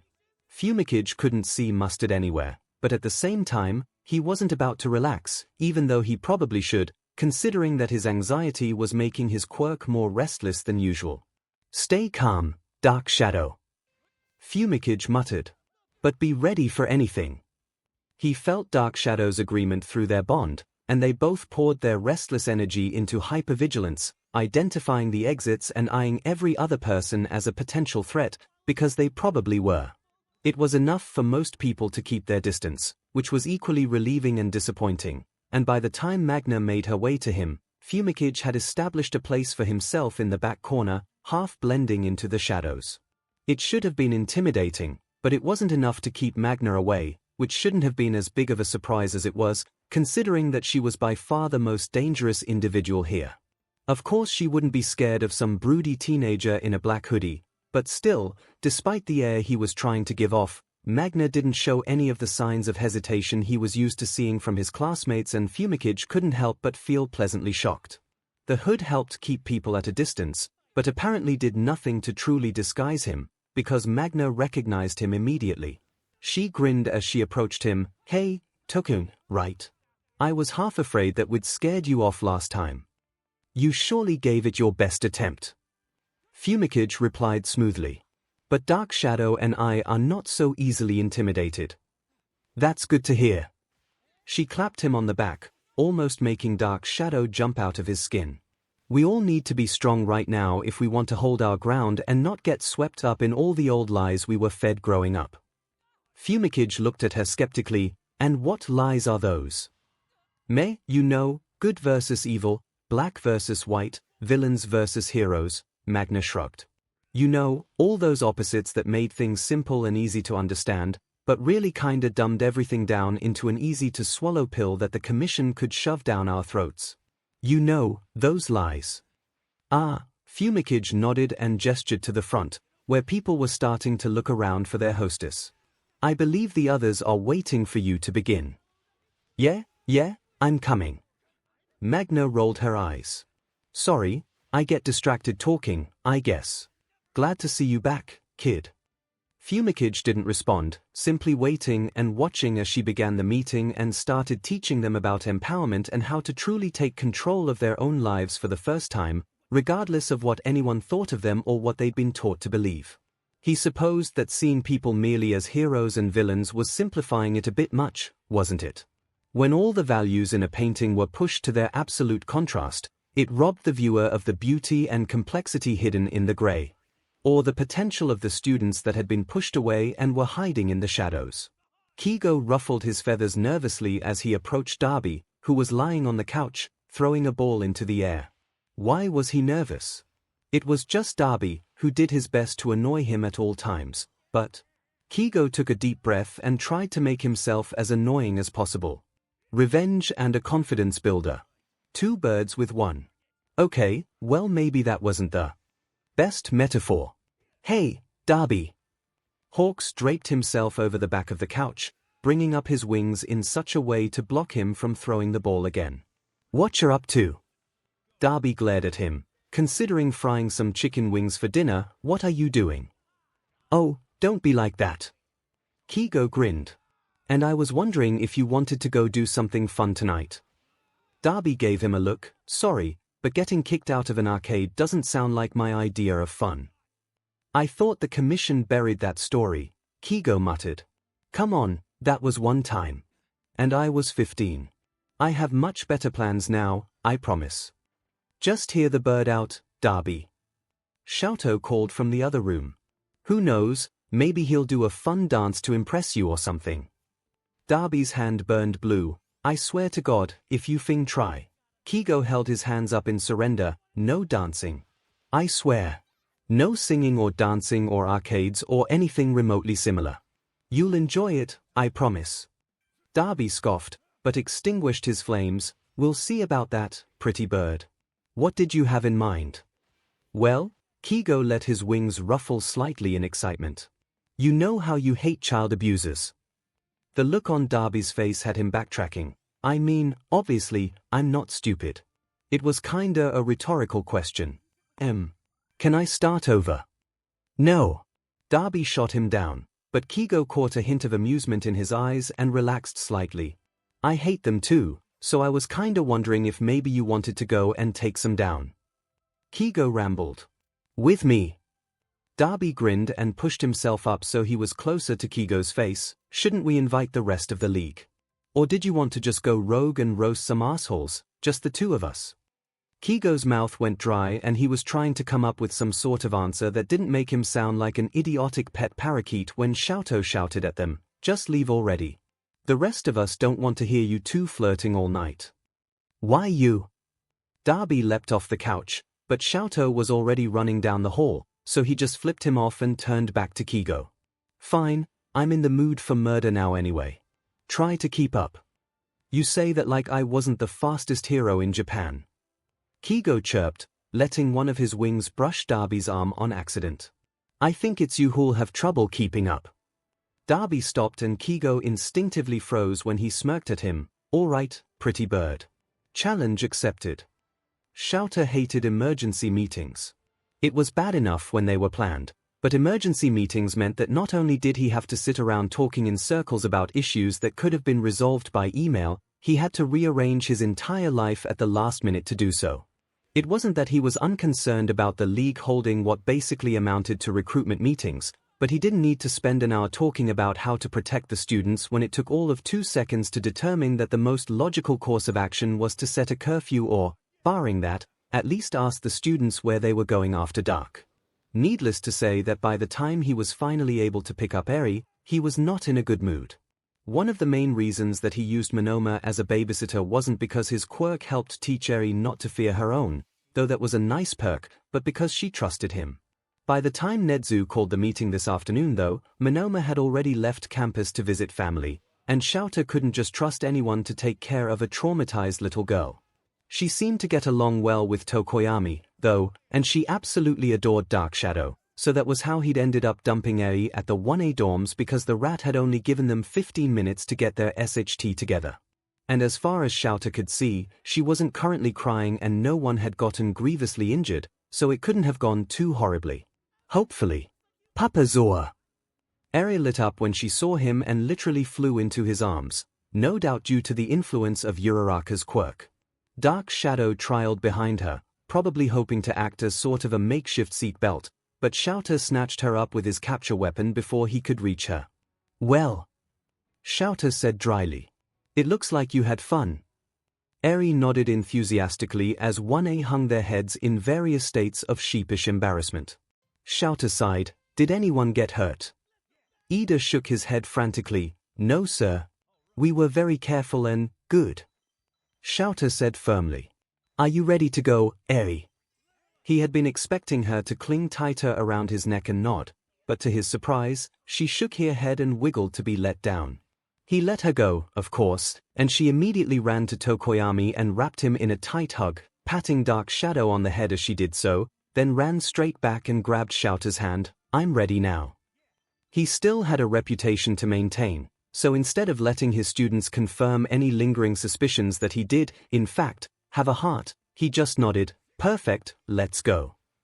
Eri waved goodbye as he pulled her away and she skipped along beside him to keep up as they made their way to their own home. Toko is lonely.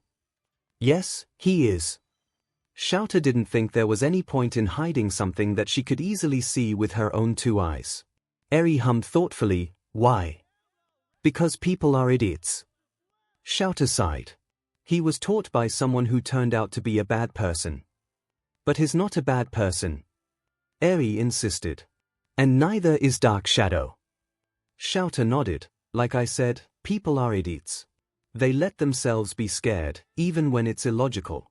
Tokoyami didn't do anything to make other people afraid of him. They just are.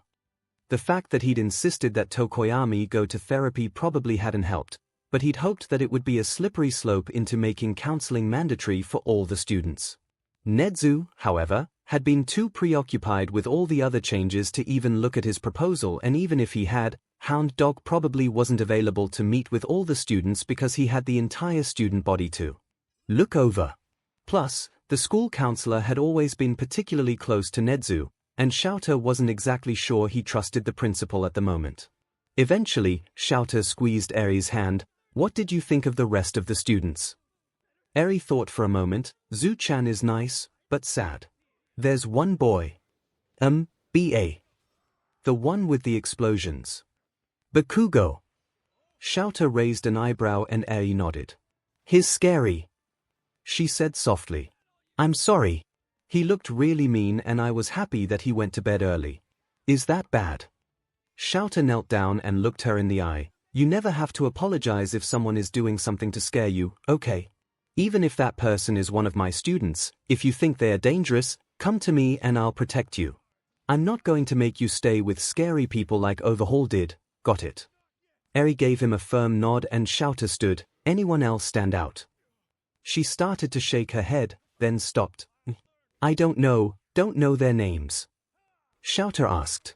Or don't know what to think.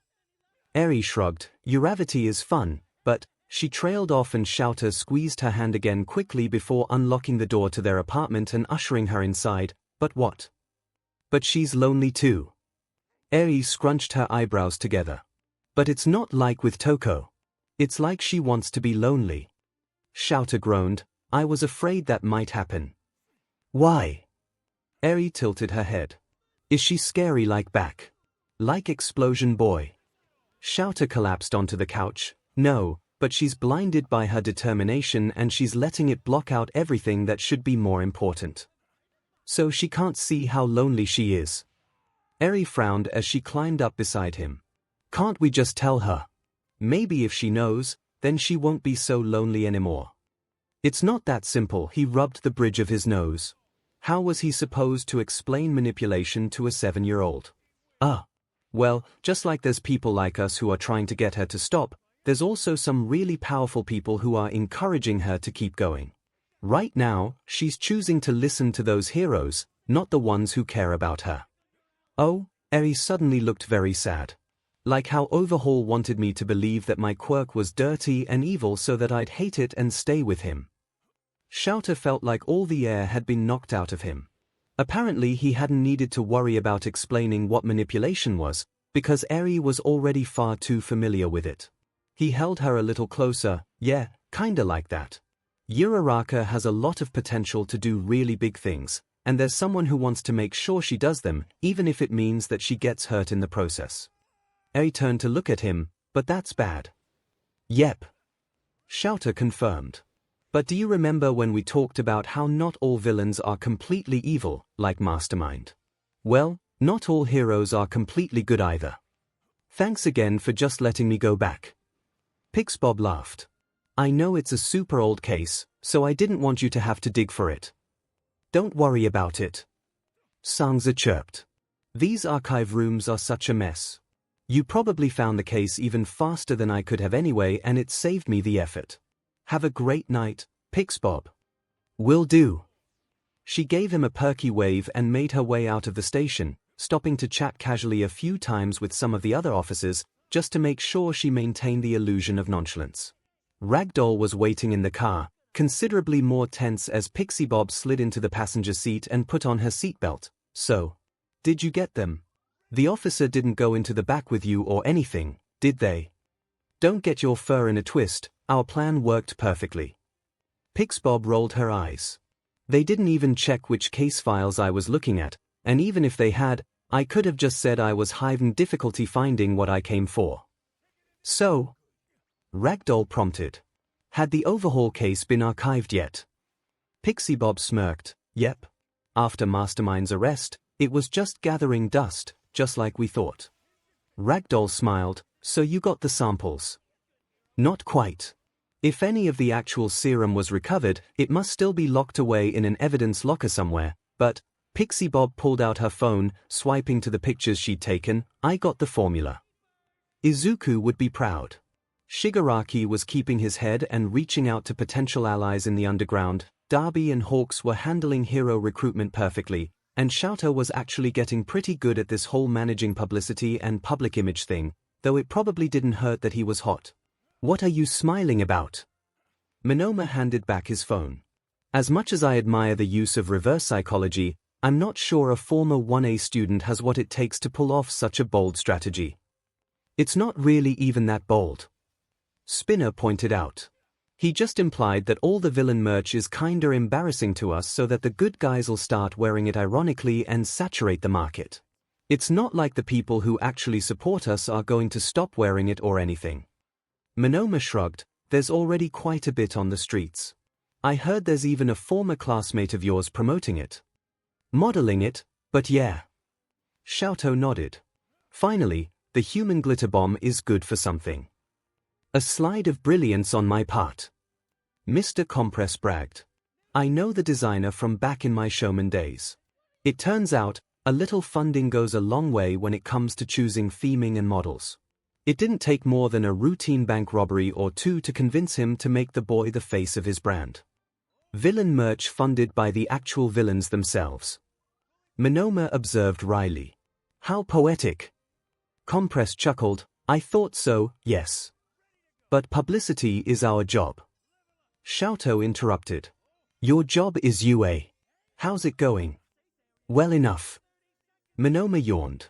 I suppose Mange already told Hawks to pay his chick a little visit. 𝐤𝐽 nodded. He's planning to wait a few more days, just to be cautious. Probably a good idea. Monoma scowled. We wouldn't want to risk scaring him off. Again. Hey, Mustard already apologized for that. Spinner defended. And I hear he was practically civil at the last meeting. 𝐿𝐿 rolled his eyes, he avoided Tokoyami completely. Spinner shrugged, still an improvement. Any other developments we should know about? 𝐿𝐿 asked. Monoma shook his head, not at the moment, but with the way Uraraka's going, it's only a matter of time. Either she shatters and we pick up the pieces, or she shatters and everyone else realizes who broke her in the first place. Either way, the pieces fall in our favor. I still wish we could save her before she breaks. 𝐿𝐿 muttered. But Darby said he's been in that mindset before, thanks to the old man, and there's no point in trying to recruit her while she's still got her blinders on. Ah, yes. Compress agreed. We must wait for Icarus to fall before we can pluck her from the sky. But she'll fall. 𝐿𝐿 said. We all do. 𝐒𝐿𝐽 rewrapped her hands and squared up to the punching bag again. Her wrists were starting to ache, but it was a good pain. It meant that she was pushing herself to her limits and getting stronger. Plus it distracted her from everything. This afternoon with Eri had been almost normal, because they weren't monsters who couldn't put aside their differences for the sake of a little girl, but it was a harsh reminder of everything they could have if her classmates were willing to work just a little harder and not give up so easily. She was halfway through her set when the door opened and she only wasted one glance over before she realized it was Zhu. If you're not here to help me, then you can just leave. Zhu didn't say anything and 𝐒𝐽 resumed her set, ignoring the ache in her chest when she heard the door snap shut. So what if no one was on her side? That was what it meant to be a hero, right? It was a lonely, noble endeavor, but that didn't make the lives she saved any less worth it. She didn't realize that Zhu hadn't actually left until she heard a small croak beside her and all of a sudden, Zhu was there, silently grabbing the punching bag and steadying it for her. Zhu's facial expression was as neutral as ever, but when 𝐒𝐽 nodded to her, she nodded back and didn't flinch when 𝐒𝐽 started punching again twice as hard. A silent understanding passed between them and 𝐒𝐽 knew that Zhu wasn't going to abandon her like everyone else had. It was going to be okay. She wasn't alone. 𝐿𝐿 closed Eri's door silently and made his way to the kitchen. They'd had a long talk about everything, but she'd eventually started nodding off and was now sleeping soundly, at least until the next nightmare hit. She was lucky. His students didn't have their parents around to talk to when things got hard like this, and maybe that was part of the reason they were all struggling so much, but 𝐿𝐿 was fairly certain they'd be struggling regardless. Teenagers didn't just live through history like this and come out without scars. Still, his conversation with Eri cemented his opinion that the kids needed therapy, but even if Hound Dog had time and Nezu would approve it, 𝐿𝐿 wasn't about to send these kids to someone who was comfortable under the rat's thumb. He needed someone who had a healthy dose of disrespect for authority, but was smart enough to make it work in their favor, and he needed a way to spin it in such a way that Nezu wouldn't question it. 𝐿𝐿 exhaled slowly and rubbed his eyes. He had someone in mind and she had the necessary credentials and experience that Nezu wouldn't push the issue, especially if he framed it as private lessons in information gathering. Plus, even though she was technically on record as a UA employee, she'd taken a sabbatical and hadn't been living in the rat's shadow since before Mastermind rose to power. The only question was if she'd go for it. He dialed the number and took a deep breath as he waited for her to pick up. Hey 𝐶𝐸, this is Aizawa. I need a favor. 𝐶𝐸 looked over the files that Aizawa had sent her and wondered if she'd set her bribe price too low. 10 cases of booze had seemed significant at the time, but honestly, it was a wonder more of these brats hadn't broken down already. Between students dropping out and turning villain, Uraraka overworking herself, and whatever the hell was going on with Bakugo, she was going to have her work cut out for her even thinking about scratching the surface of all of their issues. She didn't want to blame Aizawa or Hound Dog for letting it get this bad, because Aizawa had far too much else on his plate and Hound Dog should never have been assigned an entire school in the first place, but seriously. How hadn't anyone clued in that bringing in some extra psychological help might be a little necessary? She'd met with a few of them already, but she wasn't quite sure what to expect from this next one. Sure, Ejiro Kirishima might look like a perfectly happy sunshine child, but in her experience, no one smiled that brightly unless they were using it as a mask. There were his middle school years to think about, as well as an incident with Katsuki Bakugo that Aizawa had circled in red pen on his file. 3 walls was impressive, that was for sure. A knock sounded on the door and 𝐒𝐿 hastily took a healthy swig from the nearest bottle before stashing it away in the drawer. Come on in. Miss 𝐒𝐿. Kirishima poked his head in hesitantly. Do I have the right room? If not, then we're both in the wrong place. 𝐒𝐿 raised an eyebrow. You're Kirishima. Aizawa told you what our goal is today, right? It's basically just counseling, right? Kirishima rubbed the back of his neck and sat down. Well, I mean, he called it private lessons in emotional resilience, but you're a psychologist, so it's pretty much therapy, right? Yep.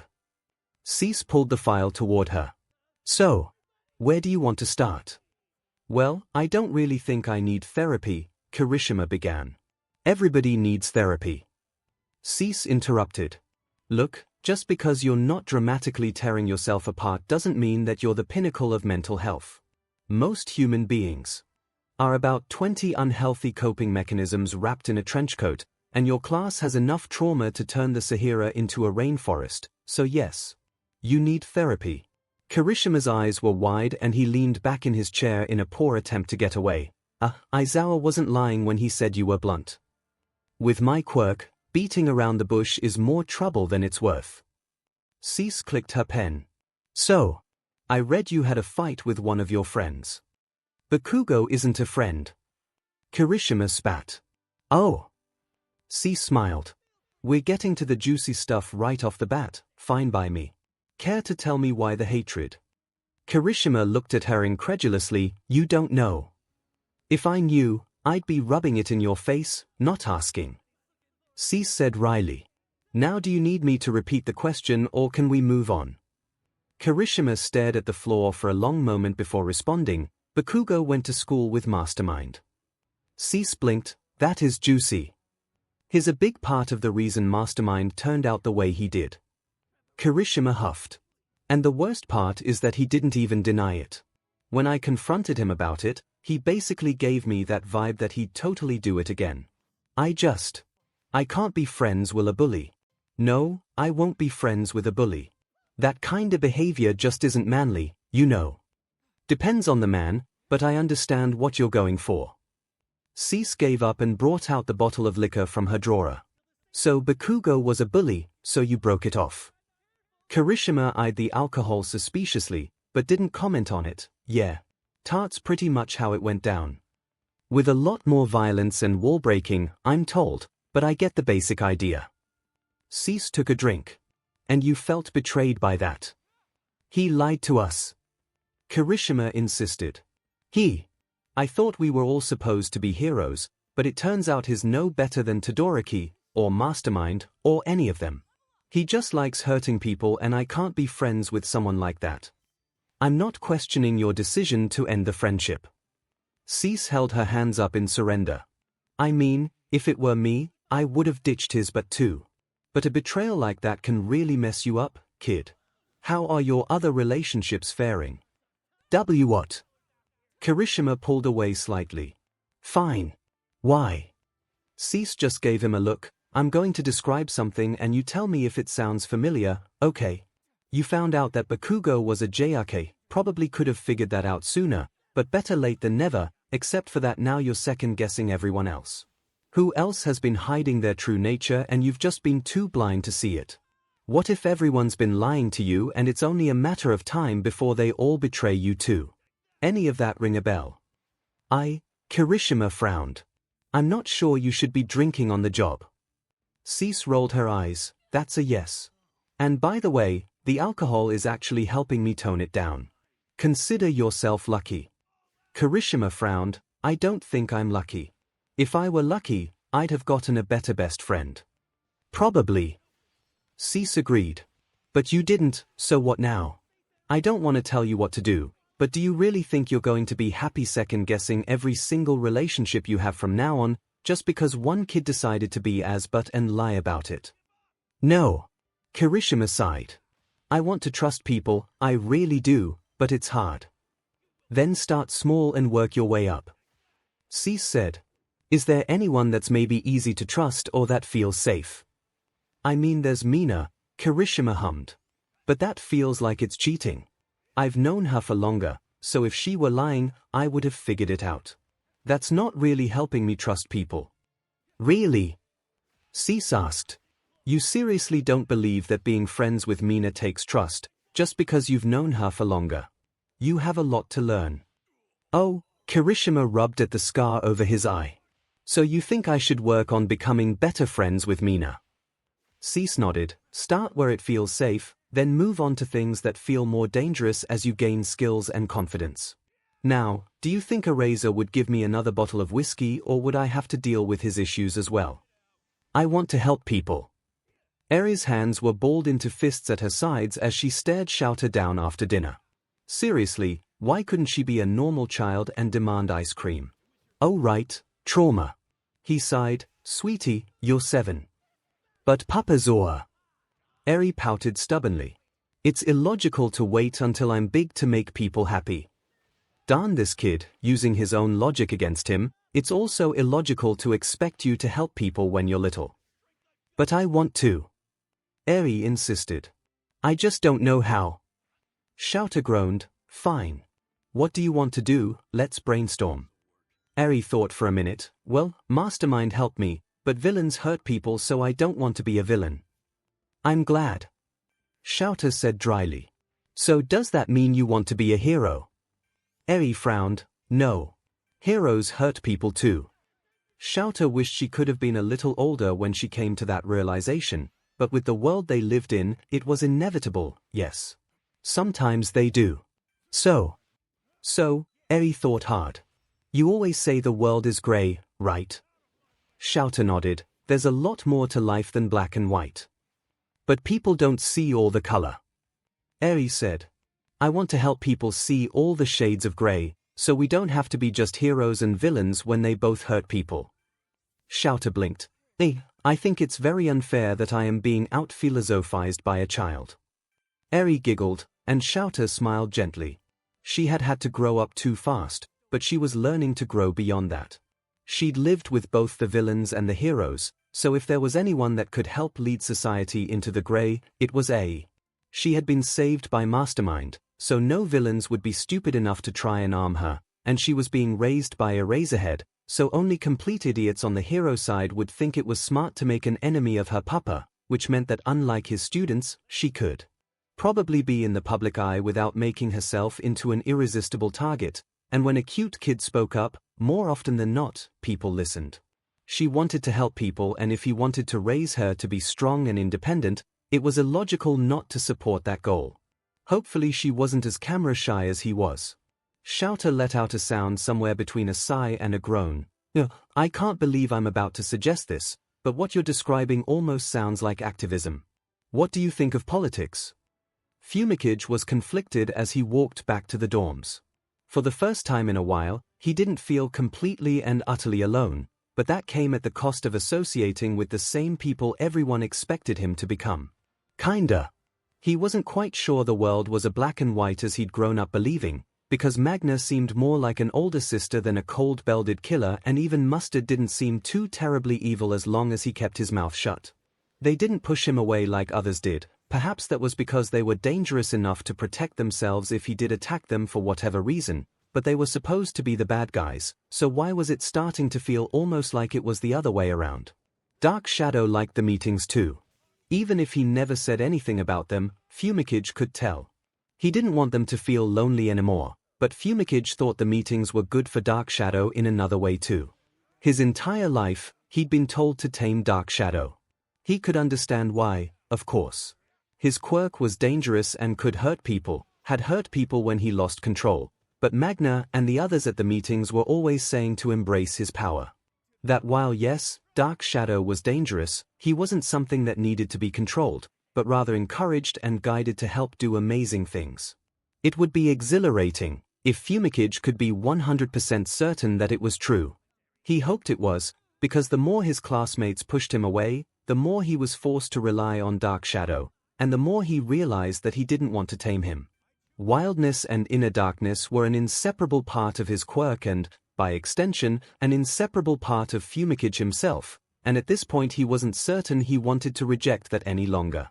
𝐒𝐭𝐴𝐺 sighed and shook his head as he turned down an empty side street. What a mad banquet of darkness. He almost jumped out of his skin and dark shadow grew out and wrapped around to protect his back as he heard someone laugh behind him. You haven't changed a bit, baby bird. Still just as much of an edgelord as ever. 𝐒𝐭𝐴𝐺 tensed and turned around slowly. Hawk's wings were hard to hide, but the shadows muted the red and helped him blend in more than 𝐒𝐭𝐴𝐺 was comfortable with. Even if his costume was still mostly the same, it was warm enough that he ditched the jacket, and with the black and gold as his main accent colors, combined with the way he perched on top of the street lamp so that he was almost completely outside of the light, he looked the part of the villain he'd become. Hawk smiled and tilted his head slightly. What? No hello. 𝐒𝐭𝐴𝐺 stared him down, ready to bolt at the slightest sign of violence, not that he truly believed he'd be fast enough to escape if Hawks decided to attack him. He'd been the #1 hero for a reason, after all. What are you doing here, Hawks? Hawks leapt down from his perch, landing soundlessly on the pavement. Can't I visit my favorite intern? I'm not your intern anymore. 𝐒𝐭𝐴𝐺 rumbled. Villains don't take interns, or did you forget we're on different sides now? Oh no, I remember. Hawks shrugged. But, the sides aren't really as cut and dry as they used to be. Or as the commission made them out to be at least, or haven't you been paying attention at Magna's meetings? 𝐒𝐭𝐴𝐺 gulped and dark shadow bristled. That's none of your business. It's your fault he's even going anyway. If it wasn't for you turning villain. Hawks held his hands up in surrender. Hey now, can you really blame me for doing whatever I could to free myself from the monsters who had been manipulating me my whole life? Sounds to me like people are judging you for something you had no say in. Should you really be punished just because I made the decision to steal my life back and come into my own? No. 𝐒𝐭𝐴𝐺 growled. But that's what happened, so excuse me if Dark Shadow and I refuse to let ourselves become even more tainted by your inner darkness. Hawks rolled his eyes. Taking control of your own life isn't a disease, baby bird, but if you want me to buzz off, I can respect that. Fledglings have to leave the nest and all that. 𝐒𝐭𝐴𝐺 turned on his heel, letting Dark Shadow keep an eye on Hawks as he walked away, not that Hawks had shown any sign of wanting to harm them. He half expected Hawks to follow him, but he didn't, but just when he thought he was out of the woods, he heard Hawks' voice behind him. My number's still the same, he called out. La Brava worked some of her magic on it so the heroes can't track any calls to or from it. Just in case you ever need someone to talk to. I'm happy to come to your rescue, you know. That's what I have my classmates for. 𝐒𝐭𝐴𝐺 lied. I don't need you to free me. Katsuki glared at shitty hair across the common room and focused all his energy on not exploding the soda can in his hand. That idiot had been getting extra close to Raccoon Eyes lately and it was sing him off. Yeah, sure, they went to the same middle school and everything, but so did he and Deku and they weren't glued at the hip giggling at stupid memes on each other's phones. It was nauseating and Katsuki swore that Raccoon Eyes kept trying to flirt with Kirishima, which wouldn't be so ridiculous if the idiot didn't keep blushing so much that his stupid cheeks turned the same color as Pinky's. Whatever, shitty hair could be friends with who he wanted, considering that he obviously didn't want to be friends with Katsuki anymore, just like his parents didn't want to be his parents anymore. It